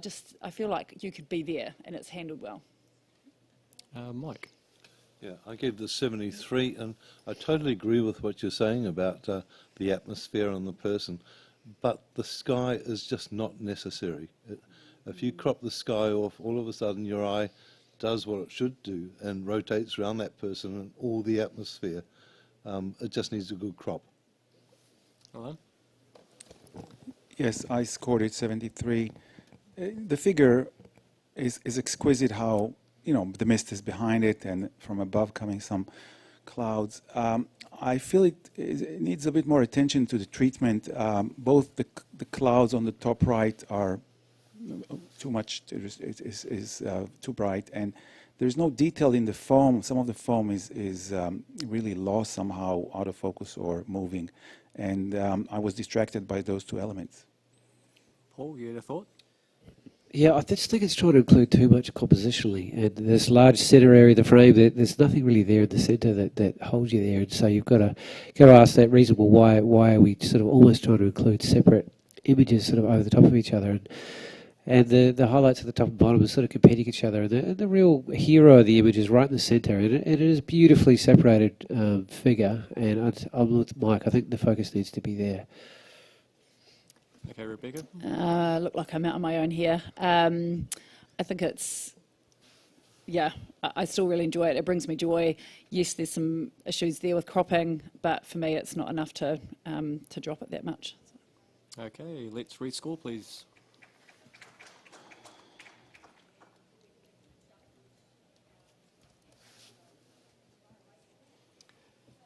Good conversation. 75, Bronze Award. Okay. Right, we're just going to do a bit of a judge juggle.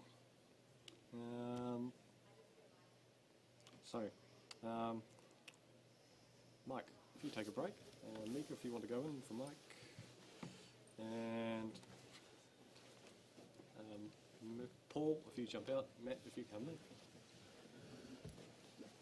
I'm putting all these Australians beside each other. Doesn't matter.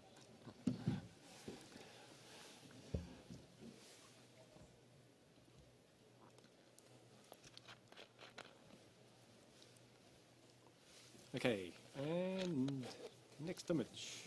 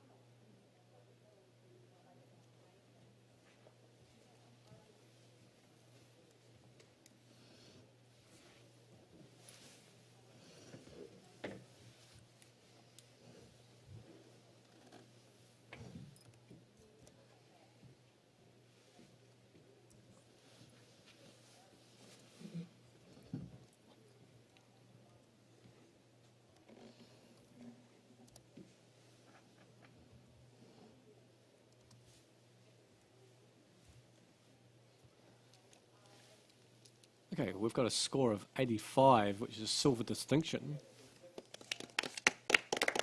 Okay, and Alan would like to challenge that.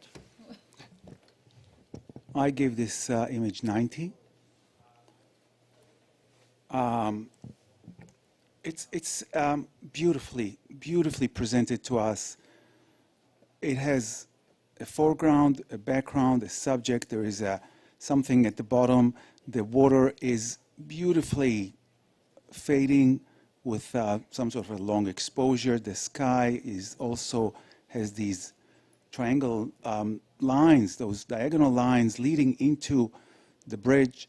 The bridge has lots of detail everywhere, even in the whites of the buildings, even in the dark areas of the bush. I mean, it's holding together. It's slightly symmetric, but slightly asymmetric with, more buildings on the left. It holds together beautifully, and from an architectural point of view, it's a song. Janine, you got any thoughts? I scored this image 86.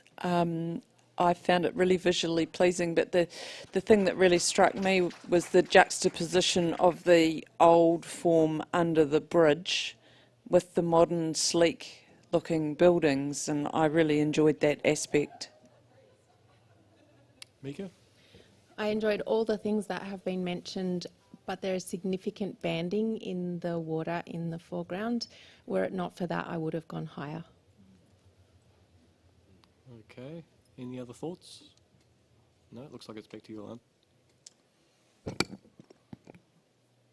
I didn't see any banding. I mean, water is water. There's movement. It's shades of gray, 50 shades of gray, and I think it holds together beautifully. I didn't see any technical issue with the water. I think it's beautifully handled. So I ask you to have courage and audacity in the face of calamity. Be bold and just do it. Okay, judges, please rescore.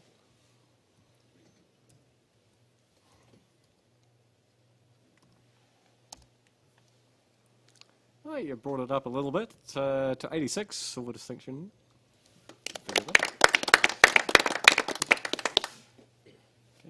thank you for that. And next image, please.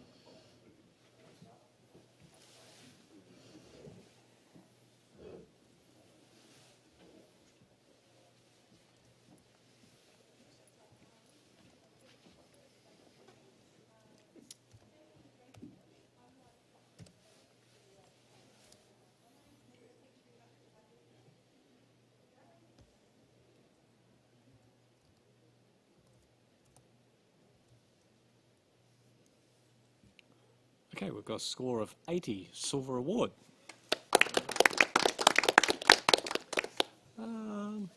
Matt, any thoughts? Just the comment for this photographer? Yeah, it's a fantastically seen subject. In terms of improvement, I would look at perhaps some of the highlights around the edge of the frame and drawing us into that great structure that you've captured in the centre, and also looking at perhaps crisping up that bird a bit if it was added to the scene. Okay, great, thank you for that. And next image.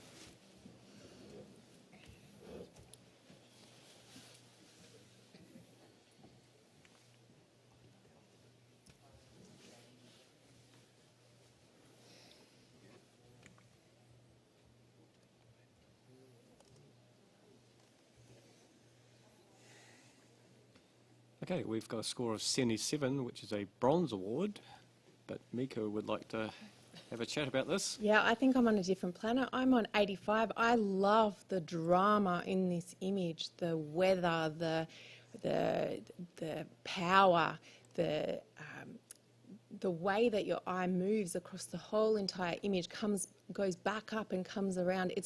I feel like it's waves, it's mountains, it's weather, it's so dramatic. I would have gone higher were it not for the little bits in the foreground that I though they're very detailed, I felt were not contributing to this story, but I'm very strongly on an 85, and I hope that you will go and reinvestigate, please. I'll have Matt first.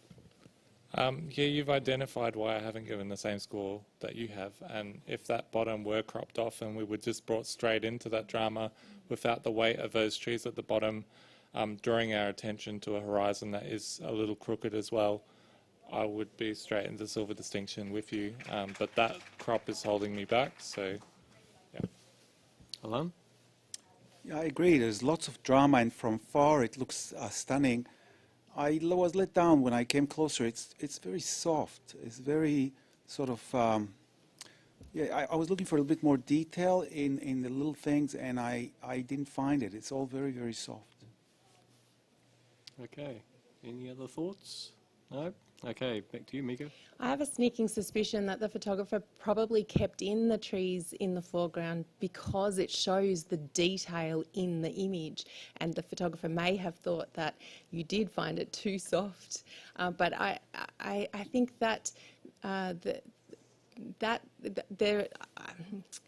horizon, I don't believe, is crooked. I think there's a hill that comes down. If you look carefully, it's a strip of land that's a hill structure.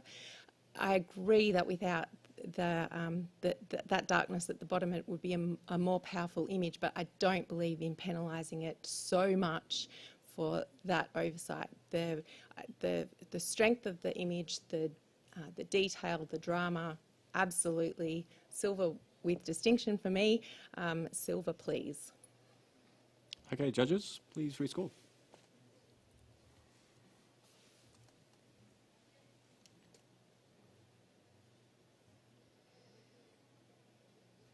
Oh.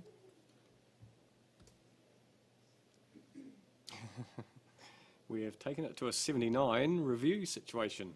Okay, so judges, what we need is either an 80 or a 79, please. Okay, and that sits on 79, Bronze Award.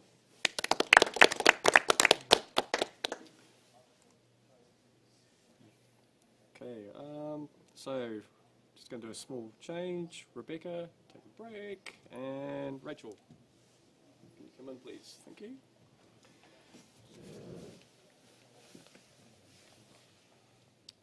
All right, and next image.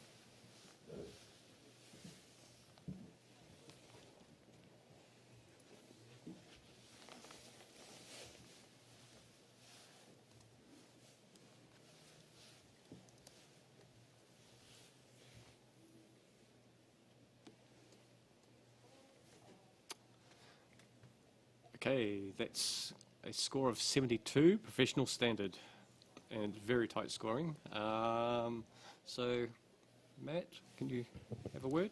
Yeah, beautiful foggy scene that the photographer's seen here. I think it could benefit from a little simplification. That kind of muddiness at the bottom edge is a little distracting, and just bringing it really into the tree and perhaps that cow in the background would have helped improve it. Okay, great. Thank you for those comments. And next image.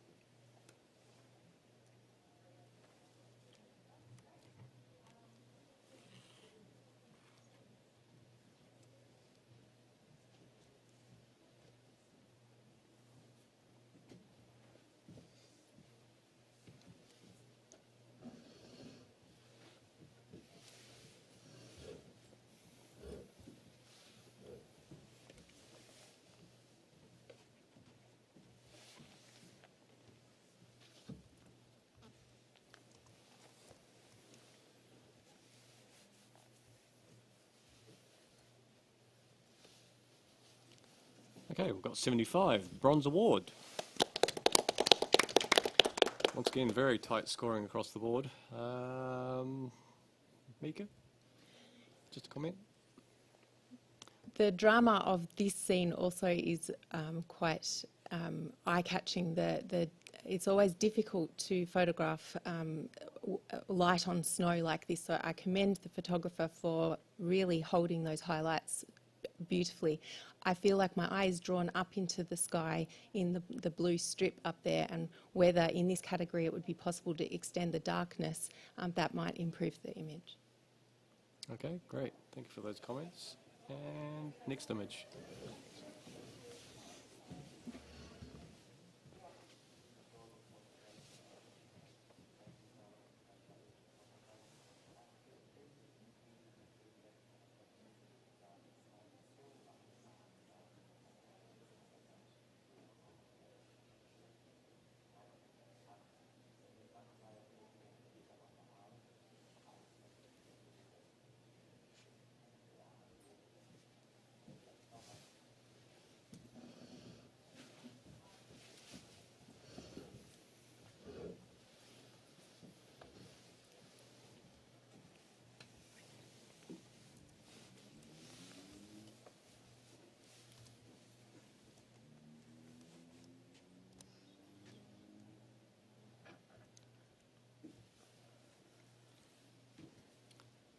Okay, we've got a score of 73, professional standard.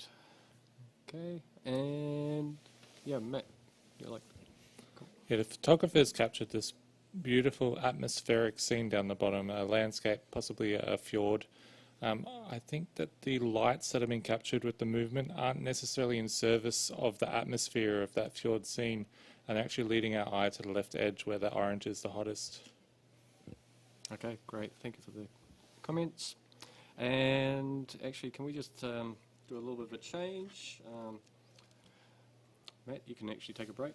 And Paul, Paul's not in the room. Okay, we might have to have Mike then. And because Mika, you have to come out. And Tony, if you can go in, please.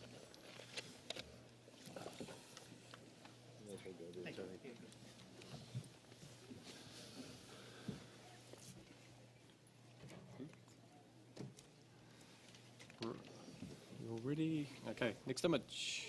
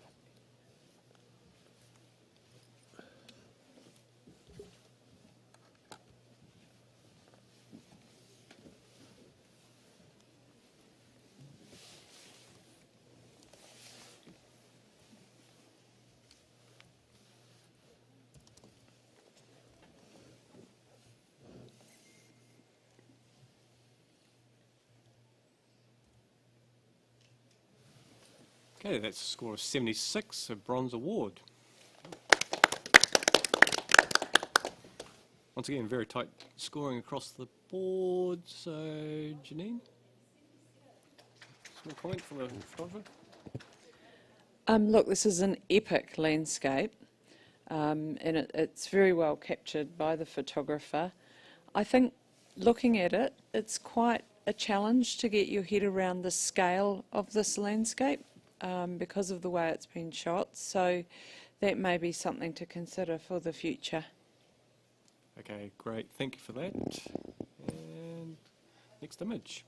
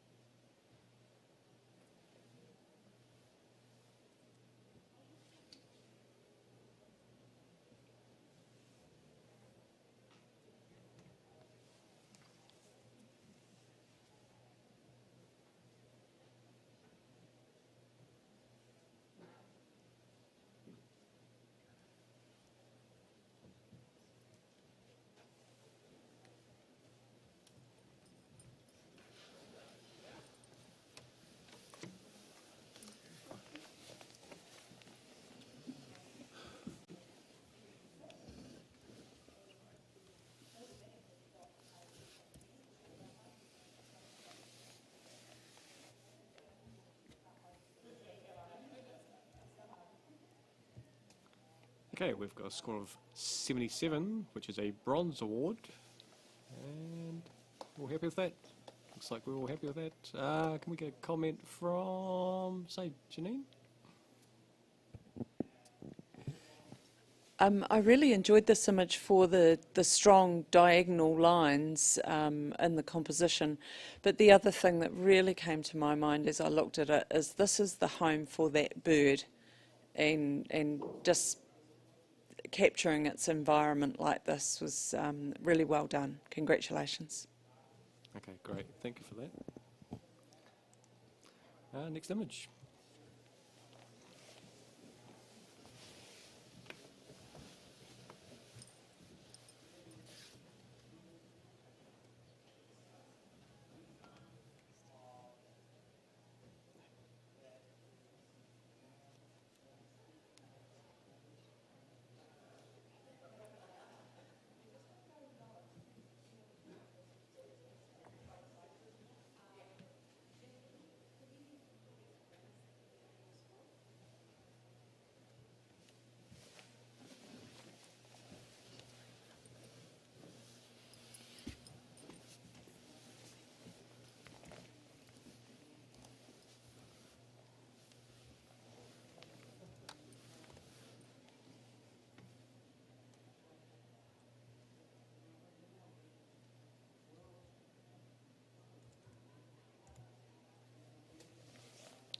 Okay, we've got a score of 75, which is a bronze award.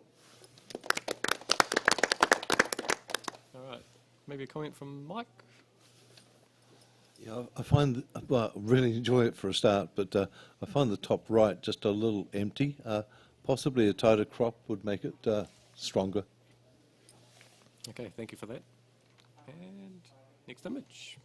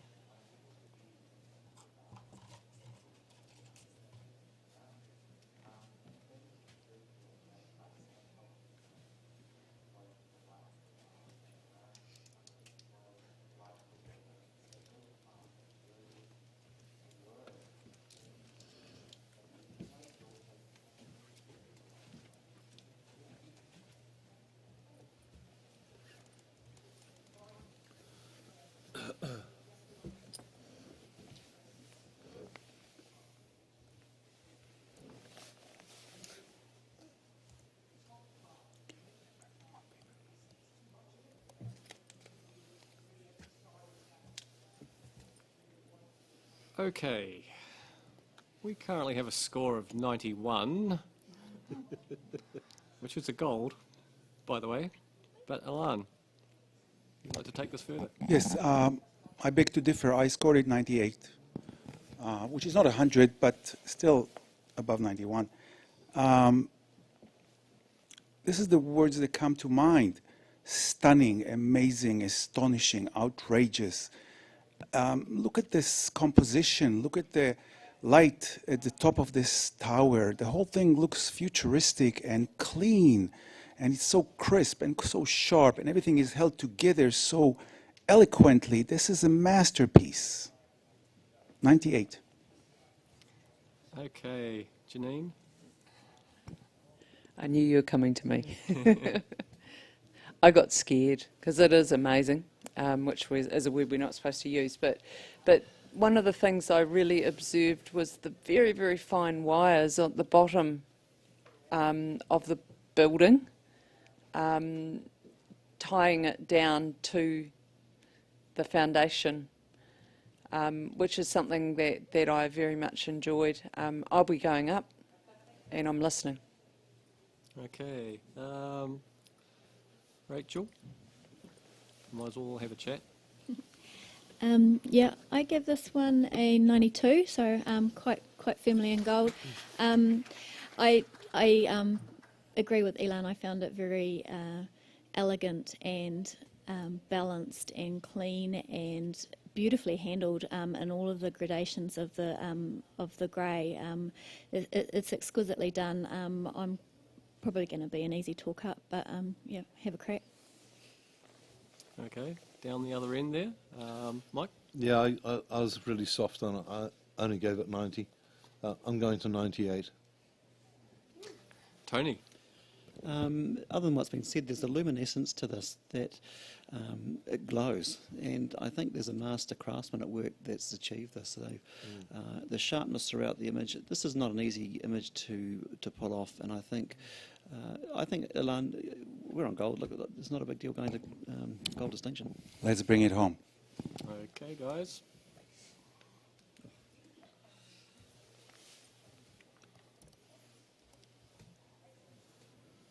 '97, gold distinction.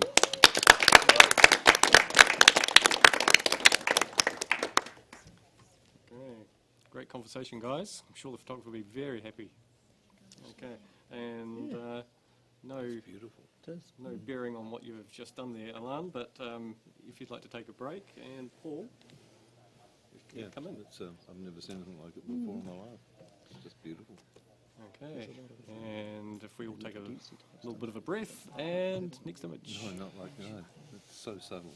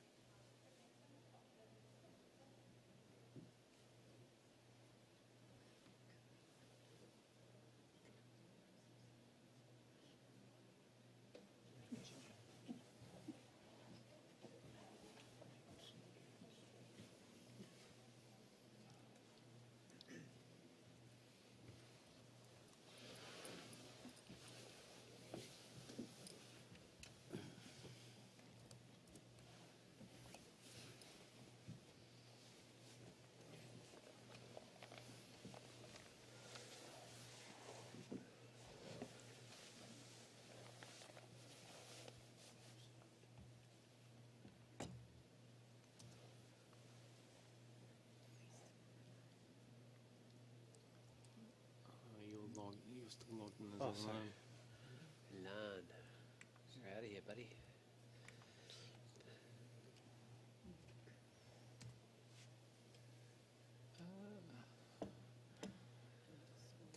Yeah, let's try this. Sorry. Do you want to plug that in again, Paul? Otherwise you're going to be alarmed for one round. Yeah, looks like you're going to be alarmed for the round. Okay, I'll just note that. Okay, so we have a score of 83. That's a silver award. All right, and a comment from somebody. Janine? Yep. Congratulations to the photographer. The thing that came to my mind when I looked at this image, this is like the slice of office life, and complete with the whiteboard in the middle there, and just a day in the life is where I was coming from. There's a few wee technical things that could be cleaned up with those lights, but yeah, other than that, well done. Okay, great. Thank you for that. Can you just, hold on a sec, I'll just do this, and if you can make sure that you actually, are you logged in yourself now? Yep, this is pictures of myself and everything. Okay, good. Excellent. All right, next image.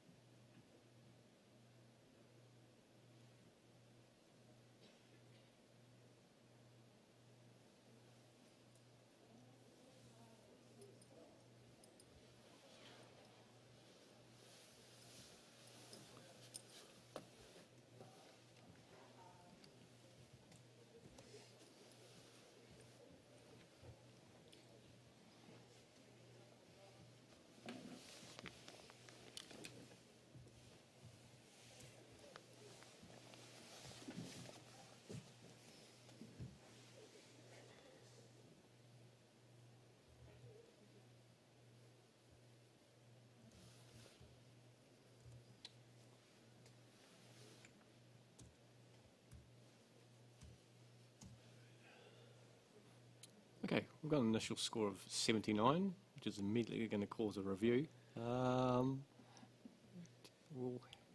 happy with that? Yep. Okay, so what I just need to do, get this ready to go, and stand by. Yep. Okay, so can we have a score of 80 or 79, please?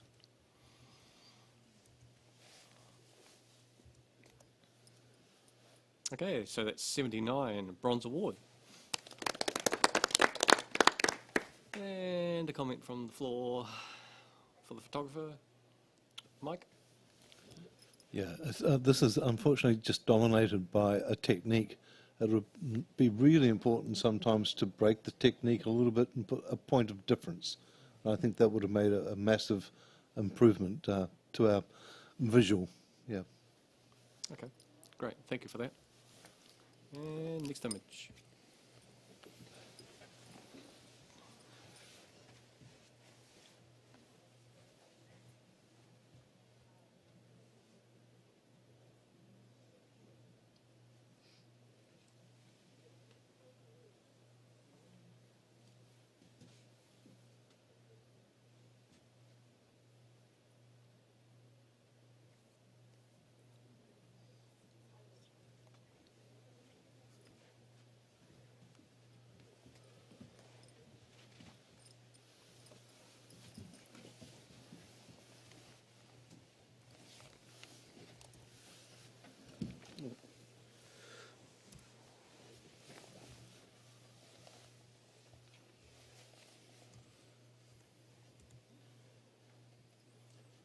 Okay, we've got a score of 76. That's a bronze award.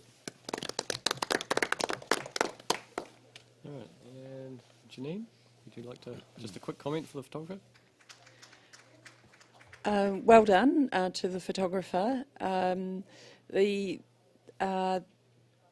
The trees and the colours in this image are beautiful, but it would have benefited by the photographer being out there just at a different time of day. Okay, great. Thank you for that. And next image.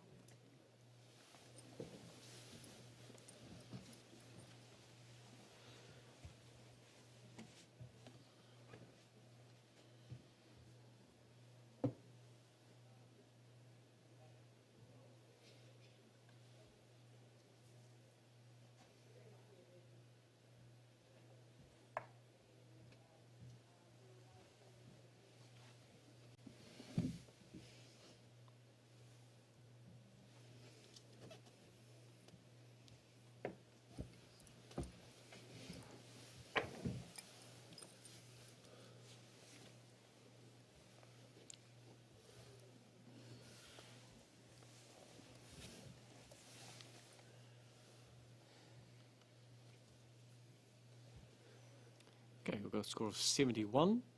That's professional standard. Very close scoring across the board there. So maybe Rachel, just a comment for the photographer.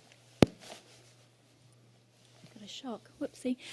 I was really excited about this image when I saw it come up on screen. It's very dramatic and very, very exciting. Unfortunately, when I got close to it, I wasn't rewarded with the sharpness and detail that I expected, and I actually wonder if it's something to do with the way that the file has been handled rather than the image shot. So I think that's something that would need to be considered when entering digital images. Okay, great. Thank you for that. And next image.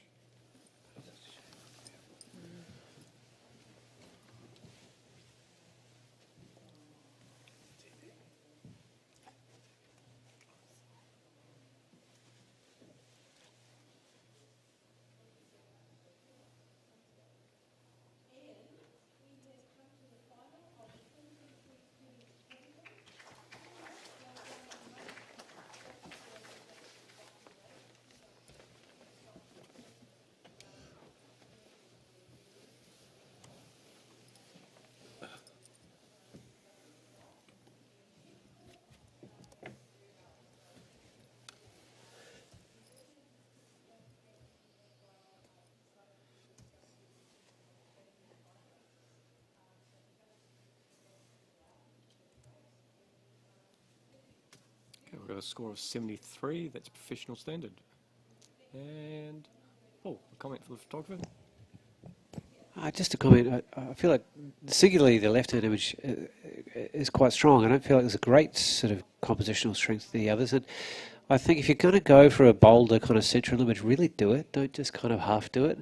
And think about the continuity between the frames a little bit more, perhaps.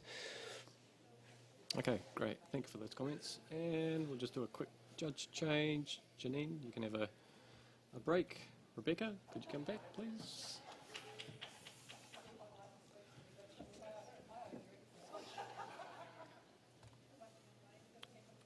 Rightio. And next image.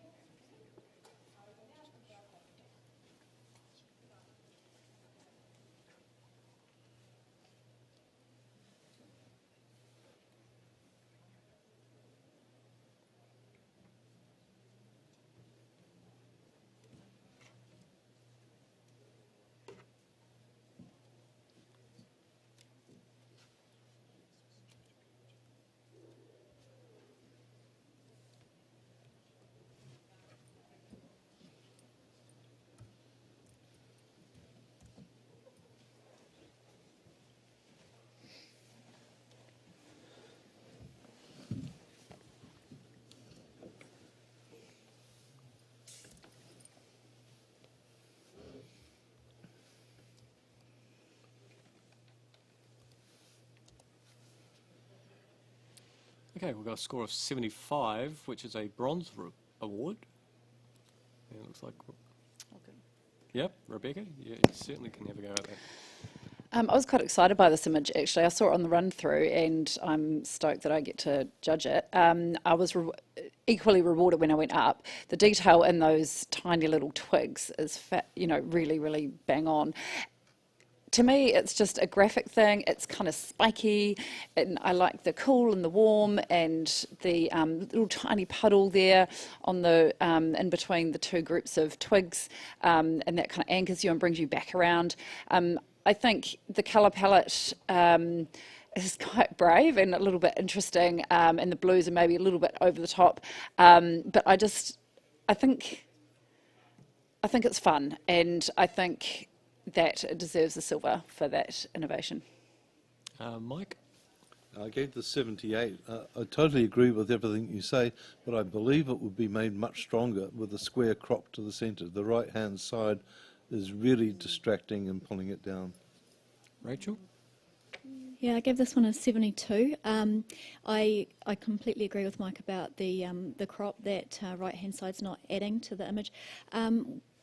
Really enjoy the palette, the movement of the water, and the twigs are sharp. However, I felt that the blue toning on it was kind of patchy and unresolved, and that's what kept me out of the awards range. Okay, any other thoughts? No? Looks like it's back to you, Rebecca. I also see lightning strike threads coming down and then hitting the water and going through. I don't actually get distracted by that right-hand side. My eyes just sit on those spiky little twigs and the little puddles and things. It really holds my attention enough. Yeah, I'm still sitting in the low silver. Okay, judges, please rescore.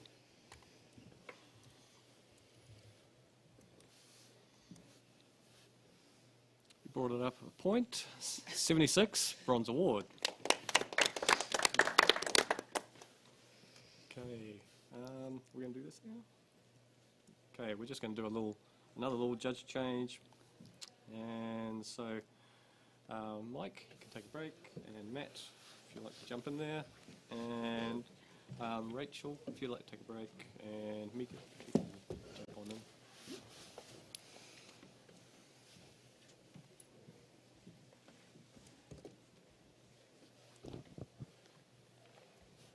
Right, and next image.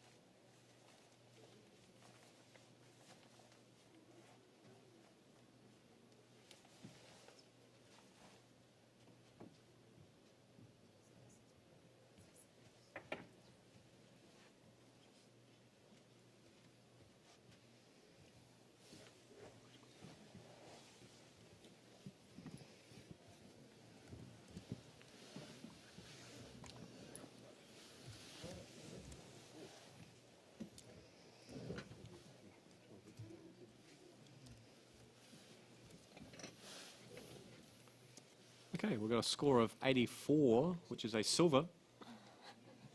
We've got Paul wanting to challenge that.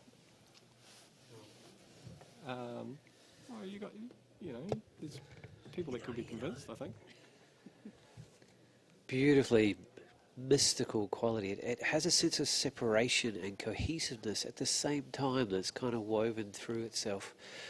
The separation of frames, slows you down and gives a certain individuality. There's a sophistication to the colour palette that flows through like a sine wave with those warm and cool tones just sort of flowing left to right and like sine waves. And a little anchor point with the moon, wonderful sensuality to the shapes, a full use of tonal control all the way through from one end to the other, and yet we're still held and anchored left to right between these darker frames. It's quite a sophisticated image, I feel. I'm on 88. Can I just hear from maybe Tony first? Look, I'm silver, 81, and I'm certainly listening. I'm finding the anchors left and right are definitely working to cement this in place. There's a sort of X-ray quality to some of these sort of branches and stuff, which is quite a nice sort of allegory. I'm certainly listening, so yeah, keep going. Matt? I'm on Silver Distinction. I saw this as a bushfire image, not while the bushfire is raging, but afterwards when you've got the embers and smoke that's still coming from the ground. I didn't see that as a moon as well, although it does give you that kind of nighttime vibe. I actually see it as the sun unable to pierce through the thick smog and smoke that's in the scene. I think the way that the darker burnt trees are used to keep your eye within the frame has been done well.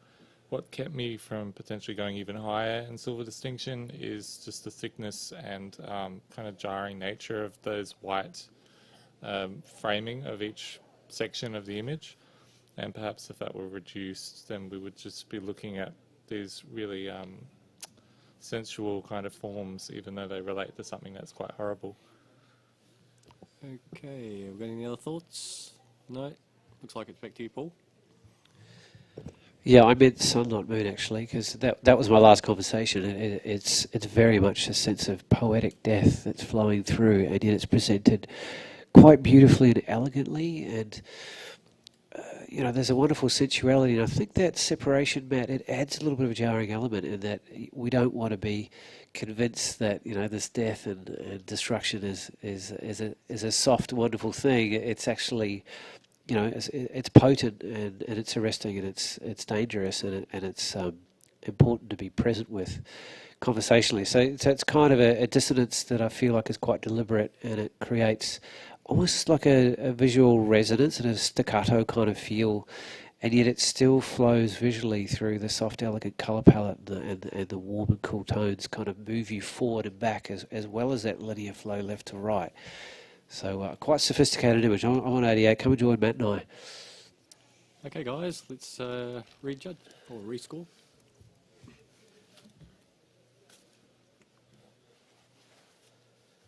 Okay, you've managed to pull them up. 86, Silver Distinction.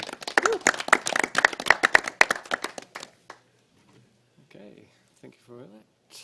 And next image.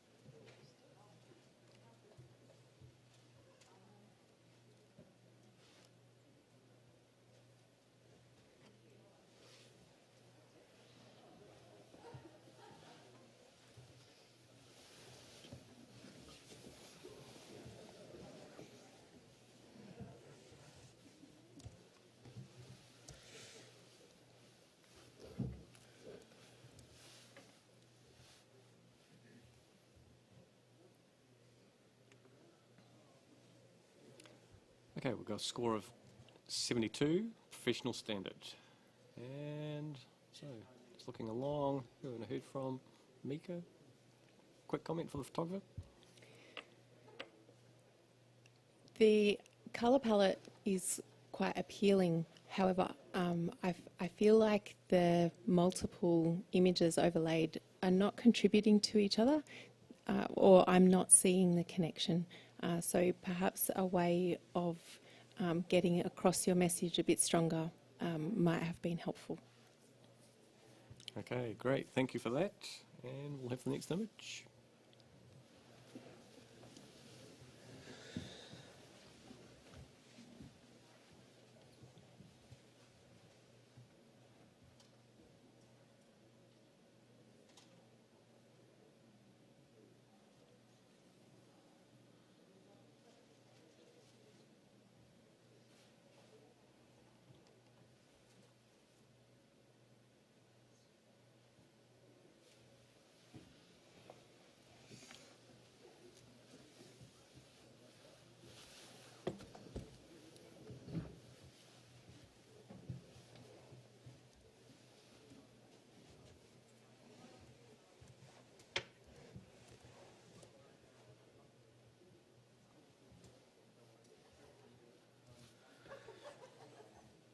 Okay, we've got a score of 73, professional standard.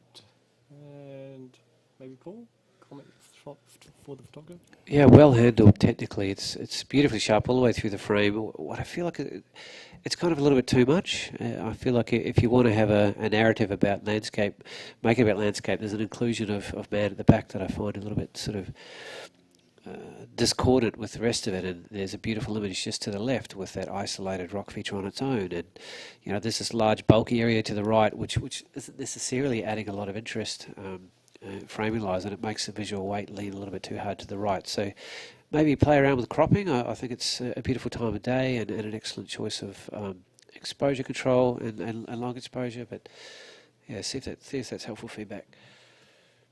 Thank you, Paul, for those comments. All right, another judge change.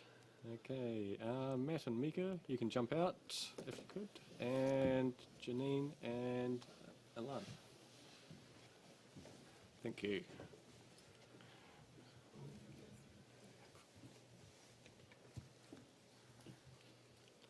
Radio. And next image.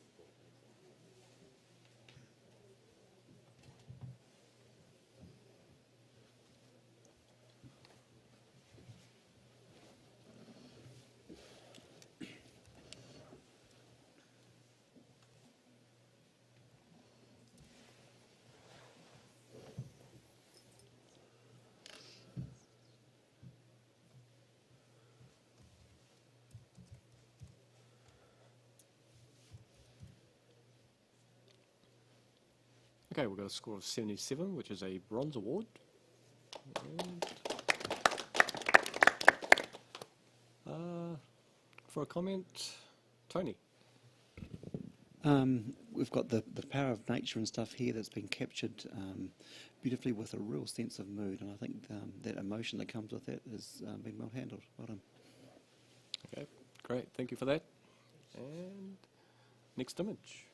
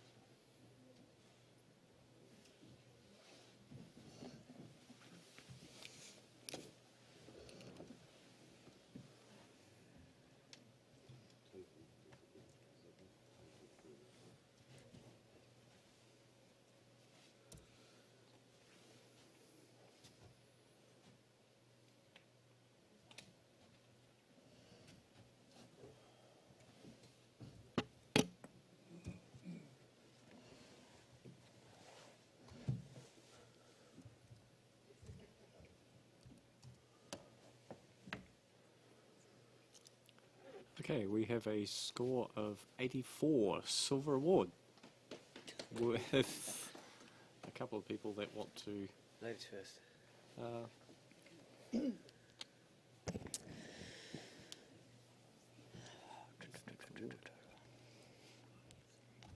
sorry, you go. Yeah, I'm good. I scored this an 86 silver distinction, and I might even come up a little bit higher. I just love the visual impact this has. I love these leading lines coming in, and I also feel like that the pathway on the right is almost like I got there first, I exploded first behind the one on the left, like it's kind of just exploding on top of it, and I feel like that could be like a volcano exploding, but then equally I step back and I look at it more in a delicate way, and I see like a bird with a huge big like crop, what do you call those things? Those things on the crest, thank you, with the little eye there. The tones are beautiful, it's handled beautifully, it's sharp, where there's so much texture, but yet the outside sort of has this kind of curvature that brings you back in, which is just gorgeous. I just think extremely well handled, and I think it deserves a good silver distinction for this. There you go. Not that the spread was that huge, but Tony, you were down near the other end. Look, I was silver. I saw it for perhaps a different reason and gave it recognition for that. I sort of read it more, the fact you've got this very clever aerial, but if you look at it another way, it actually looks like palm trees, like a bit of an oasis up vertically, So I thought that was quite clever, and that's why I rewarded it in the silver. Paul? Yeah, Tony, I was immediately drawn to the planar qualities that you can engage with in multiple sort of dimensions. So I saw a forest instantly, and what I feel like is somehow they managed to get a sense of overlay and layering and depth with those central structures that's really quite unusual. Texturally, it's utterly divine. It's very well held. There's a lovely visual flow. You can move in and out of frame along those white lines either way. Lovely balanced composition, and yeah, tonally it's exquisite. So it's a very well handled image and quite successful at multiple levels of interpretation. So that moves it up to a superior silver distinction for me. Hold on. I scored it 84, and I'll go up to a silver distinction. It's exquisite. Okay. Any other comments? No? Looks like it's back to you, Rebecca. I think everyone's all listening here, which is so exciting. So yeah, just looking at my silver distinction, excellent level of imagination, creativity, visual communication, interpretation, subject, and also the technique, craft, production, print quality, etc. I mean, it's all there. It's there in spades, and there's so much you can get from this image, and it's something that keeps giving. So let's go. Okay, let's rejudge.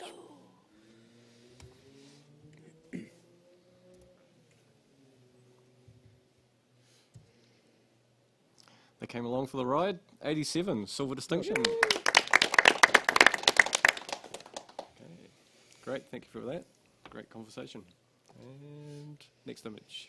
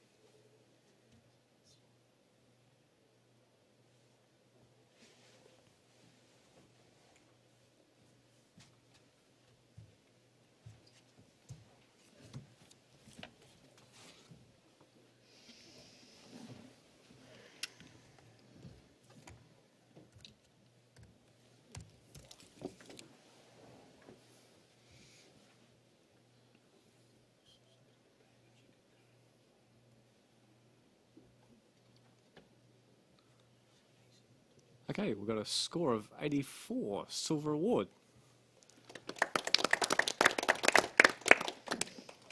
All right, pretty tight scoring there. Paul?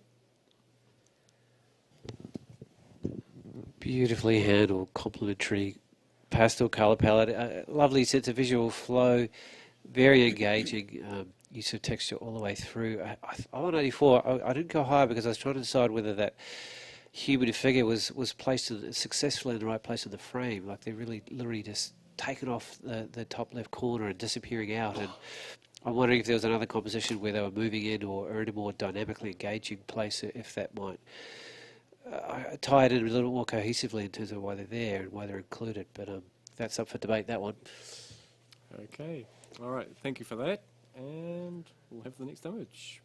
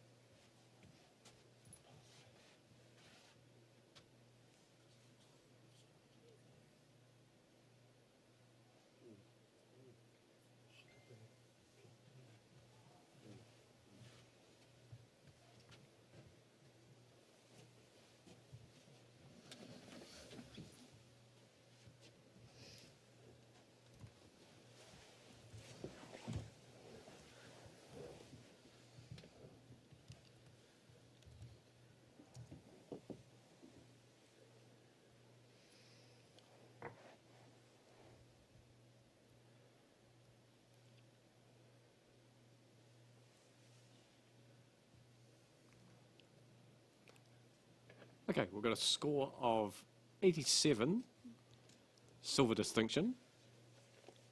Not bad in itself, but Tony would like to take it further. Look, I gave this one 91 gold, and I was thinking, why would I not? I was trying to pick up something that, what would drop it out? And for me, the strength of this is that this location that the photographer has found, it's a cityscape, but if you look at it, it's a mountainscape. So you've got this flow of what looks like contours of hills.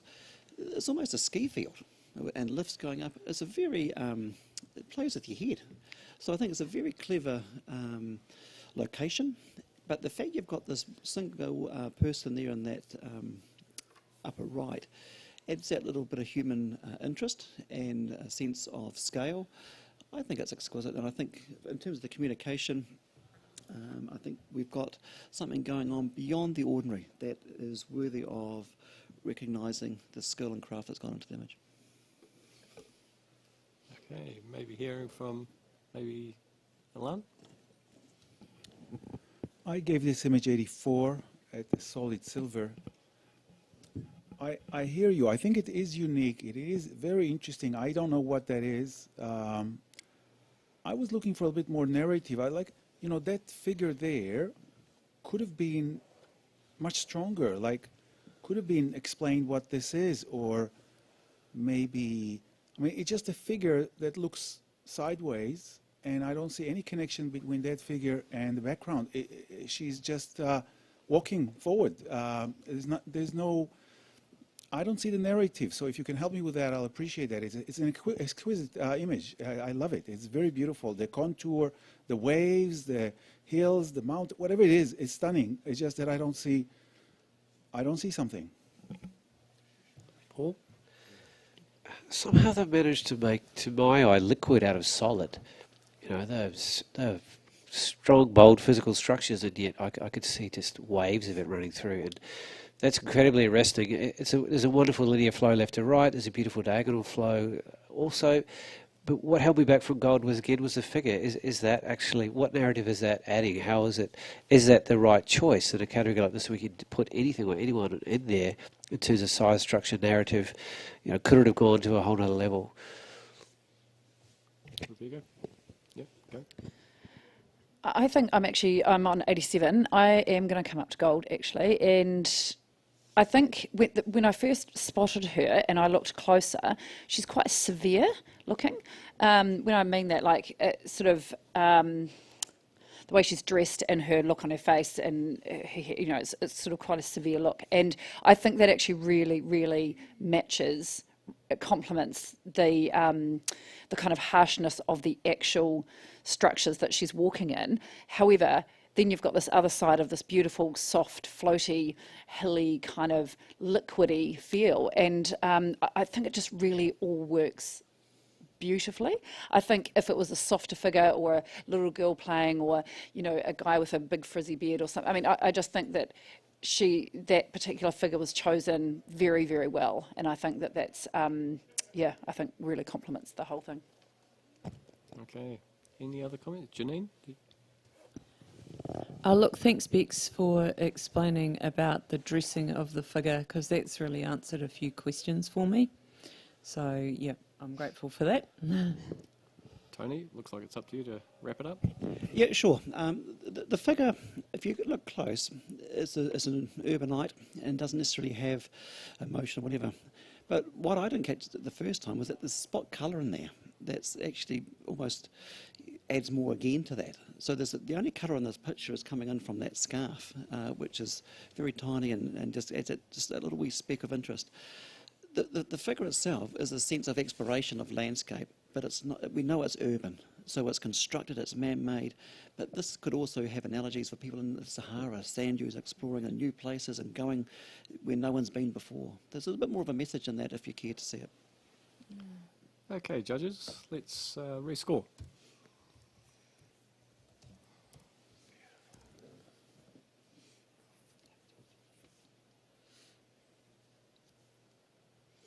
Tony, you need to put your... Oh, sorry, I thought I did, actually. Yeah. Oh, hang on. One moment, cool. Alrighty. They came along for the ride. 90. Oh, well done. Gold award. Okay. I'm sure the photographer will be very happy with that result. Thank you for those comments, guys. Thank you. Okay. And next image, please.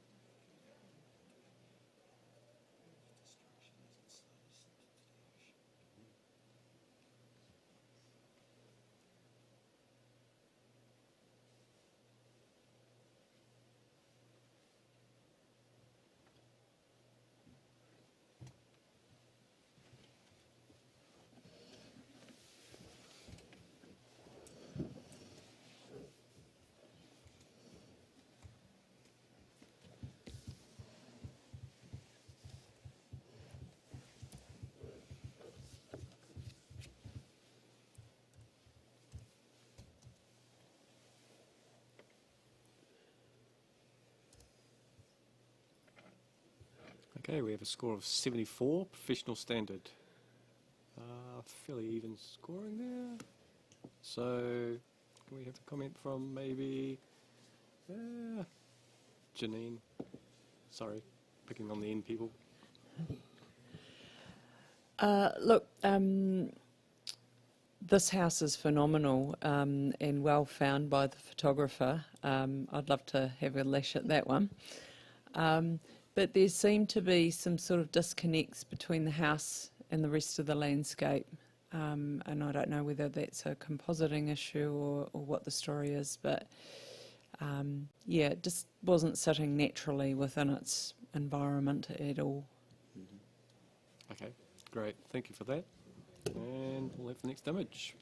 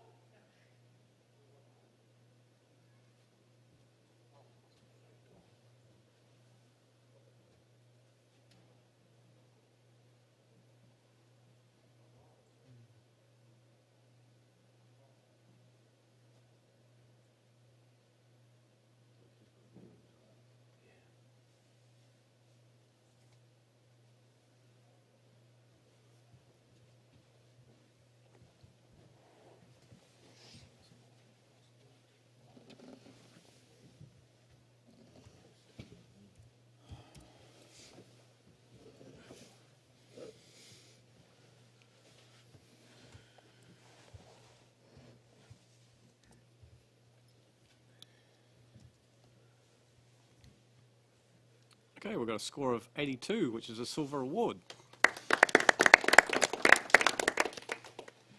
And maybe, Alan, quick comment for the photographer.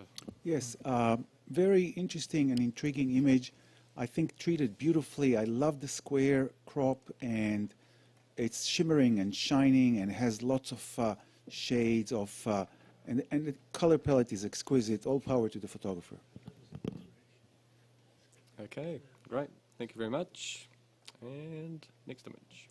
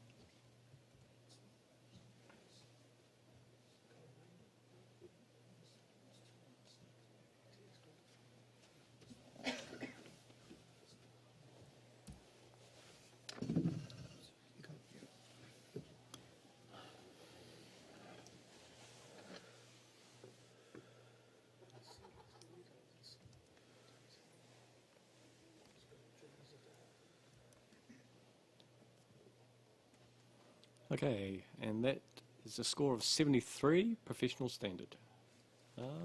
And just to finalise, a comment of, Rebecca? What a beautiful place to be able to photograph, and the colour is stunning. Unfortunately, when I got a bit closer, there's just sort of not much detail. It's quite soft in those big rocks. I think go back, have another go at it. You know, there's something really lovely about the journey of going back to the same place if you're able to, and just try for that little bit more detail and a little bit more drama there in the rocks and your darks and your lights in there. But yeah, great place to be. Well done.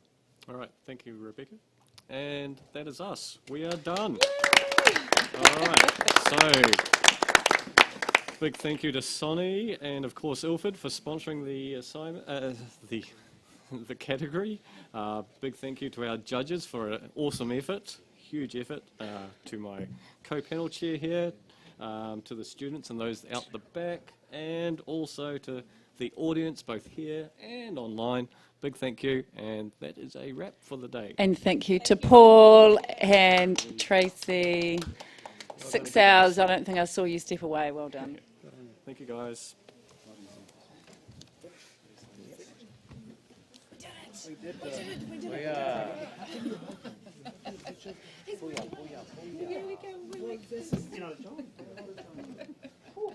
Well done. Great.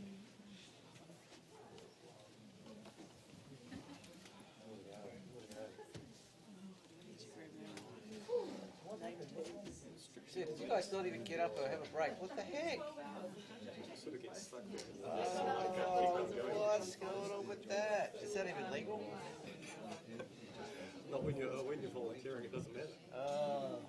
We'll just grab our I was checking. Oh, that's right. The kids didn't run away without them. Yeah, they did this morning. Yards.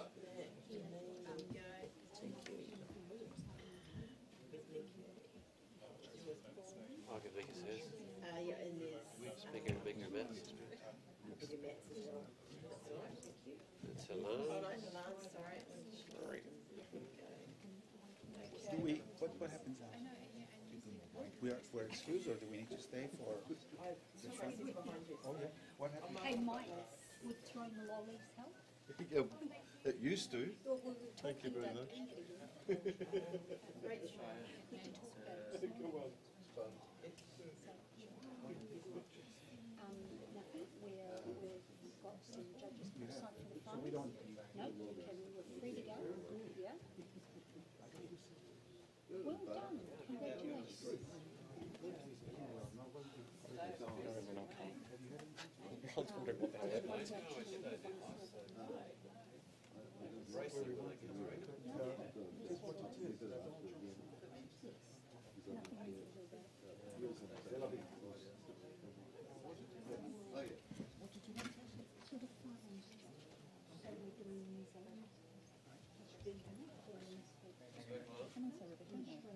Oh, thank you.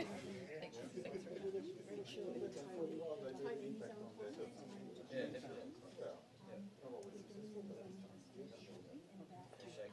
Oh, thank you. Yeah, I forgot. You're on the job. Even after 12 hours, you still you got together. Well, I appreciate it.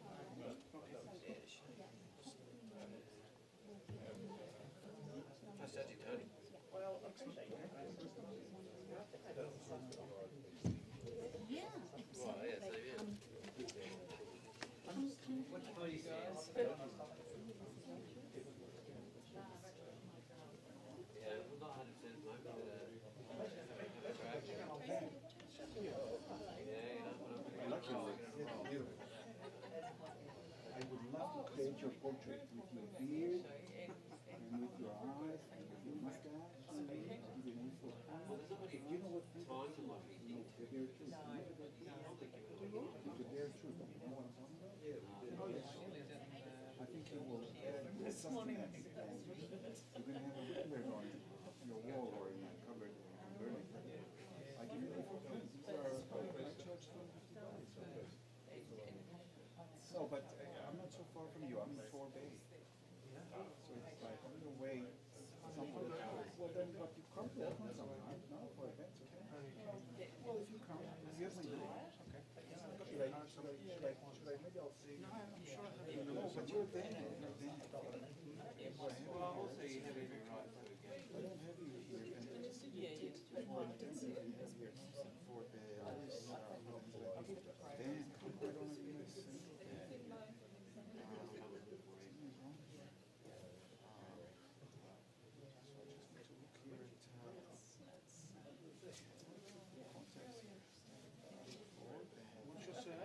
Wittenberg,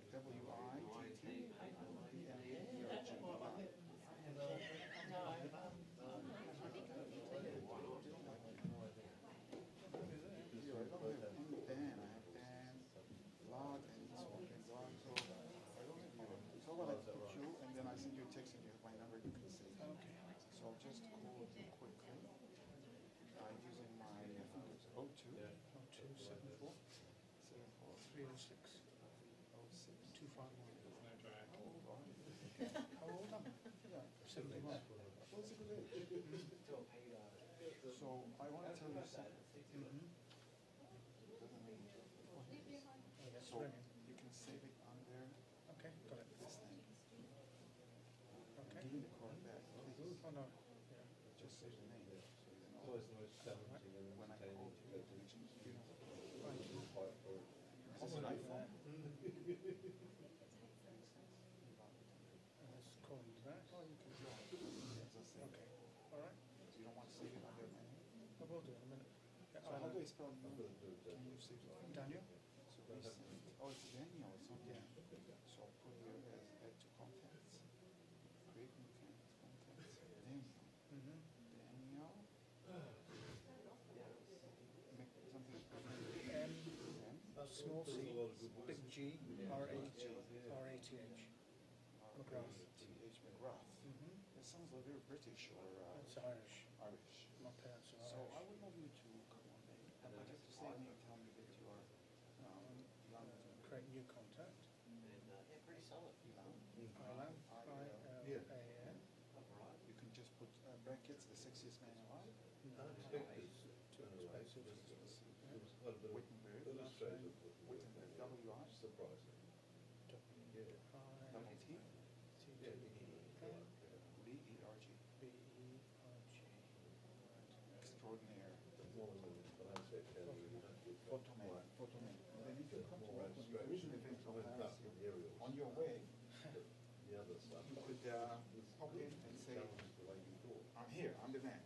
Okay. You can come with shorts. I always have shorts. And you can keep the shorts.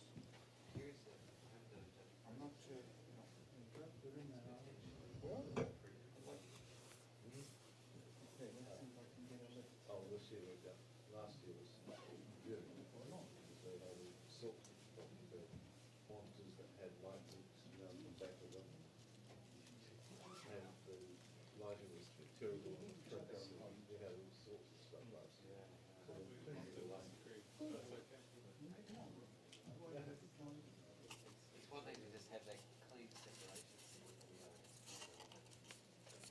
Well done, you did a good job there today. You must be exhausted.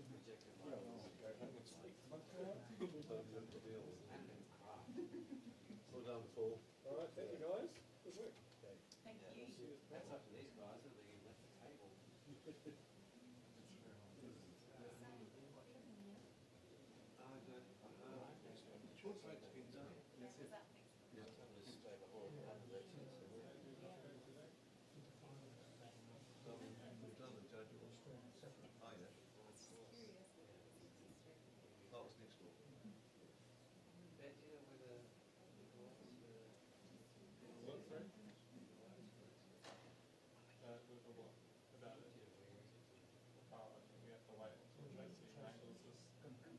Yeah, I didn't hear a say word. Back there behind those curtains.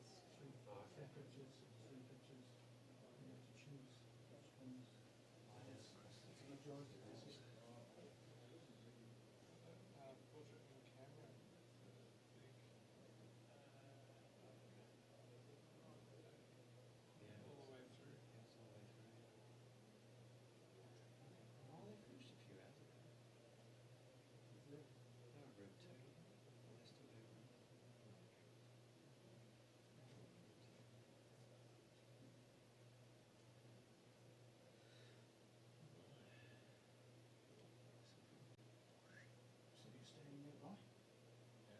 All the way through. If we benefit from the bar, we'll be all good. Yeah, that too. It's a good spot. We're walking distance, but it's Nice to easy. Yeah, we couldn't get into it. No, I couldn't just stay in the trail. Across the river.